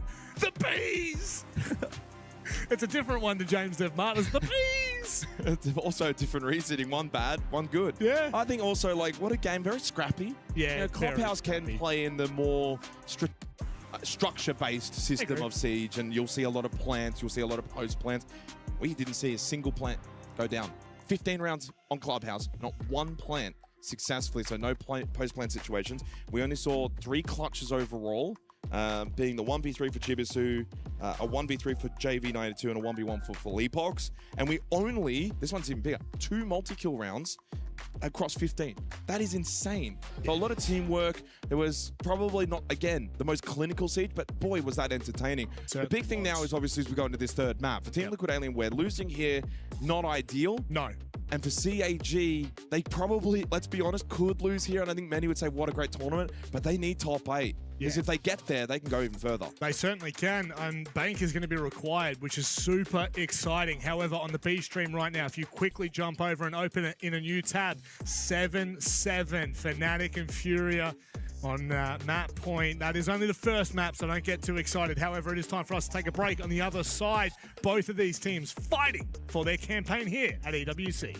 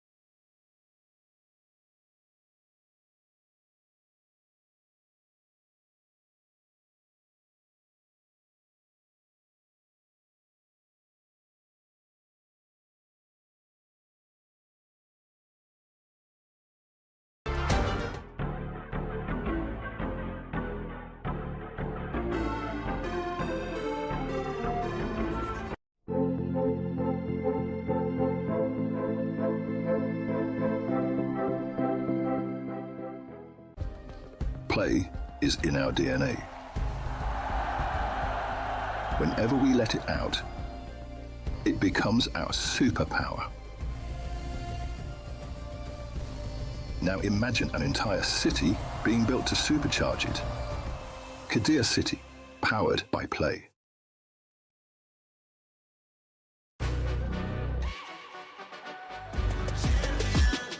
This ain't no regular thing. I came for the ring, you know what I mean. You see my name in the lights, better get right, I'm champion.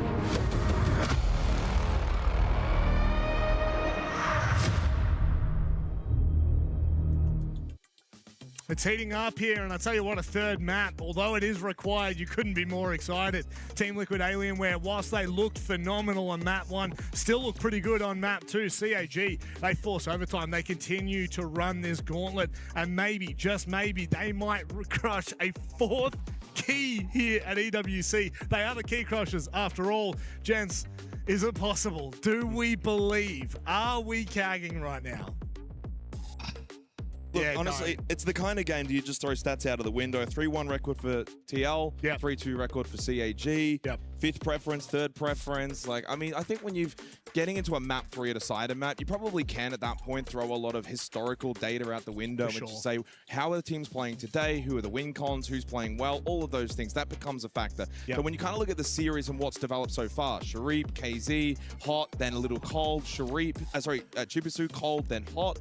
And Anaton, if he gets dealt with early, they tend to crumble. But if he stays alive, they tend to do well for CAG. So the question then will be for Team Liquid Alienware, who else do you look to? So right now, KZ is 24-18. JV92 is up to 20 himself across the 2 maps. He's been performing well. But you're pretty much getting everything out of everyone from Team Liquid Alienware. CAG brute force their way on that 2nd map, but they're going to need to play a little cleaner, I feel like, on Bank. Is it fair to say that maybe we go to a clean slate here? Yeah, I think it's very much a classic best of 3 now into best of 1 reset, and I completely agree with Jake's kind of vision for the final map here, in which it's a case of who shows up on this map, who's a little more comfortable on Bank, which roles are better suited, and who has the confidence to get the job done. Honestly, I don't know which team has more on the line. Genuinely, I don't. CAG have been missing at every international event since Reload. They have not performed well enough. Team Liquid Alienware, they have wanted to return to their former glory as world champions for longer than I care to remember. This is the final map of the A stream. Only one team will qualify through to quarterfinals. Will it be our powerhouse, our tried, our true, our loved CAG by Varel, or will Team Liquid Alienware do what they do best? It's time to find out. Oh, well set up, Rob, and sets everything up for this final map. Win and you're into playoffs. Lose. Question marks on your event. Was it good? Was it bad? You fall short. But ultimately, as you said before, guys, it comes down to a best of 1. Bank. The last map in this series. Liquid. They were able to land the first blow on Labs. CAG by Varel, by the skin of their teeth on Clubhouse, get the job done. It's all reset now, all evened up again. The bans were Azami, Ace and the Blackbeard, Team Liquid Alienware, will start on defense.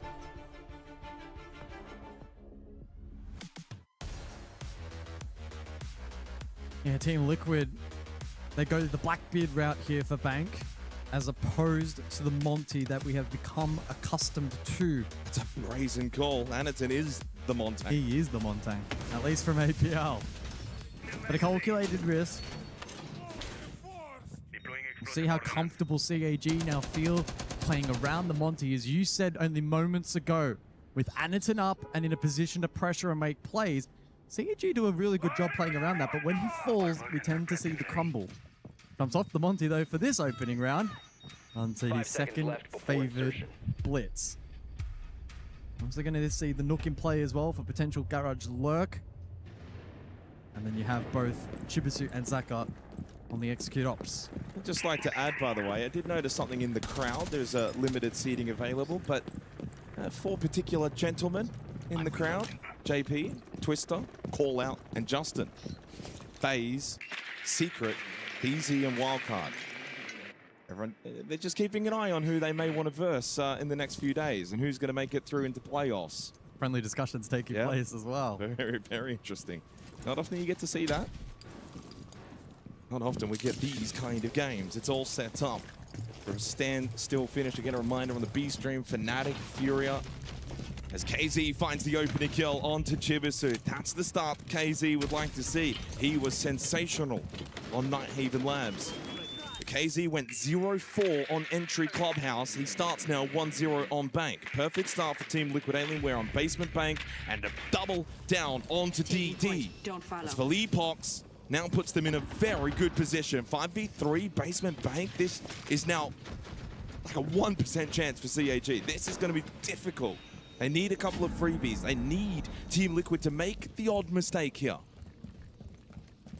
They will need to isolate the defense. One of the biggest strengths for Team Liquid is their ability to trade, even when the player falls. Somebody normally close by to trade. JV presents an opportunity. Well, that was the chance for Sharif to find one, bring it back to a 3v4. Bit of main stairs pressure. Blue clear going to be tough into the smoke and the clash. Don't have a lot of bodies to throw at this either. You can't just go for a 1-for-1 trade. And it's dead immediately to the shotgun of Leapox. And Sharif, yeah, just searching a little bit further, and flawless from Team Liquid. Wow, what a start on Bank. It's going to be like that, is it? Well, it was flawless from Team Liquid back on Clubhouse in the opening round on Basement. And flawless again from Team Liquid to start on Bank Basement. Although defense this time rather than attack, as we go top floor CEO executive for the second round. Yeah, Bank Basement, I suppose it is what it is. You certainly want to show more fight and be more competitive, but if there's one site to forfeit, if you can find success elsewhere, Basement is certainly the one here on Bank. Team Liquid, though, great start. Clean entry. Doubled down, peeled back to site. And then outside of a small overpeak from JV92, they were able to confirm that round with ease. Well, funnily enough, in the APAC North region, Guz, and this doesn't really go to the narrative that we typically see, but Basement has a 72% attacker win rate. I don't know if you just put that down to the region. I think you probably would. 10 seconds left. Top 4 should open up a little bit, at least for the first attempt here. CAG will have both, or pardon me, one ranged hard breach available. But if Team Liquid elect to go the Habana route, heading into round 4, this top 4 will be a little more compromised for CAG. I should add, just for the extra context, it is 63% defensive win rate in the SAL region, as is what we usually would consider it to be. Our APAC North, the outlier. But for Team Liquid, that's kind of just job done. You're almost expecting to win that on defense. Top floor will be a little bit more interesting. This is actually the most attacker-sided site in South America. But this will be more of a test for Team Liquid Alienware with KZ low early. It's an help.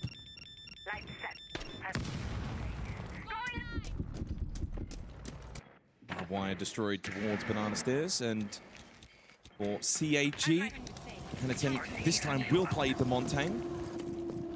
Quite an old school route from CAG. They don't bring the Capital to counter the Mirror, nor do they go for the Deimos counter from below. shaping up probably for a lobby side hit.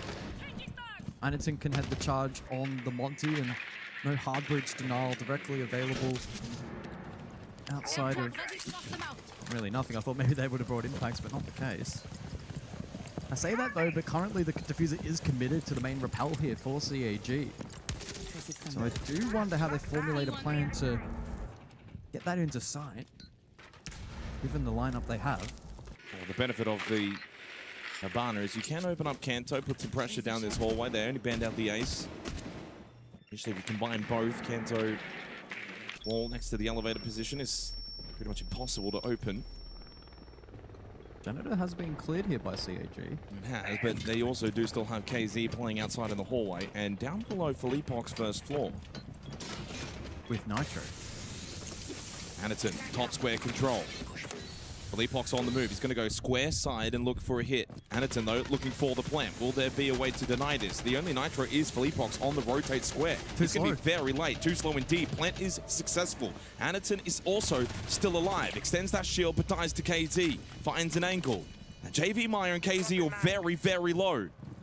And now into the post plant, they're going to have to scramble. A good chance for Sharif on the rappel. Has the ping intel. Should be able to find this next kill. KZ will go onto the kit. Surely someone's there to deny. I say surely there's someone there to deny. I cannot believe it. Team Liquid are giving it to them, not in the server, but outside of the server right now as well. That is a calamity, an all-time choke from CAG. They should have won that round. And Team Liquid are buying in to the onstage antics, giving it to CAG on the other side, who lose top floor in the post. Nobody with eyes on that diffuser. Team Liquid are firing up, and if CAG don't put the brakes on this momentum, this map could spiral out of control quickly. It's another 2-round lead for Team Liquid Alienware, and another time that Sparky will not go an early timeout. It worked on Clubhouse. Back on Clubhouse, Team Liquid won the first 2 rounds. On the attack, they looked really clean, and then CAG rattled off 5 straight. Surely we don't follow the same script. Surely on this third map, there's new material to be used. 5 seconds to go.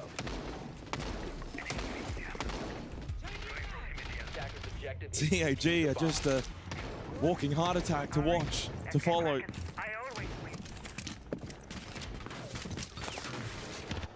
Scanning for electronics. But the IQ in play here for the third round. Good counter on to the Valk as Team Liquid try and gather more information for this particular round. Maybe to facilitate a bit of the upstairs hole that they have looked to deploy, with Felipox again early stationed in towards Jan. Looking to counterplay the CEO clear from CAG, which is likely. Zaka on the ram for that vert potential. As Anderton goes for his route straight through lobby. It's going to be denied though by the Vulcan canister being popped, so top banana's not going to be pushable. 4-1 start, by the way, for Felipox. Thought that his route there for the plant denial in the last round would ultimately prove costly. The Nitro was late, but the rest of the team stood up. A testament to the depth of this Team Liquid roster. Team Liquid have been pushed away from the top floor by CAG. Anderton's patience will pay off, so everyone on the first floor now for the defense.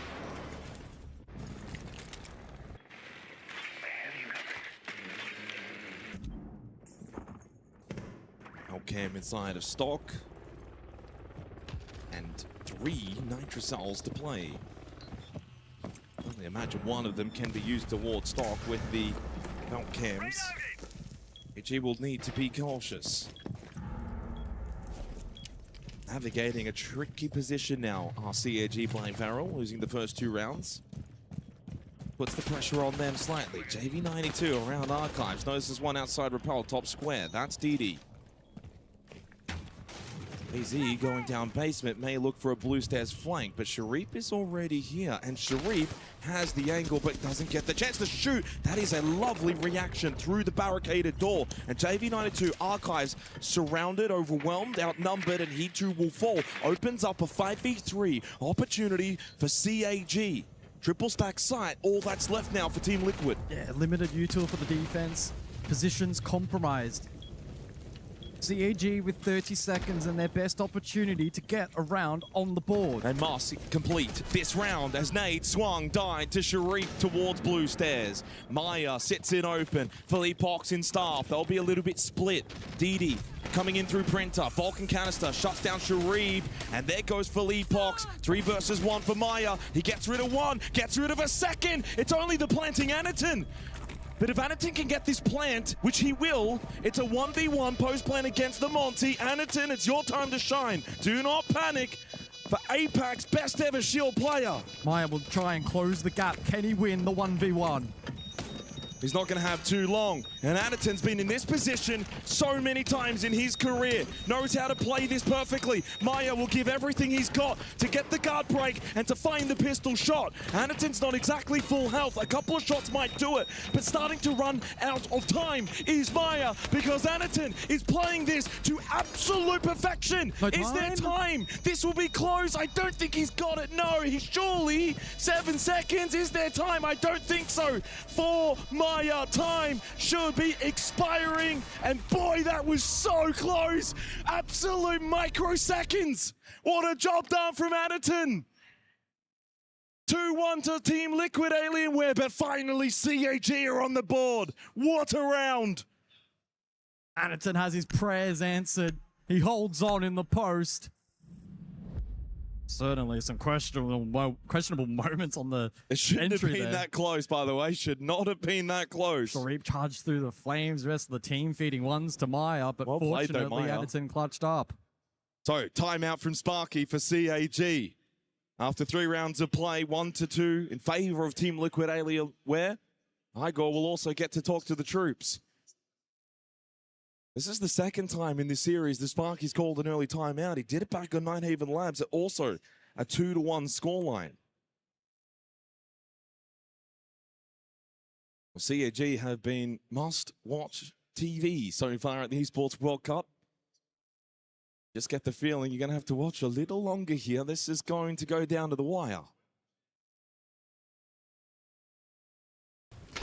So no real surprises. The Monty will be banned out for the remainder of the half. Kaid will be benched by CAG as we look back at the replay package. That's the first 3 rounds. It was a great effort from Maya. At that range, on land, couldn't hear the plant go down, and so he was thrust into the post, desperately trying to guard break the Monty. And whilst he eventually did, it was about half a second too late. Gotta find the fun in it after all, even though the competition is as high as it is. So out of the tactical timeout, but also the bans, the Monty has been removed from Anaton, but he does still have the blitz available.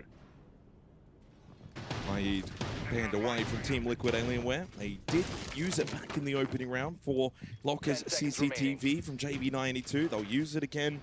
Well, that's right, they would have used it again, but of course no longer available. Well, it's all happened so far on Bank in the first 3 rounds, guys. The opening kills, all 3 have been converted. From the KZ, Philippe Pox, and Sharif. We've had 2 plants after none on Clubhouse. We've had 2 multi-kill rounds already as well, plus the clutch from Anaton and a counter defuse. So it's been a lively start on Bank. Hoping we can keep this up for the remainder of the map. Team Liquid going for the info route this round with the Mute Mozzie combo with the Solace thrown in as the blitz counter. Speaking of, Anaton considering entry towards Printer, but Philippe Pox will keep that at bay.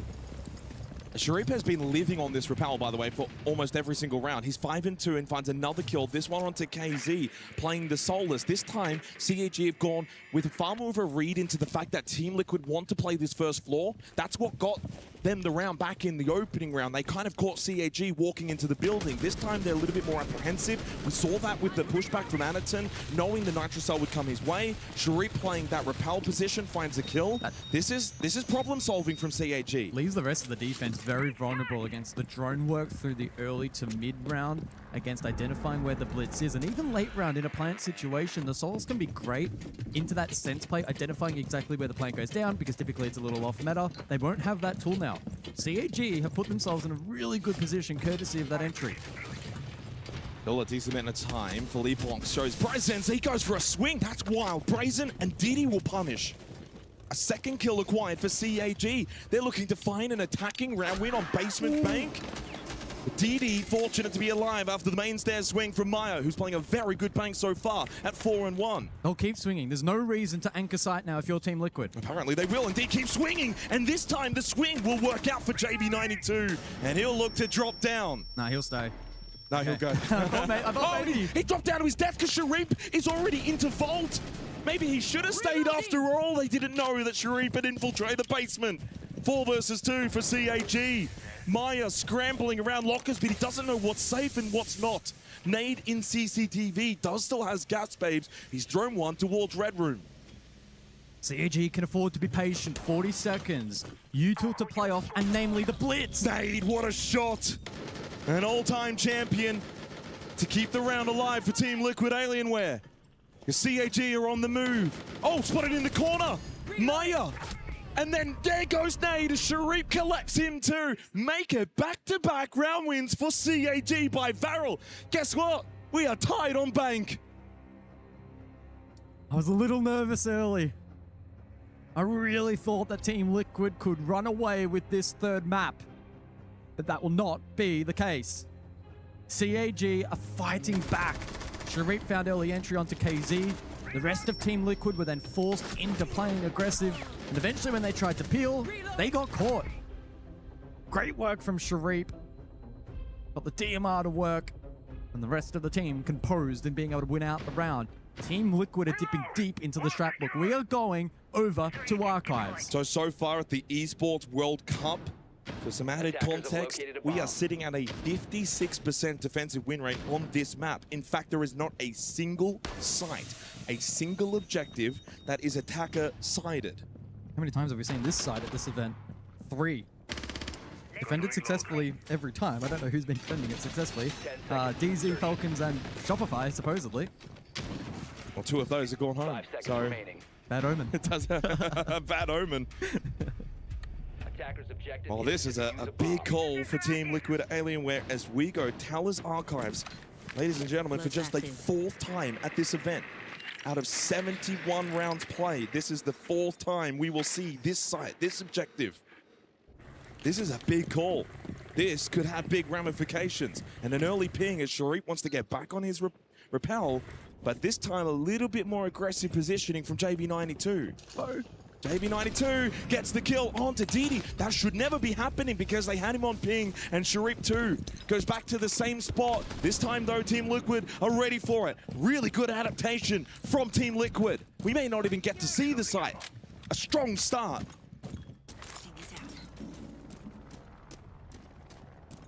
And they had the info, but they were unable to find the kill.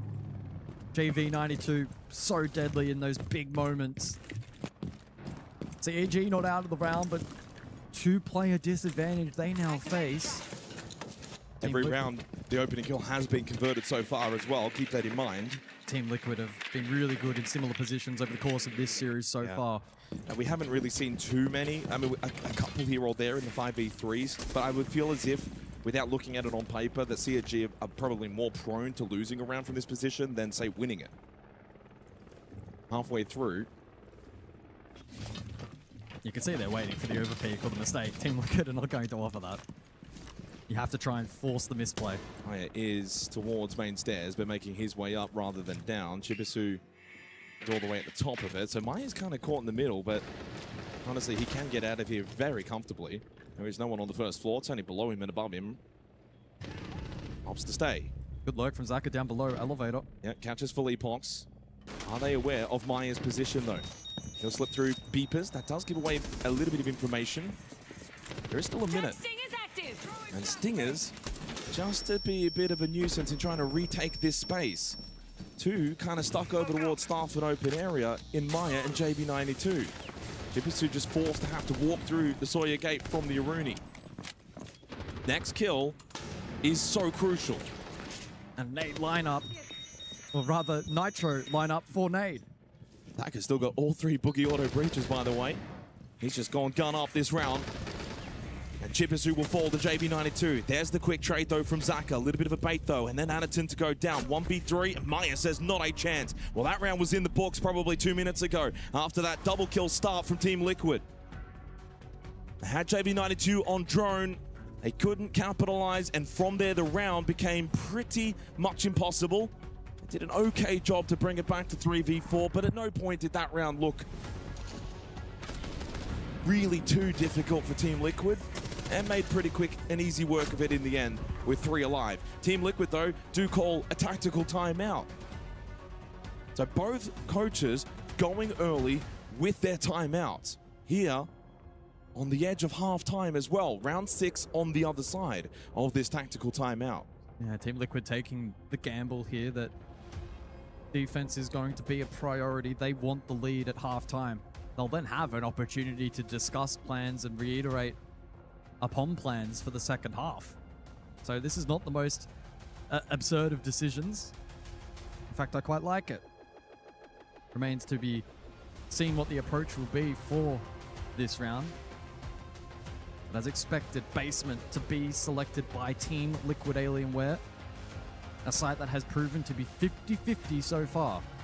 Well, I mean, this is probably a one-round timeout in many ways, because I was going to just get to talk to them anyway straight after this round, going in preparation for the second half. And so you think about, okay, well, going back to lockers and CCTV, as you said, 1-to-1. So what's the change up? What's the difference? So they bring Philippox on to the Echo. So Yokai's will be brought Basement for the first time. Didn't bring it in round 4, didn't bring it even in round 1, which they did win. Again, the Kaid banned away, which is what they had back in round 1. But in terms of the remainder of the lineup, they also dropped the Clash. They'll bring the Warden, the Echo. Chanka remains again. But in terms of this lineup, just to probably paint this as easiest as possible, it's far closer to their opening round lineup than what we saw from them back in round 4, where they brought the Mozzie, they brought the Solus, the Fenrir, they tried to play more aggressive on the first floor, clearly didn't work. I wouldn't be surprised if this is far more of a basement bunker strat from Team Liquid Alienware. No, I don't expect them to be as aggressive on this first floor. They may play certain positions and then drop quickly. Substituting the Echo in for the smoke, it may offer a little more flexibility in terms of info gather offsite to the mid to late round. This is default. But if anything, CAG have played this kind of default style many times over, but that doesn't make it any easier. So Maya will probably shoot a drone or two, then look to drop down the hatch. He's the last one. In fact, doesn't even get the drone. He just falls back immediately. So that was always the plan for Team Liquid. So for those unfamiliar, but this is now all about the deny. You've got the Shamika launcher for Nade, you've got a Nitrocell from Maya, Vulcan canisters, of course, need to be dealt with on site. Then throw in the Echo and the Yokais as further potential plant denial late in the round. The goal here for Team Liquid Alienware is to get that clock down at 20-30 seconds and then just deny them the ability to plant. CAG, though, do like to go for the ROU drop courtesy of the Sens. It can sometimes take that denial out of play. They also have the Thatcher to counter both the Echo and the Warden, disable those operators late round as well, or even the BPC if needed. They're not even playing blue stairs, so they're not even giving CAG a chance to overwhelm one player and then go into a 5v4. If CAG execute cleanly here, I think they're probably in a slightly better position, slightly stronger.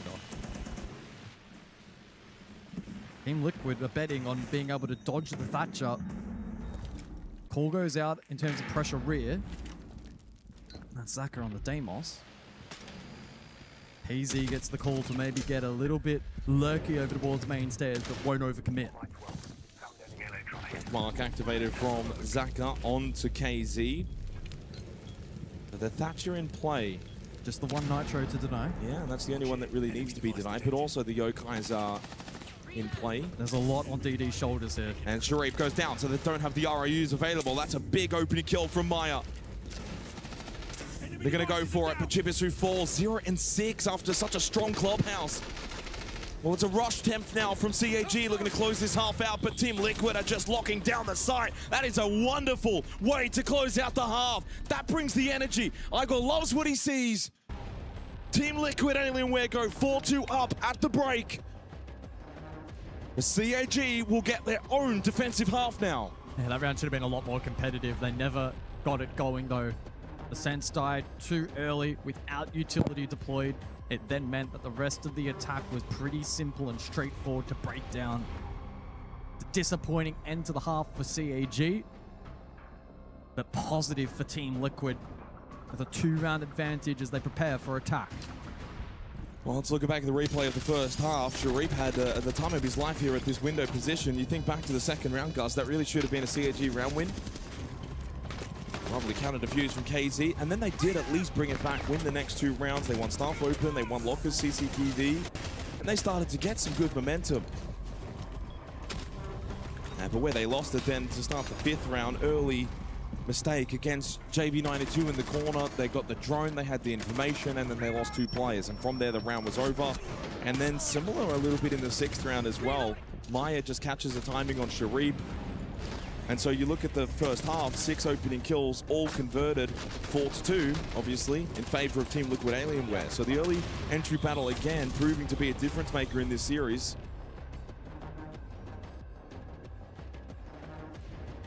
But it's, unfortunately, guys, dare I say, the disappearing act again from Chibisu, 0-6. 1-5 from Anaton. You think back to Clubhouse, Chibisu went 17-12 in an 8-7 game. And what did we say after Nighthaven Labs? Or at least what did I mention? They need Chibisu, because back on Labs, he was 2-9. They got Chibisu, they win the map. Surprise, surprise. They need him again in this second half. Very quiet. But maybe he can spring to life on defense. I'm actually eager to have a look across at his stat series-wide and see if he has maybe been stronger on one side or the other. On the side of attack, he's number 2 rated for CAG.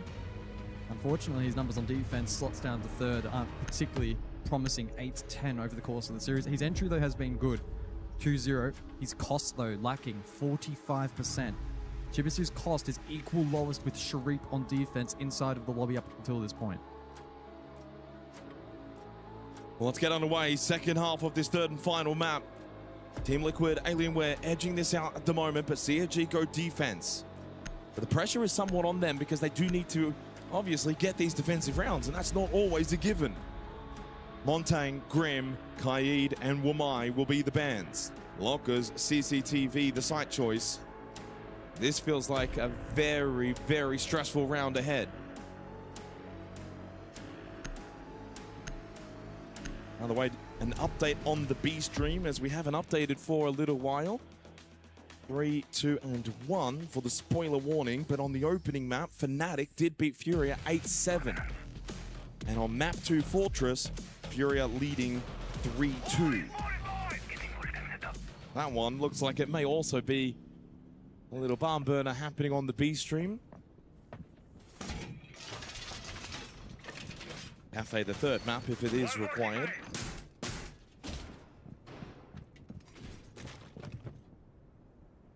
Our attention will shift back to Bank. Second half now getting underway. 5 seconds to go.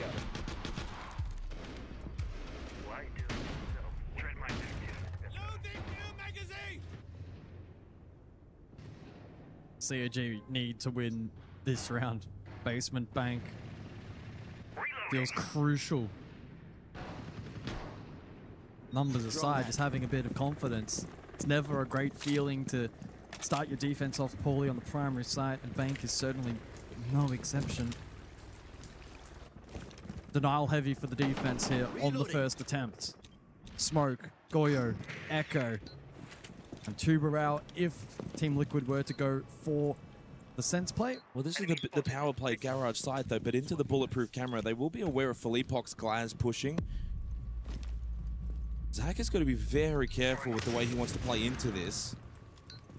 You don't really need to challenge the guys at this point in the round. Still 2 minutes on the clock, but yeah, you don't want him to push too close. Anaton just gets completely overwhelmed, not expecting the push, and Zaka went for the swing. Zaka went for the swing. Misplays from CAG. But Sharif at least able to catch JV92. That's the Habana as well, guys. So bot square hatch is not going to be opened up. That's perma-closed. Yeah, not that it matters, though. And Philippox gets DD. Chibisu, though, then gets nade. Well, this is a really strange... Oh, and then Maya! Big kill onto Sharif. This is a calamity for CAG by Varel. The basement site needs to be defended. And they've given it up far too easily. Swinging and being aggressive, it has cost them. Chibisu from 0-6 would need to be 4 and 6. It won't happen. Team Liquid Alienware extend their lead. 2 rounds away from playoffs. That is such a demoralizing blow for the APAC North team. They need to be clinical and clean from here because the Brazilians are on the verge of knocking them out. That's a really brutal round. It wasn't close. It didn't come down to a plan. That is a horribly played round, though, from CAG. Why are we swinging, boys? Why are we not playing to the strategy, to the setup? Why are we swinging into a Glaz who's just solo pushing Garage with a smoke that's up? Like, question marks in that round from CAG. One they'll look back on and think, what are we doing? Themselves, they would say that. And we haven't had a high frequency of those classic CAG moments at this event. It's been one of their strengths. It's why they're in this position. They've played a consistent brand that has gotten them to this position. But questions remain if it's good enough to make it to top 8, because at the moment, Team Liquid, they have the momentum. Oh, they certainly do. We haven't really seen comebacks arise on this in this series either. Crazy drone, by the way, over towards front desk. We'll see if that has impact later. JV92 is laughing. He can't believe he's got on a drone front desk, and that could be a big difference maker later in the round.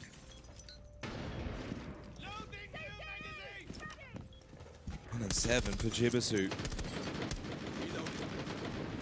Can he mentally switch on in a time of need for CAG? Top floor CEO executive. This could probably be the nail in the coffin. It just has that eerie feeling that for CAG, the Cinderella run will not end with a fairy tale finish. And for Team Liquid Alienware, it feels like a new dawn with this new organization, maybe a chance to make history with this organization that they've achieved previously with others.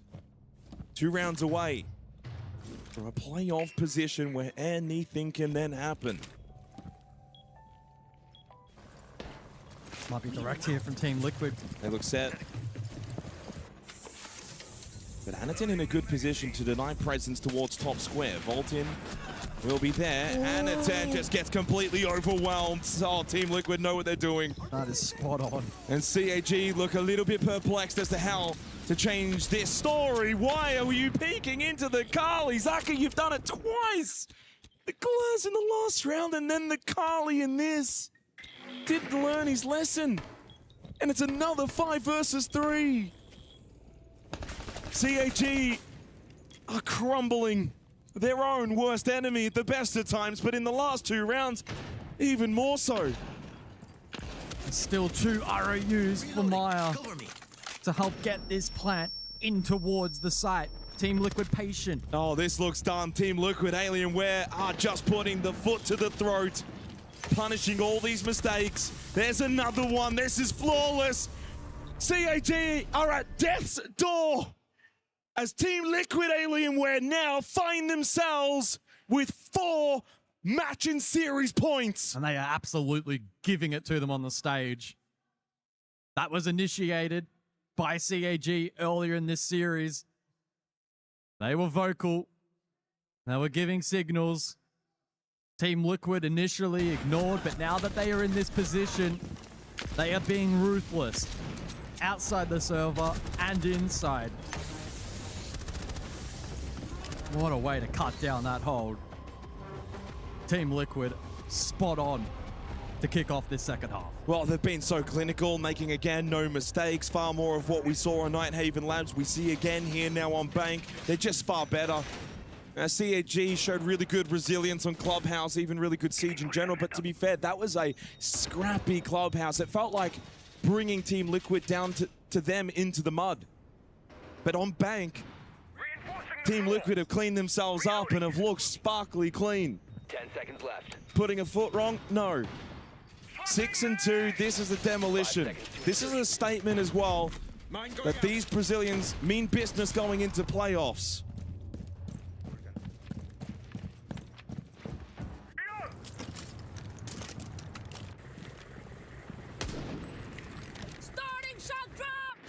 It might not just be a phase show for the SAL region at this event.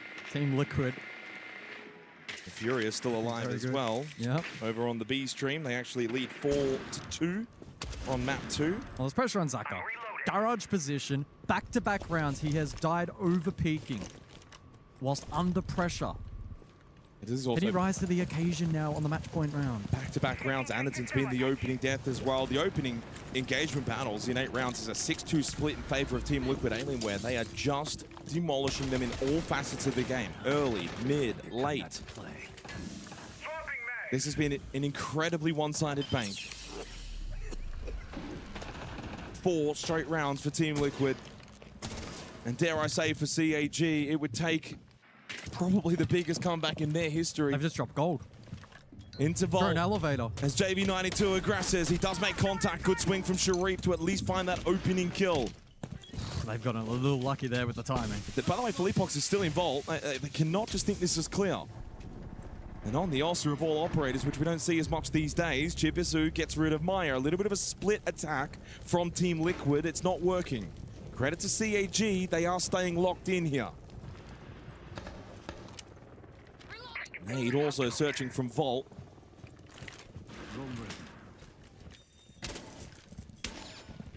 Though, to be fair, they're kind of stuck in Vault now. Not much of a way out. KZ's going to help from main stairs. Oh, lovely kill from Nade. Lovely clear. And now that allows KZ to push down. A close fight at the bottom of main stairs. It's a trade, 1-for-1. Sharif also finds his 3rd in the round as he goes to 11 kills. Philippox will die. CAG will stay alive a little bit longer, but boy, they've got so much more work that needs to be done. Basement as a safe haven gets them 1, but locked away. Yeah, Team Liquid going for the trick play. Often is reliant on finding a nice timing to either find a pick elevator or gold. And unfortunately for them, neither opportunity was presented cleanly.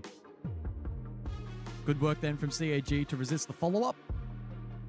They now, though, need a full, clean rotation to push us to overtime. So Capital and Warden will be banned away.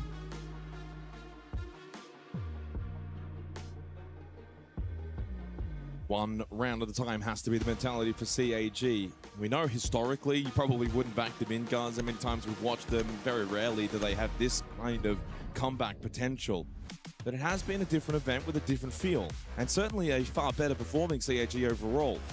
And even if they do fall here, at this hurdle, at this moment, you can give them a pass mark on the tournament.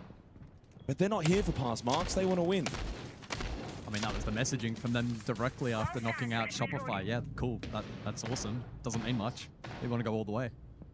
Well, to do that, they must win 3 straight and force overtime for the 2nd map straight.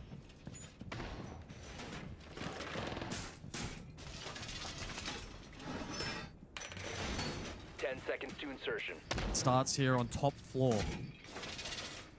5 seconds left. Castle strat to come through here from CAG, wanting to slow down the round and force util clearance from the attack. So again, 9 straight opening kill conversions. So we're sitting at a 100% success rate if you find the first pick. And if we look back at Clubhouse, yeah, a little bit 50-50. Labs was also at a 95%.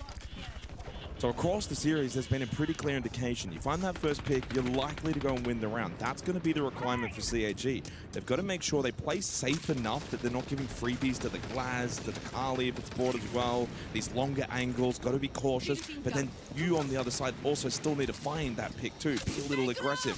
trying to strike and find the right balance is difficult, but that's going to be the key for CAG. Sophia so strong into the castle setup. Now, no ranged hard breach for Team Liquid, so the expectation will be a focus on the main rappel and top square. Lobby, an unlikely side for this attack to exploit outside of maybe a split if they feel necessary. They have the util for the site hit, the Ying and the Glaz. Well, Sharif's going to be the one to watch, 12-6. He's been their best player across the series. He's in the middle of the site. That can be dangerous. Oh! Sharipa finds 2! But allowed into the site now will be Nade. Can plant behind the bomb chassis, but thinks better off it. Instead, drops the kit, now gets aggressive, wants to help clear with Philippox, who's taken Janitor control, but Nade will fall. Site is now clear. Philippox 2 will die at long desk as Zaka to finish off the work that Sharif started earlier. As JV92 at least gets the trade and gives himself a chance. A minute and a half to win a 1v3. As time, DD mainstays. No need to swing if you're CAG. A swing they do. Oh, Chipasu is so fortunate he hit that shot, because that could have been a very easy double kill to JV92, which would have set up a 1v1. We are talking about fine margins. That's good fight from CAG though. They're not going down without giving it their all. They haven't dropped their heads here on Bank. What about Sharif though? First the hip fire. The timing that he caught there as well. Are you kidding me? I think it likely would have been traded from main in the 1v1, I don't know. Like this. JV wins that. If he hits the transfer, boy. he wins that round. So 4-2. From 6-2 to 6-4, and things start to get a little bit more interesting. What's going on with Team Liquid Alienware? Can they close this out? Is it a false comeback from CAG? How many times have we seen this one before, Jake? Every time. Every time. Well, Sharif back-to-back opening kills, back-to-back round wins. Sharif 14-7. If CAG are going to win this map, Sharif's going to have to go above 20 kills. I don't see any other way for them to win this map unless Sharif is 20+ kills. He's their main guy. He's the guy we will need to be following in these next couple of rounds if we can go a couple more rounds. Because still, Team Liquid can finish it all right here, right now. Staff open area. Here's another chance on match point from 6-2 to 6-4. CAG are not exactly known to be the comeback team. If anything, they're known to be on the other side of it. Up 6-2 and then lose. IED active. If it runs on batteries, I see it. For the IQ Twitch combo in play, Team Liquid eager to counter both the Valk and by extension, the Mirror. Is being deployed here from CAG to help offer support top floor initially. No, Chibisu will eagerly contest the clear CEO, but it's direct through lobby by Team Liquid. From the Valcam. And immediately into the gas bay, but Philippox trying to push through towers. They want to try and get archives cleared. Sharif, by the way, second floor elevator.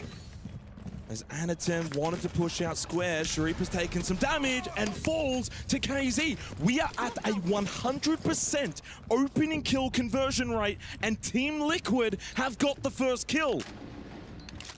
Every round up until this point, that first kill has meant you've gone on to win the round. CAG need to do something that's not being done on this map yet. Without their best player. And without Sharif. Chibisu tries to fight top square as Anaton takes this lobby push now head on. Oh, Zaka. I think they might still need the next one to settle the nerves heading into the final minute. Nade still outside on the rappel, and so is KZ. JV92, top floor hallway, along with Philippox. Double push together. 60 seconds remain. AG do have double nitro, but DD has expended all of his gas babes. On the flip side, Team Liquid with a Candela and one grenade. Critically though, the Blitz as well also up, which could be a big difference maker for the final push. Will they even get a chance to use these nitro cells the way they would like? This is aggressive. Chibisu searches and finds absolute treasure. The head of Nade cleanly taken off, heading into the execute point of this round. There is only 30 seconds as Team Liquid Alienware need to be clean into the site. And if they stack stock, they'll be susceptible to the Nitro cells. Keep that in mind. Anderton is close by and open. They do still have Philippox on the blitz. DD makes a little bit of contact, has no gas. Babe swings, beepers, catches the IQ. Philippox has to go pistol down onto Anderton and gets the kill, but needs to also go for the plant. And then as he does that, KZ needed to cover. He can't. All rounds of regulation are needed. This is shaping up to be one of the best comebacks from CAG by Varel we've ever seen. From 6-2 down, 6-5 is on the cards. But they still need to win one more round and complete this rotation. They have basement. This is the site that you want to be on for Bank. It was a rough start to that last round. Sharif, top-rated player for CAG and number 3 at the event. He fell first, but they were able to fight back into the round. The first round where the opening kill was not converted into a round win. Team Liquid was 6-2 up. This will be their final match playoff point. An update on the B stream because there will be a little bit more Siege to be played today. Furia have won map 2. There will be a map 3 on the B stream. Furia Fnatic will also go to all 3 maps, but for now the focus is entirely here. Match point 5-6. Let's get underway. To locate a bomb and defuse it. Deep breaths. So much pressure for both teams. Expectations at their highest point. And Sharif jumps onto the Vigil Boss G in the final round of regulation. What a call to make. He's going all in. Zaka, don't ever peek this. Just you, Zaka. But I do like the Glaz pick here for Team Liquid Alienware and has served them well in this half. Philippox is so deep already. Oh, and he was deadly last time on the Glaz. Fought his way through and then held the cross through the latter portion of that round. And there's 2 smokes still in pocket. This is a tricky position for the likes of Zaka. JB92, ATM side of the map. Not a lot of square focus. The hatch is opened up though. Nade will now make his way top square as Sharif is inside of stock with the Boss G. First shot, not great. Second shot doesn't connect. Pulls out the SMG and goes for it. Here's the Sharifinator. No, he's not. Maya, that is insane. Opening kill. Sharif is dead again. Back-to-back opening deaths for their best player. CAG need to do it again. Down 4v5. Sharif thought he was him. And while he certainly is, not in that moment, not against Maya. Oh, the margin's so close. But Team Liquid, a player up. Minute 20. Can they fight back? Still first floor presence, but forced to forfeit. It's Anderton Blue Stairs with the remainder basement. It's not been his game though, 1-9 for Anderton, but he's an experienced player. He's had bad games before, but then can turn it into a good round. They'll need him to do it again. He has to commit at this point with the player down. Final minute of regulation. Team Liquid looking to send CAG home and book their place into playoffs. Drone, a little shaky here from Anderton. Has 1 gas babe remaining. Can Team Liquid have a clean clear? The frag grenades, the push from Anderton. The swing kill from the Glaz off Philippox and CAG are nearing their death. As Chibisu falls, all hope is now down with Zaka and DD. Team Liquid are making it known that playoffs is their goal, that the trophy is in their sights. But Zaka slips towards Garrard, but known on the death mark. DD's inside a vault. And as they get rid of Zaka, and that plant will be successful. Although denied first go, DD's being hunted down. Headshot confirmed. Back onto the plant for Nade. DD needs the kill, can't find it. Team Liquid Alienware are top 8 bound at the Esports World Cup. And they are letting CAG know all about it. Oh, more words are being said. This is entertainment. For CAG, they will.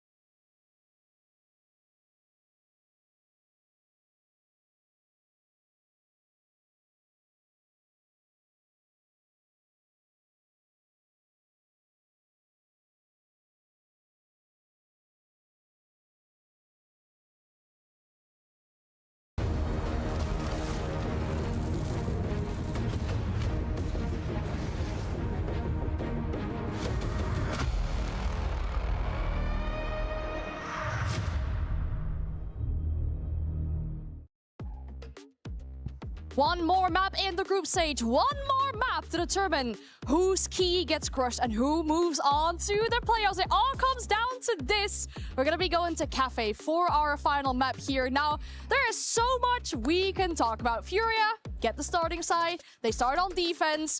A notable thing we've seen from Fnatic is they won 4 attacking rounds on Cafe against Alula. But Furia, they are no slouches themselves. They pulled this map through against Weibo in overtime with big clutches from players like Diaz. They've both had big performances on here so far. I genuinely think a lot of this is maybe going to come down to the mentality, something you'll know plenty about, Dave. When you're sitting down for that third map, the pressure's on, you know that it's do or die. You either go through to a quarterfinal, which, especially for Fnatic, I think there's an expectation for Furia to get to those late stages of a tournament. But Fnatic, as much as you can kind of put it off and say, no, you know, we're just playing, we didn't think we'd maybe get everything's about. There's going to be a bit in those players' minds right now thinking this could be a quarterfinal. What a statement. Of course, too, and the more you talk, the more just you get communicative with the other team, you're yelling at them, the more your will and your ego kind of wants to beat these players. And that can honestly kind of freeze you up, especially if you're talking a lot. It can get you just really just in your own head, in your own mind, like, are we about to lose this? I was talking all this stuff, and they're getting closer and closer. So whichever team can really detach from that and just play their game, sync to their level, and you sync to the level of the practice you do every day. And that's what they're going to feel here. So whoever's been working harder day in and day out running into this tournament is going to win this game. Almost kind of needs to become autopilot in some ways, just to remove that element of nerves, of emotion, of thought. It's about just going through, like you say, the reps. Yeah. Everything that you've done previously, just doing it the same, keeping on point and keeping it tight. Exactly, and I feel like that's what really allows you to know your foundation of your attacking play, and that's what's going to give you the possibility to spot these gaps that Fnatic are going to give you in this game. Because if you know what your team is supposed to be doing, if DS knows where Laura is, where Herds is, where Volps is, where they're pushing, he's going to be able to just focus on what Fnatic is doing and say, hey, oh, they just gave me this gap. I'm in the site. Let's go. So it's just going to be extremely important for them to keep calm, read Fnatic, and the other way around too. Fnatic going to have to be able to keep calm, not give away too many of these opening kills, and just really be able to solve their defensive side from Furia here. We have a few minutes here before we're going to get into this game, just finalizing the last few things for our players before probably the most important map for them inside this tournament so far. On the A stream, just now we saw Liquid able to take down KAG. KAG was a team that made it all the way from the play-ins. The other team that made it all the way from the play-ins is playing on the stage right now. Fnatic, they crushed 2 keys themselves so far. This would be their 3rd key, but then again, for Furia, their 1st key and the first time they take down an EML team. I'd go a step further and say in the most important map for these 2 teams at this tournament, I'd say for these 2 teams, this is the most important map this year. Yeah. And to be honest with you, for these 2, it's for their existence, because these rosters haven't been together longer than that. So, you know, these are, as a team, as this group of players, both of them, now going into their most important map that they've played. This is where we are really going to see what pressure does. You know, does pressure turn them into diamonds? We'll see as this match goes on. Yeah, exactly what you said. Even too, just careers. You see Smith, you see Wizard. This is their first tournament. Yeah. They've never been here on an elimination line before at the doorstep of death. Getting out of that tournament, going home before you actually want to do. It's a different type of pressure.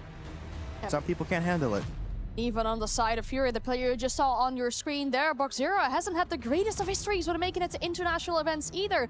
Players of on the likes of Hertz, though, have been around the block for a little while. They certainly know what it's like to win tournaments, to win big trophies, and they find themselves on the verge of elimination. Looking at this final lap, taking all things in consideration, Furia starting on defense, they have the momentum. This incredible performance that we're seeing on the side of Fnatic, it makes it so difficult to tell who's gonna be pulling this one out of the bag here. The most important map for both these teams at this tournament, it is do or die. You win, you make it through. You lose, your key gets crushed. It all gets decided on Cafe. Here we go then, Furia versus Fnatic, playing for absolutely everything they've got left here at the Esports World Cup. We have had big performances so far, Dave, on both sides of the table. They have been giving it absolutely everything, and they've just got one more map to hold on through this one. We're going to have our bans come in. It's Monty and Solid Snake. It's Castle and Wamai. That Castle ban, an interesting one. Castle usually see it sometimes. Some teams just don't want to have to make sure they have to go across the map to open up different castle barricades, purchase a guard extension, leaves the Azami up. Should expect to see the Azami on the top extension here if they want to contest Piano.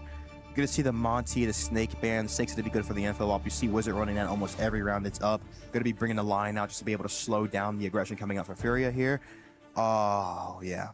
The Monty band's a good band too because you know I really do love their shield plays. Going to open up the Blitz, the Blackbird combination here. So you can look to see Smiths on that. You're going to see Deepak on the Nomad going to be able to shut down the eastbound pressure, the Garage run out, the Snowdar run out, the Bakery run out. Gridlock to shut down the red flank, the staircases here. Going mining first, mining one of the most deep state WinCon sites, of course, how I always like to say, you have your below pressure, you have your top pressure to be able to retake through. The top side should be a lighter layer here. You see, you can bring out the mirror, the cage to really make sure that if they don't bring this Thatcher, this range breach out, they're not going to be able to work this. Bring a Thatcher out, you're on Thatcher on the roof, you Thatcher through the floor, you get rid of the mirrors, you push them back slowly and steadily, but then that forces them into the late round here. You see 4 C4s and the trap operator. You're going to be playing for the reading side right now, or the reading side, should I say, with the C4s above to the long bar side and towards the laundry hatch here. Fnatic needs to find a way to make that mid-round a little bit quirky right now. Fnatic very conscious of the possibility of any spawn peaks or early aggression coming out of Furia, and you can't blame them. With the players on the side of Furia, they are certainly willing to take a gunfight. Nothing doing for them though, but you've always got to show that attention, because you know the second you don't, that's what's going to happen. Lyra manages to get a kill, and look who it is. Smith's taken out, Blackbeard off the board. That top floor clearance just became a little bit more tricky. It hurts. Don't have much nades other than Deadshot right now. Looking to see the Thatcher clearing the mute jammer to get rid of this information. Still getting mute jammer, so he has to waste another Thatcher for it. Only 4 Thatchers left for the Thatchered all 3 mute jammers here. Okay. It's finally getting the info to cigar, but you just see how much that information now has an effect on the attacking side on this map here. Herd's playing below the skylight. Drops off right now. It's a good drop off here. Now they just need to play the layer game. They have their kill already. Play for the C4 on the back windows on D-pad. He's using 6 pellets. More Thatcher charges were coming out along the way as well. I don't know if they were targeted maybe at Banshees or at further mute jammers, but one way or another, Citizen was still doing work on that Thatcher up on the rooftop. 1 minute 30, and not really confidently moved inside of the map yet. They've got themselves into Cigar, which is basically just a hatch drop, and then they haven't pushed forward from there. Fnatic a little bit slow on the uptake here of Cafe. Fighting Ghost right now. Don't really know much where anyone is right now. Deadshot walking the top, still just clearing stuff with their guns right now. But Fury is fully gone here. It's into the next round, into the late round right now with the C4s here. Still got 2 in hand, going to be looking for that bit of verticality where they can get themselves a cheap kill here and there. You always love a nitro kill because it doesn't put you at any risk to get it if you get it working well. Soft breach charges going off, 45 seconds left for Fnatic here. This isn't terrible timing for them. They have been a little bit slow at the beginning of the round, but they are now starting to apply a little bit of pressure towards site, starting to just give themselves an opportunity to maybe use that external window. Shots continue to rain in through. Not going to find their mark, but Deepak, he does level things up with a kill on 2box0. That's going to be the Malusi taken off the board. 4 versus 4. My concern for Fnatic here is time. 15 seconds left to go, still 4 left alive. Look at the peak around the corner. Lyra again doing the damage. Citizen onto Diaz. 10 seconds left to go. The plant is going down though. Wizard might be able to stick it. He's going to have to try, but Volps gets a double. A beautiful retake up above from Furia. Fnatic have let them get up there above them, and those are the sort of mistakes that will be punished by the Brazilian side. It's such a deep level of siege because you go off the top floor. If you don't have anyone worried about the retake above, you're going to lose it because it's so much. A lot of times people think it's always below, but a lot of times that white walk-up is really strong too if they don't have anyone walking down. So a great play from Volps. Should be a big map from him too. Just you need your experience, your veterans to come out in these map 3s to really just lay down the law and show why you've been in this scene for so long. They had a Nomad as well, but the air jabs very possibly looking to deal with external runouts and things like that, but not covering off the flanks. They had a gridlock. They had so much utility there to possibly deal with those staircases to prevent that top floor retake coming in from Volps, but one way or another, he's got the job done. Great from him. Fnatic back to the drawing board. Round 2, it's going to be reading this time that they're attacking. Let's see it here. Again, you see this mirror extension coming out. I'll probably see a mirror third brand here coming from Fnatic. They're going to really force them into that. Getting the hatch right now. You see Furia right now, they're really playing dual layer. They're contesting the top, but they're also bringing enough C4, so when they do layer back, they have capability to still influence around here. And the Valkyrie could bring so much info too in the mid round just for these retakes to know what's clear and where Fnatic are. And that's really such an important part about Cafe, what drones you could deny. You see the Mute Mozzie coming out every round too, so you really have to choose between the Mute, the Mozzie, the Valk, and the Mirror, and the Azami. Just so many power-ups coming out. Great lines from Furia here.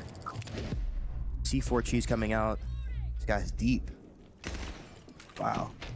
Going to choose to keep it in pocket for later in the round rather than trying to send it all the way. I would have to say it's going to get shot out long before it reaches its target if it comes out of that window. So, for the time being, Furia looking pretty good. 40 seconds, still fairly comfortable up there. Fnatic haven't done anything to displace them as of yet, not on inside of the map. We often talk about this disruption and displacement of defenders. If you think about it, you know, naturally your defenders are going to set up in their #1 power spot. That's where they want to be. So anything you can do to get them moving, whether that be with utility, whether it be with pressure, whether it be with clearing utility from their side as well, it's going to help you to develop, because they are going to go to progressively weaker and weaker positions every single time. Tim, no range breach 2 here. The mirrors are going to be really annoying for them. No Twitch either. Going to have to use flashes to clear Freezer out. C4 comes out. They can layer now. They got to initiate it. Go, go, go, go. Absolutely beautiful stuff from Herds there, catching the man. Deepak taken out. They've no idea.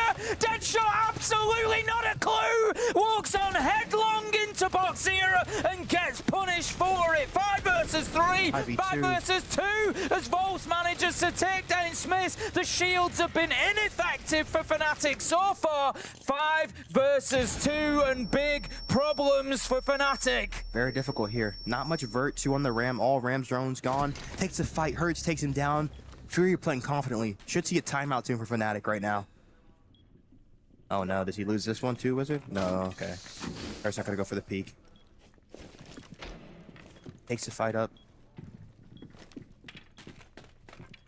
Wizard just trying to use the time here, trying to see if they give him an opportunity, which they will. He takes a bit of damage off Herds, but it's going to be Boxera managing to find that kill. As you say, maybe time for Fnatic to be calling an early tactical timeout here. Sathas hasn't got his microphone down at this point, so I don't think we're going to see it just yet. Maybe he gives it another round, but Fnatic were off the pace significantly there in round 2. Not even off the pace, but just their lineup. You know, they're running the mirror, they're running all this intel. You need an IQ, you need a range breach too to really just put the pressure on them. And you see him telling Simpson, pick it up, pick it up, pick it up.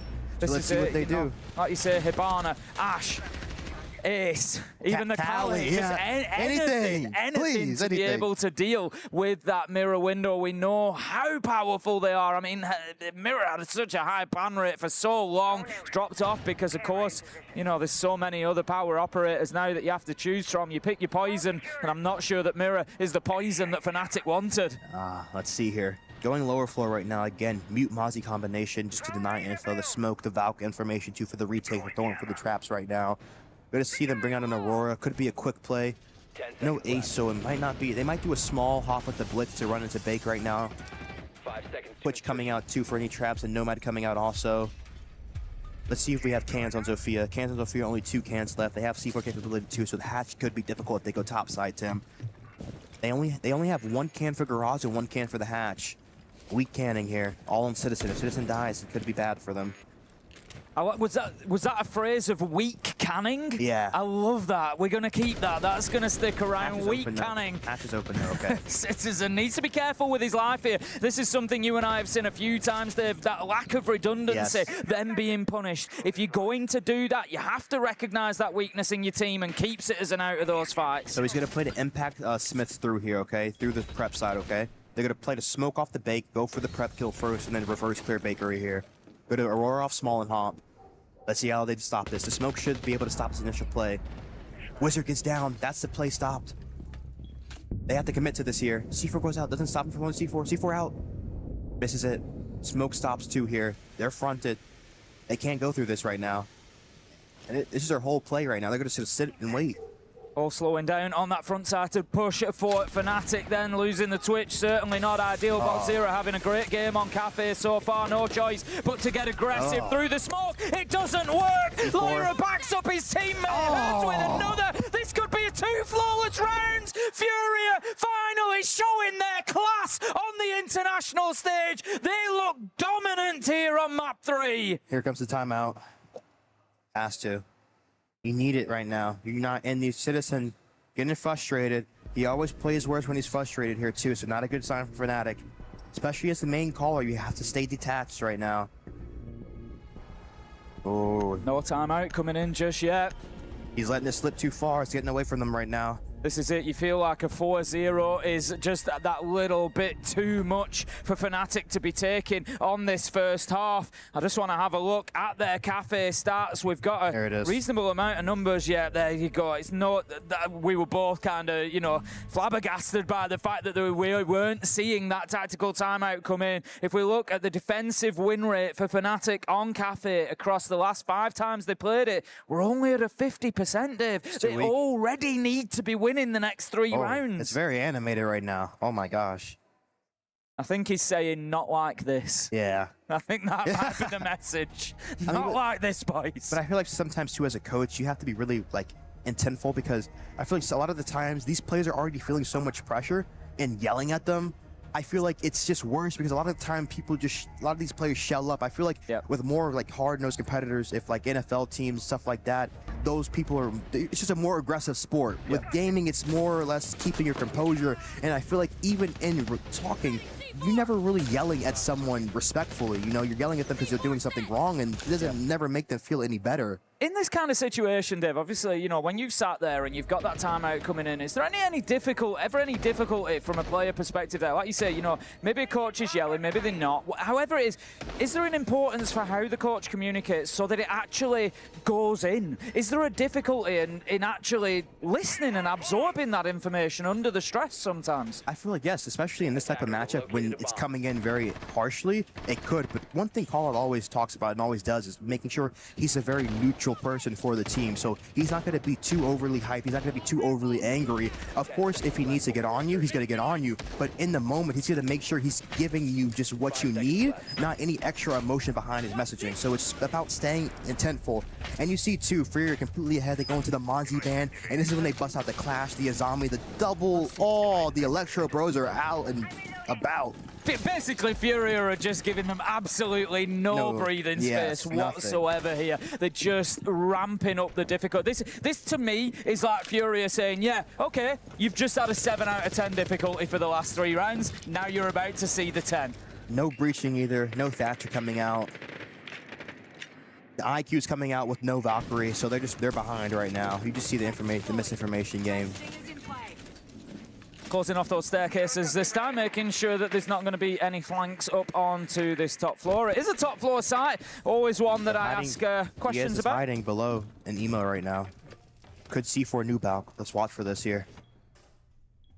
Yeah, I'm not sure they're aware of DS's position here, and like you say, as soon as they do start dropping, the shield comes around. There's a player actually in heaven over there, so he's going to give the call. Yeah. He's going to say, yeah, they're there. You know, he's going to be the one to kind of pull the trigger on this almost and tell him that it's go time. It's missing him. Yep, they have no information. Gets the kill on the shield too. Gets traded back. They're not going to mind that. DS manages to find a second. That's the IQ taken out. So any of those surviving, any of that utility that IQ could have been spotting out, the electrification, anything that could have helped them to move on, even the location of the Clash, if that shield is activated, is now going to be gone. 4 versus 3. 3 versus 3 as Wizard fans, an absolute beauty. Feels like that's what Fnatic need at the minute, is that just injection of pace and hype from a couple of big kills. But I want to see the Ashe on the opposite side trying to get rid of these mirrors for his team. They're walking longbar right now, going through off the Grimbees. Clash should plant shield soon here. They're going deep right now. Laura with 1.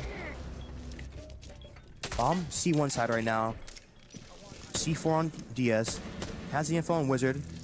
Bomb going down. Get off. They get the Clash. Shield's gonna go away. Playing the 2v1 right now. Still a C4 up. He styles across mid freezer right now. 1 freezer, 1 tarp, have a perfect crossfire here. Need to play the 3-2-1 swing. He's gonna walk tarp side. Diaz gonna tuck in the corner here. Volps has his contact, playing off of Volps. Diaz gonna swing. Diaz gets a 1v1. All on Volps here. He's gonna play time. He's going deep right now. It's good on him. Forced to plant. Deepak pulls off. Baits it. Volps gonna push off this last tap. He's walking slow. No information. Styles deep. Deepak runs. Goes freeze. Pulls out the bailiff. Going close. It's a dance. It's a salsa.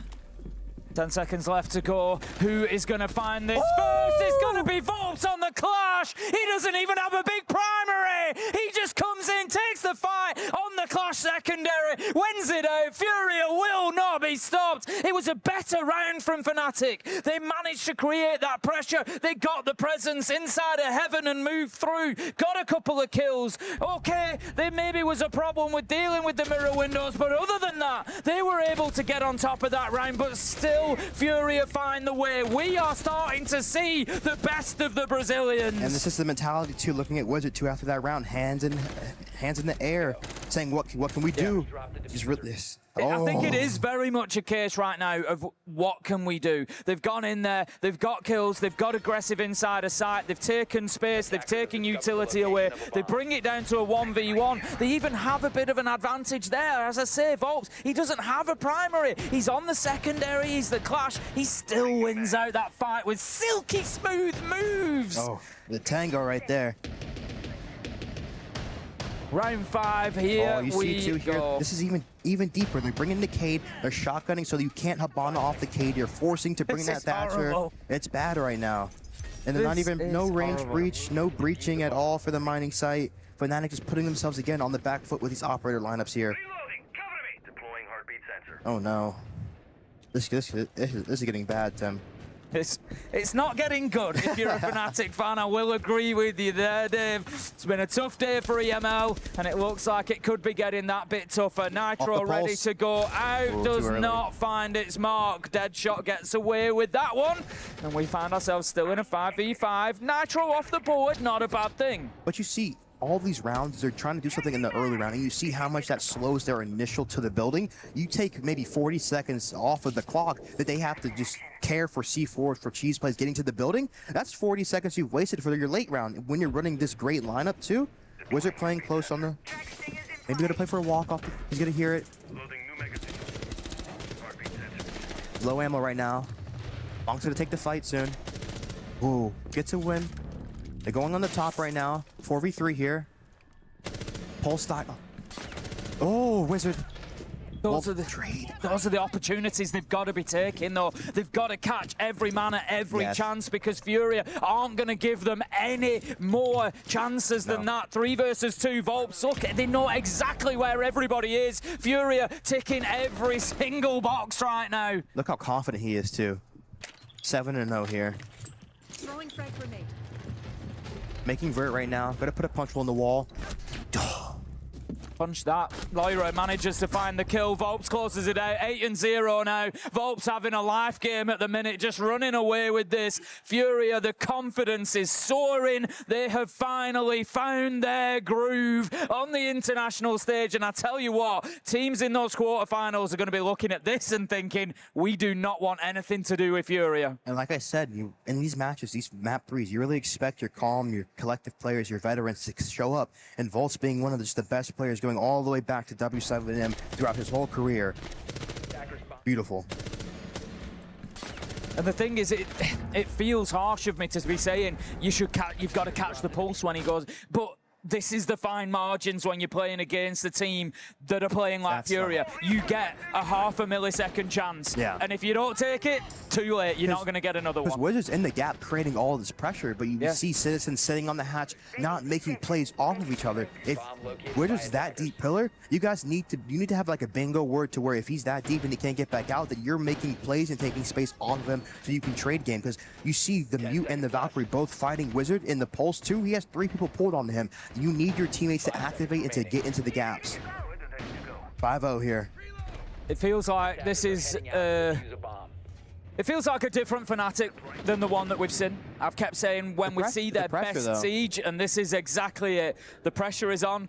I think there's maybe a little bit of nerves up on stage for them as well. It seems to be impacting them because we have seen way better from Fnatic than we've seen over these first 5 rounds. Don't get me wrong, they've not been terrible here. Furia have just been excellent. But Fnatic have, I think, played at this sort of level as well, but haven't really quite been able to deliver it here. I think they'll look back on this and think, you know, that's a learning curve lesson for the fact that the pressure does mount when you're in that final map. It's just a different beast. It feels different. But right now, let's get back to the action. It's round 6, and Furia 5-0 up, starting to run away with this. Fnatic desperately need. I always say, if you're only going to win 1 round in the first half, make sure it's round 6. Let's see here, bringing out the Clash again. Again, you just see how prevalent these C4s are on Cafe, having the C4 ready for the stacks window and for the for the C2 window here.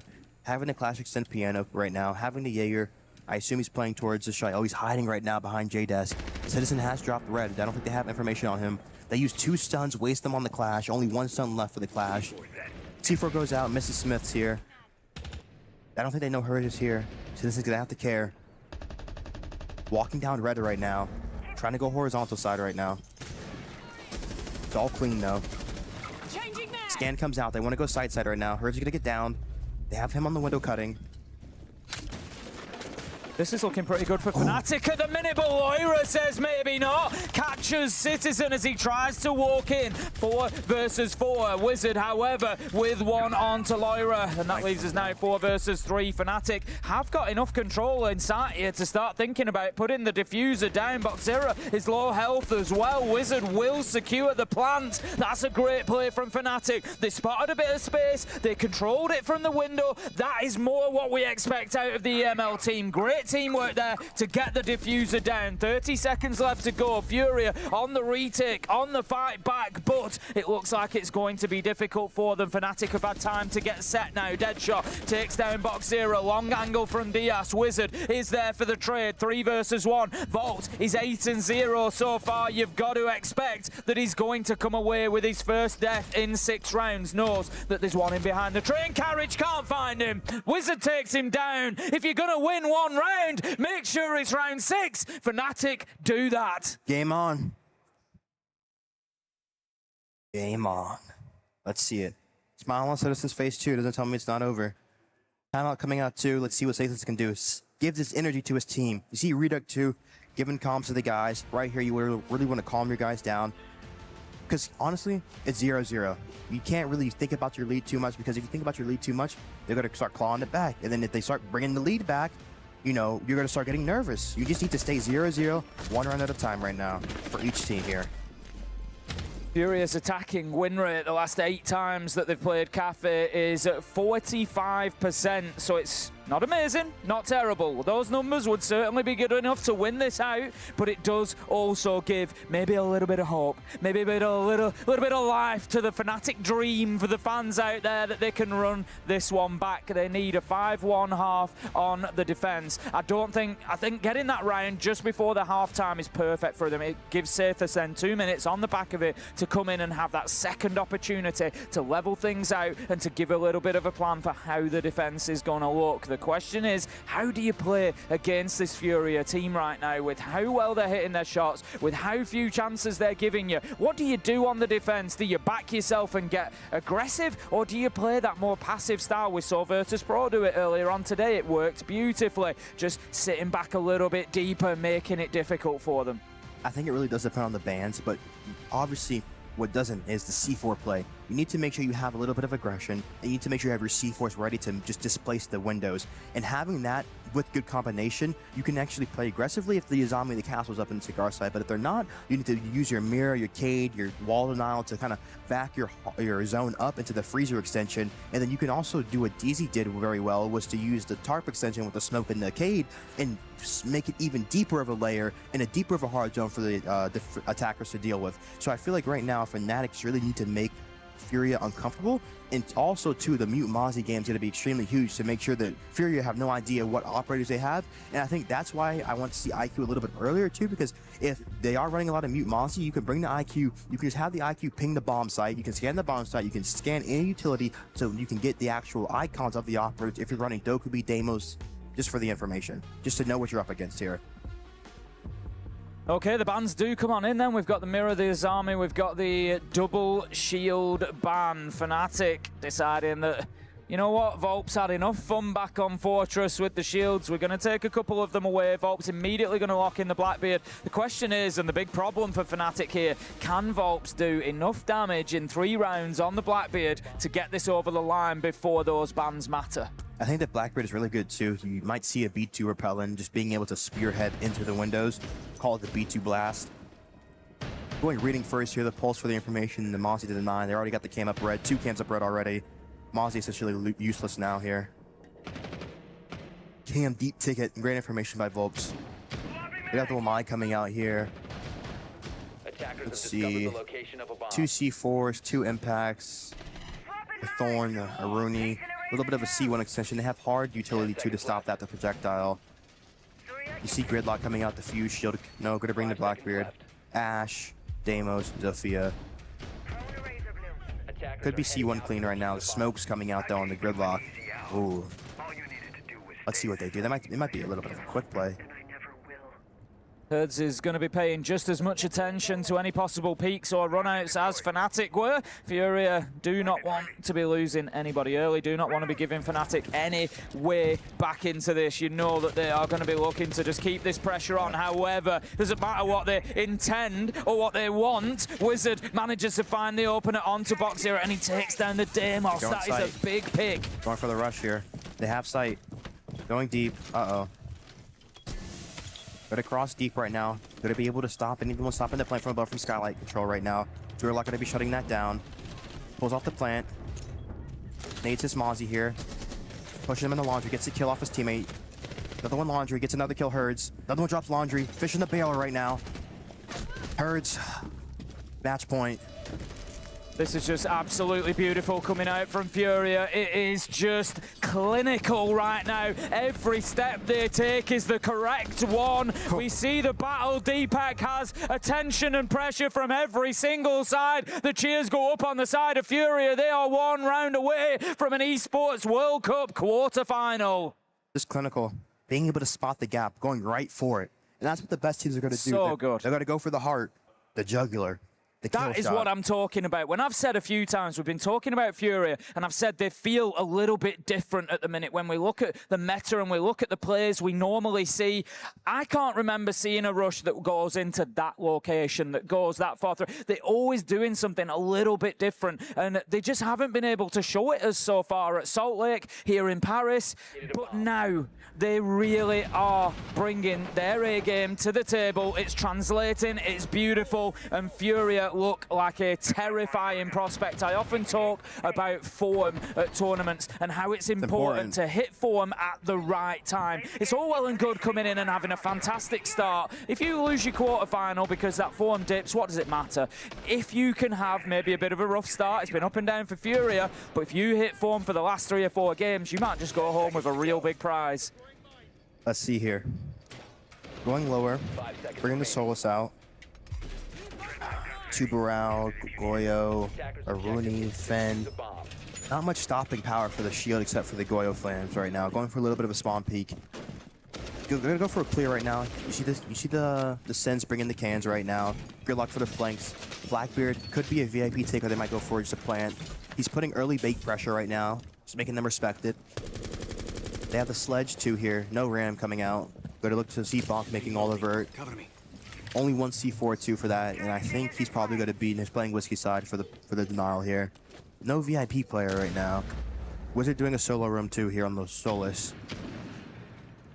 All the way up on the top floor at present. I think he's just started attracting a little bit of attention here. Furia maybe have to adjust because they know that they cannot leave the Solus alive above because it's going to be a major problem. Does get Box Zero. Big problem because it's the Blackbeard now that needs to get the gun out. Does take down Wizard, but the damage might already be done. Yeah. They've lost the Sledge. They've lost Herds on that Solid Snake. That is a great start from Wizard up on the top floor. Yeah, just a little bit sloppy from Furia right there, going before the drone there.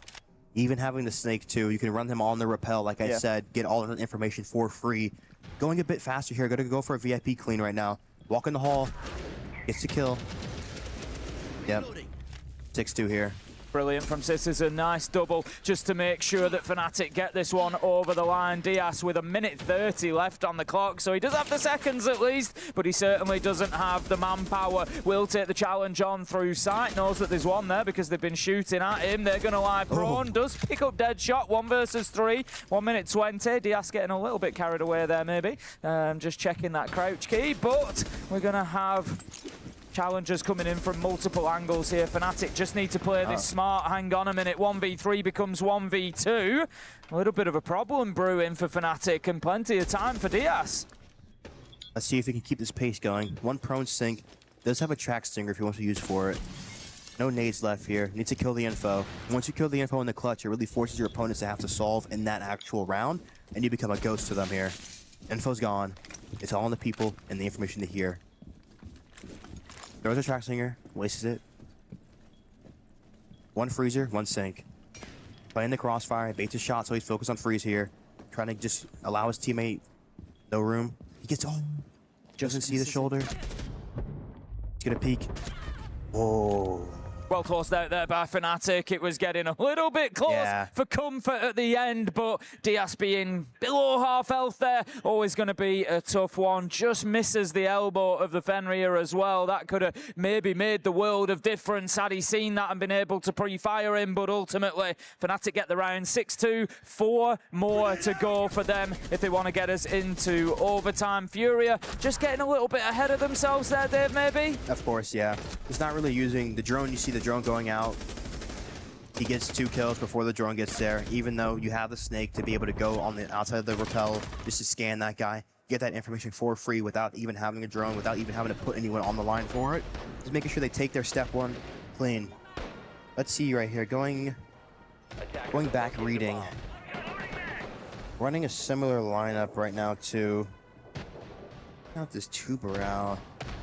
Could see for them to layer tarp right now, try to stall at that point in the round. See the Ram, Buck, going to be a vertical take right now. Sophia coming out too. Should be a slow vert take here. Gonna have to look for the C1 clear, especially with this Rooney being up. Wizards are gonna get aggressive. Wizards a player to look for too this round. Attacker's objective is to defuse a bomb. An extension with the pulse for the information. The snake coming out too. He can get the information from train slide and above here. Let's see. It's just reinforcing the wall there that he will likely play behind inside of Train, and he'll just hold out that scanner, get all the information from above him, but also from that window should the push come in from that side. I think that's something that Fnatic are cautious of, given that it was something that they benefited from themselves, being able to work their way in from the mining side. For the time being, the pressure and attention is all going to be top floor. Furia want to clear this out. I think the ooh, a great opener again. However, Hertz does manage to find one for himself, but it is too much from Furia. They are forcing the issue right now, Dave, and they are being punished for it. Fnatic close that out inside 20 seconds. Furia, surely they've got to calm down. He's safe to saying 1 round at a time too, getting his guys back in it. Yeah, I think they just need to work it a little bit slower right now. Surely if Furia just come in with a round that is solid. They just tick the boxes, they take the space, they get the kills. Surely that's how they get this over the line, because right now they are just running headlong at this wall and bouncing back off it. It ain't working. See if they brand the Blackbird. Okay, Pulse Snake on here. Pulse just to kill the information, hurt the heart, like the information on the repels here. Should see a lot more Val coming out. Not gonna bring the Val, gonna switch into the Cade. Let's see here. Tuber out 2, little Cade tube strategy. It's gonna be nice. Should be playing for a layer here. Solus. Early aggression right now. I just want to see Fury just try to milk this. Try to make Fnatic make the mistake in the round. I feel like they're not really giving themselves much capability in the round. Going for that initial play really just puts you, like, we have to win the round on this play. If not, there's really not much else we can do here. So look to slow it down here. I think it's just, you know, apply the pressure to Fnatic, make them sweat, bring the nerves back. You know, Fnatic are now kind of playing without nerves. It's, you know, and I mean this in a good way, it's like they're kind of playing like they've already lost. You know what? The nerves have gone now, they've lifted, because in our minds this is done, so we're just playing it out. But it's actually doing them the world of good, because it's allowing them that focus on just 1 round at a time. I just click on the person that's in front of me and we move on in the round. So Furia, I feel like, need to find a way to bring those nerves back, bring that sweating back, force them to think about it, you know, go in there, like I say, take their time a little bit. We're seeing rounds over within the first minute, 10 minute, 20 seconds. Use that time that's available. It's like a slow clear though. The Habana coming out for the hatch work, Nomad 2 for the east balcony, the Sledge for the vert, Grillock for the flanks, Grims to displace on the top floor. They have redundancy in the cans and the Habana here, so should be a nice round coming out. We're really going to depend on the mid round, how Fnatic want to react. I think we're going to see much more, what I'm saying, from Furia, much more of that kind of measured approach, and a quote-unquote proper attack here on Cafe rather than the attempt at a rush. It's going to be trying to get top floor control to begin with. The Gridlock using the Super Shorty to open up that piano wall. That's going to give access. Drones going in, making sure that top floor is clear. Diaz takes a lot of damage on the Nomad there. I think that was a Nitro that went up from Smith. Didn't quite find its mark, but again, it all sends a message. Grimming right now. Epic on scan. Entry Cigar. They've already given the top floor right now. 1 minute 40 here. They have time to make sledge vert right now. It's just depending to pick or execute. A lot of times you're going to play for the lower red retake. You're going to have a guy playing for the brown retake. They're going to be kind of on the outskirts of the heart of the strategy of the A-bomb, of the B-bomb site. So sometimes I like taking the pace down the hatch, through the window, kind of going away from the retake potential and kind of forcing their hand here. They nade the Kate off. Beautiful work there. Counter out the strategy. They put another Kate down. Another nade gonna come out here. Trying to peek up off that. They're gonna get the hatch here. Only Tubes can deny now. Zoda Cannon comes out here. They can deny to this back dining wall also, but they have cans for it, so they have enough breaching. Putting all the vert. Let's see in entropy 2. Wizard playing reading side right now. 2 dining side. They're really congested right now. He's gonna go basement, take space basement side right now. Keeping 1 reading side here is gonna be important, and having another floater here. Look to Citizen. Great kill on Smiths. Great gets a dining repel pressure. They're in the site. Pressure from Furia though. Volps manages to get himself a double. It is that man once again. Goes in, starts putting the diffuser down. Is the cover there? Solis might just be too far away to do anything about this. He is, and that's going to be the plant secured. Fnatic now, they are on the retake. They need to find the next couple of kills at least. It doesn't go their way as Volps manages to get Deepek. The trade is there. Herds, Diaz is low health. Remember that Nitro from the beginning. Smith might have won this round before it even really begun. There is a long shot coming in. Herds taken down. It's all up to Diaz. He's low health. 18 seconds. Deadshot's going for it, and it just takes 1 shot from Fnatic to complete the retake. They get another round. They get another chance. They get another 3 minutes here at the Esports World Cup at least. Downing window, guys. Downing window stops that bomb. You got to be able to identify your win con faster here. Great round from Fnatic, making it work. Staying calm in that retake. 6-4. Oh, this is where it starts to build for Furia. That leads have to get close. Your coach takes a timeout, allows Sathis back into the comms of Fnatic, gives them that hope. The game's starting to switch right now. That's it. Sathis can now just be reinforcing that message of, look, this is working. What we've spoken about at half-time is paying off. We just need to keep going. We're on top of them. I'm sure he's going to be saying, you're in their heads, boys. The energy's dropping. They're starting to doubt themselves. And I think on the side of Furia, that is going to be the emotion. The doubt is going to start creeping in at this point. You've only got 2 rounds. You had 4. You were sitting pretty. Half of them have gone. And you are only a short time away from going to some extra rounds. We predicted Cafe was going to be close. I think at this point, we can say that it is. However it finishes, 7-4, 7-5, 6-0, however it goes, it is a close matchup. Fnatic, I'm really glad to see fighting their way back into this one.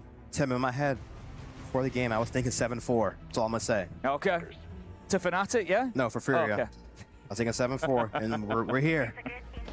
Gonna be hiding. No, he's looking for the drone hole. Bringing the Valk right now. Gotta hide the Valk here. Okay. Let's see.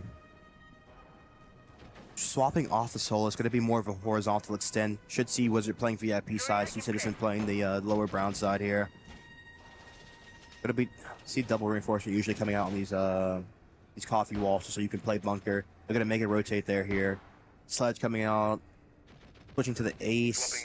Could be a bake side play, getting small open right now. Glass coming out, Capita coming out. Twitch coming out too. Gonna be something bake side, horizontal side here.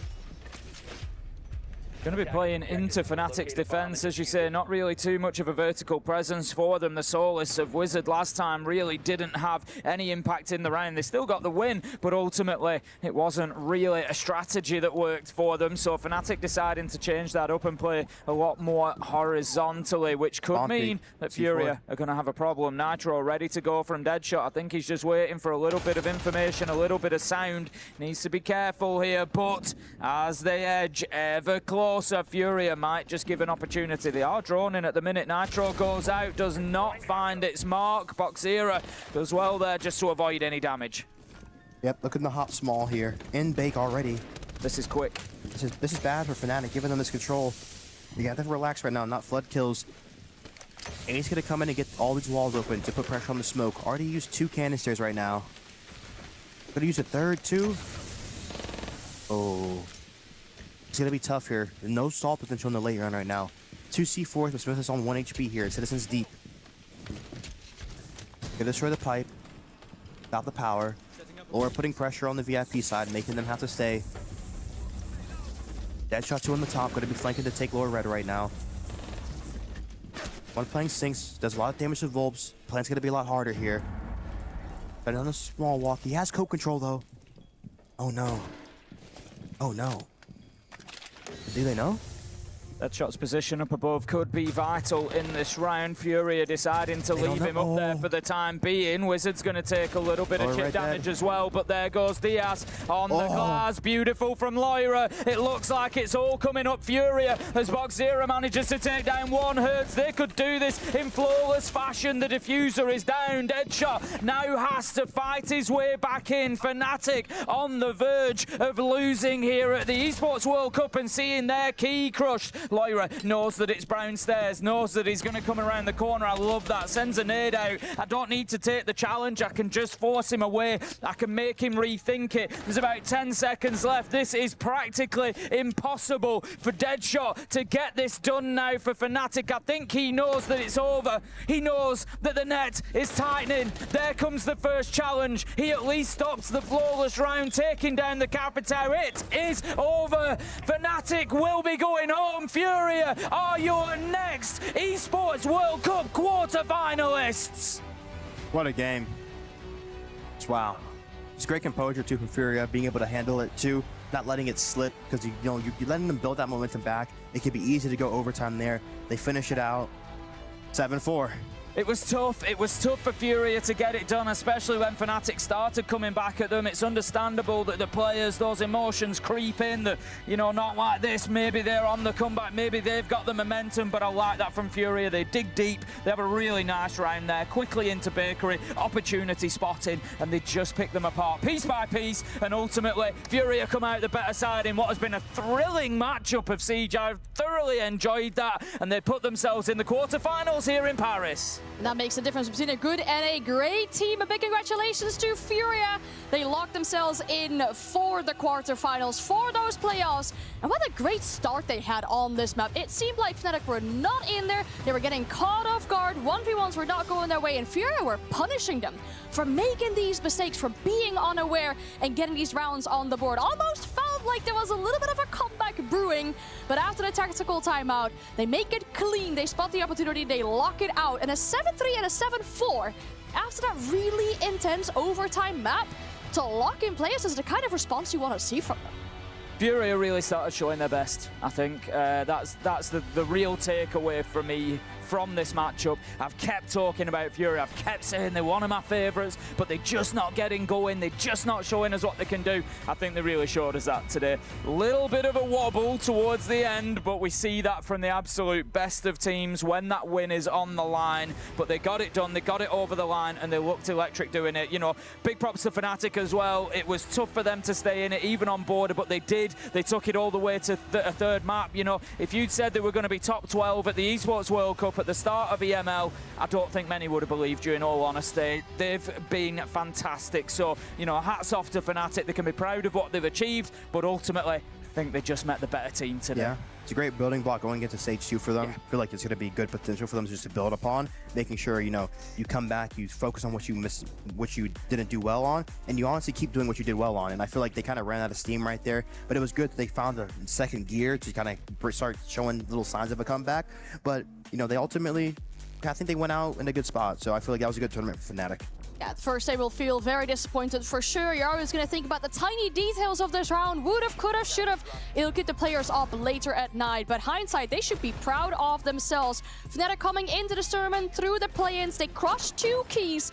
played some big and important matches, but for this one, unfortunately, they just fall short. Furia, as one of the SAL representatives, will be moving into the bracket of playoffs. And for SAL, there's quite some teams to be back in once again. I mean, they've had a rough time when it comes to international performances, right? We had a full NA final with Salt Lake City. They were able to win SI, but since that has been a little bit rough, it's good to see so much representation from that region, which is still considered to be one of the better regions in Siege. I mean, they always get there, don't they? One way or another, whether it's after tough performances, whether it's easy performances, it doesn't seem to matter for Brazil. They always seem to come through, and they've certainly done it again here at the Esports World Cup. Like you say, having really good representation. But look, there's plenty of opportunity for all the regions as well. Don't forget, we've got APAC in there with Weibo. We've got plenty going on in those quarterfinals. Everybody is in it. Everybody's got a chance to win it. But look, Fnatic, like I said, they've done fantastically well. Very nearly making 3 rounds away from a top 8 finish at an international tournament is phenomenal for the shortest amount of time that they've had together as a roster. But I would also say for Furia, they've given a lot of teams a lot to be afraid of. No, especially because I feel like we really know that they're just a very good gun style team, but I feel like today their teamwork will really show, especially in these deep rounds where they had to trade out consistently. And they're really able to find their way into the match, and I'm just excited to see them continue in the tournament because there's some of my favorite players on that team. Oh, a lot of great guys. So fun to watch as well as a team. So fun to watch. Yeah, they're showing that to us here again in general. Today has been a very fun day. We got to crush 4 keys in total and send 4 teams to the playoffs. I feel like there's so many highs and so many lows all together on one day. And in general, we've had some surprising results. I think back about that very first game on the A stream. Secret coming out and winning Falcons' first map pick, then winning that whole series in a 2-0. I feel like that one comes down to sheer willpower, and it's been helping some other teams inside the tournament really, really push games far. I feel like that series too was a lot of the pressure we talk about, the pressure to succeed versus the pressure just to be here. And I feel like Secret, you know, talking to Trisha before the event, they said they're focused on the process, not the results of these games. Falcons, you know, this team, they're coming in with the thought of winning this tournament. So every loss they have, every time they get further away from that tournament, win that grand final, it puts so much pressure onto the mental. And you see how they have a close first map, and then into the second map, like you usually see with them, they're not even in it at all. So I feel like they just need to kind of reset their mentality to make sure that they can actually like show up as a team in these big moments. Absolutely. We have a player standing by who we don't often get to hear from. I'm excited to hear from Loira as he's standing with Lexing for a chat. Thank you, and I am here with Loira from Furia. You guys close out the series, needed to go all 3 maps, but it really looked like regardless of that 8-7 on the first map, you guys did not lose steam. Yeah, we were pretty confident on the second and third map because Fortress is one of our best maps, so we're completely confident going into it. And Café, we kind of expected to play today, so we're also pretty confident. So the first map was very close also. When it's very close map, the first one, you don't really like, it doesn't get to your head, you know, like you're good. It's not like a 7-0, 7-2 that you're like, holy shit, how am I gonna win this? So we were good. Then you get into this last map. You guys go up 5-1, and then that lead slowly starts to creep away from you. They slowly start catching up. What do you do as an individual to make sure that you're still confident, you're still doing what you need to do, and then carrying that over to the rest of your team? Yeah, I mean, after we lost like the first 2 rounds of attack, not the first 2, I think we won 1, and then we lost 2. We basically had a conversation with the team like, okay guys, we were trying to do some fast plays here, it's not working. We're good, we're chill, let's just play slower, we're gonna win, it's in our hands, so I was chilling. Well, Laura, obviously this is the first international experience for you guys as a team, but for EWC here, you were in the grand final last year. How does it feel to be back on the main stage with a chance to win an Esports World Cup title? Yeah, this feels amazing, man. Like, I always say I love EWC because it's on summer, and the summer vibes, like, it's just amazing, you know, play a tournament like when it's warm, it's not like winter, snowing, so we are always in good vibes. And I love EWC because of that. And last year we had an amazing tournament, didn't win, but grand final, it is what it is. And I mean, I'm just super happy to be here with this team because we're kind of proving ourselves in international tournaments yet. So I'm so happy that I'm here with these guys and we make playoffs. So let's keep going. All right, well, just one last thing before I let you go and crush that key. Is there any shout outs you want to give to family at home, friends, and maybe even a couple team skins? Yeah. I'm going to say today, I don't know if you guys know, but it's Father's Day in Brazil. So I dedicated my win to my dad. He's back home watching me. So happy day, Dad. And buy the Furia bundle. All right, that's it from Loira. Congratulations on your win. We will be seeing you guys on main stage and pretty shortly over on the A stream, but that wraps up everything here for the stage. We have all of our quarterfinals to get us prepared for once we get into those main stage. That's it. I'm sending you guys right back to our desk. Thank you so much. Wholesome words from Laura to close out that interview. But the general consensus from it is that they felt really confident all throughout this matchup. They knew the map veto when it was going to start. They knew what they needed to bring to the table today, and they secured their spot in playoffs. Yeah, look, a really confident performance from Furia. Like I say, I think Fnatic made it difficult for them at times. They did their best with it, but Furia just felt like a little bit of a different beast coming in today. Yeah, I feel like I expected it coming to talk to them before the match. You know, they were very calm on the stage, dapping them up, and, you know, they just seem ready. I feel like the players they've all been in a lot of these games before. Maybe Bonzera is the newest to it, but obviously Bonzera has a long history in Brazil, so I feel like he's probably one of the most experienced players you'd have playing at this level who isn't experienced at it. So I feel like they just have a great team. Reduct too, just being all over the world with his coaching style. So yeah, I can't wait to see what they have to do in this playoff run. Yeah, players joining this club from all kinds of rosters and iterations, and now getting together for a great journey so far on the international stage. And as Lexi mentioned as well, a great chance for Laura to go back-to-back to the grand final. Of course, we know how that ended last year for him, unfortunately just falling short against Secret in that one, but he will find great motivation knowing that the path is wide open to yet another EWC grand final. It's fantastic seeing all these players that are kind of building this legacy, isn't it? We've had, you know, Team Secret have got themselves through to the quarterfinals. We've got players on Wildcard. We've got players on Fury, are all progressing towards that final again. Well, it is their very final key crush for Furia as we move over to the key crusher, our very final key crush here on the B stream and of the entirety of the group stage. But for Furia, a special moment. They get to crush their very first key. All Fnatic. Fnatic themselves have crushed 2 keys, but will fall short here. Let's see how this one goes down. I know. Hopefully it's better than the other day where it got stuck. Saying goodbye. Aw. There it is. Oh. That noise. I can hear it. I'm going to miss that noise. I'm going to miss that noise. I'm going to be sat at home watching these thinking, I know exactly how that feels. You can almost feel the ground shake as it does it. It's brilliant. It's quite loud. I feel like, you know, maybe the viewers at home don't fully know how loud it is and how heartbreaking that sound really is as the key finally gets crushed to the very bottom. Some beautiful pieces left over there as this is, of course, a big moment for Furia. They will cement themselves inside that top 8. There we see the broken key, the final broken key of the group stage. The dreams of Fnatic. Yeah, I mean, all those broken pieces as well. If you don't know, each year there's a monolith created, like with the names of all the champions from the different games. And in the bottom, all those broken pieces of keys are like sealed in resin, and they form like the bottom of this big like monolith that's like a monument to each year's tournament. And I was looking at them the other day, and it's like unbelievable, like, you know, just the way to preserve that history of the teams that have lost and then the winners on top of them. It's brilliant. One of my favorite tournaments, and you see why. Yeah, it is breathtaking, really, to see the trophy and see everything that goes down here at the Esports World Cup. That is it from us over on the B stream as the group stage has ended. We'll move over to the A stream only for our final few days of the tournament. I want to thank you guys. I want to thank Jesse, of course, as well. It's been a wonderful time here with all of you on the B stream. You know, we've had some difficult games. We had some long games, some really short and really fast games as well. But it's been great fun. It was an absolute pleasure. And as we have our 8 teams, we need to find out who plays who in that first round of the playoffs. Very soon over on the A stream, we will start our seeding show to find out which team will face off against what team inside those first rounds. So make sure to stick around for that and head over to the A stream to catch all the action going there. From now, this was it for us. Thank you so much for watching. We'll leave you with the STC highlights of the day.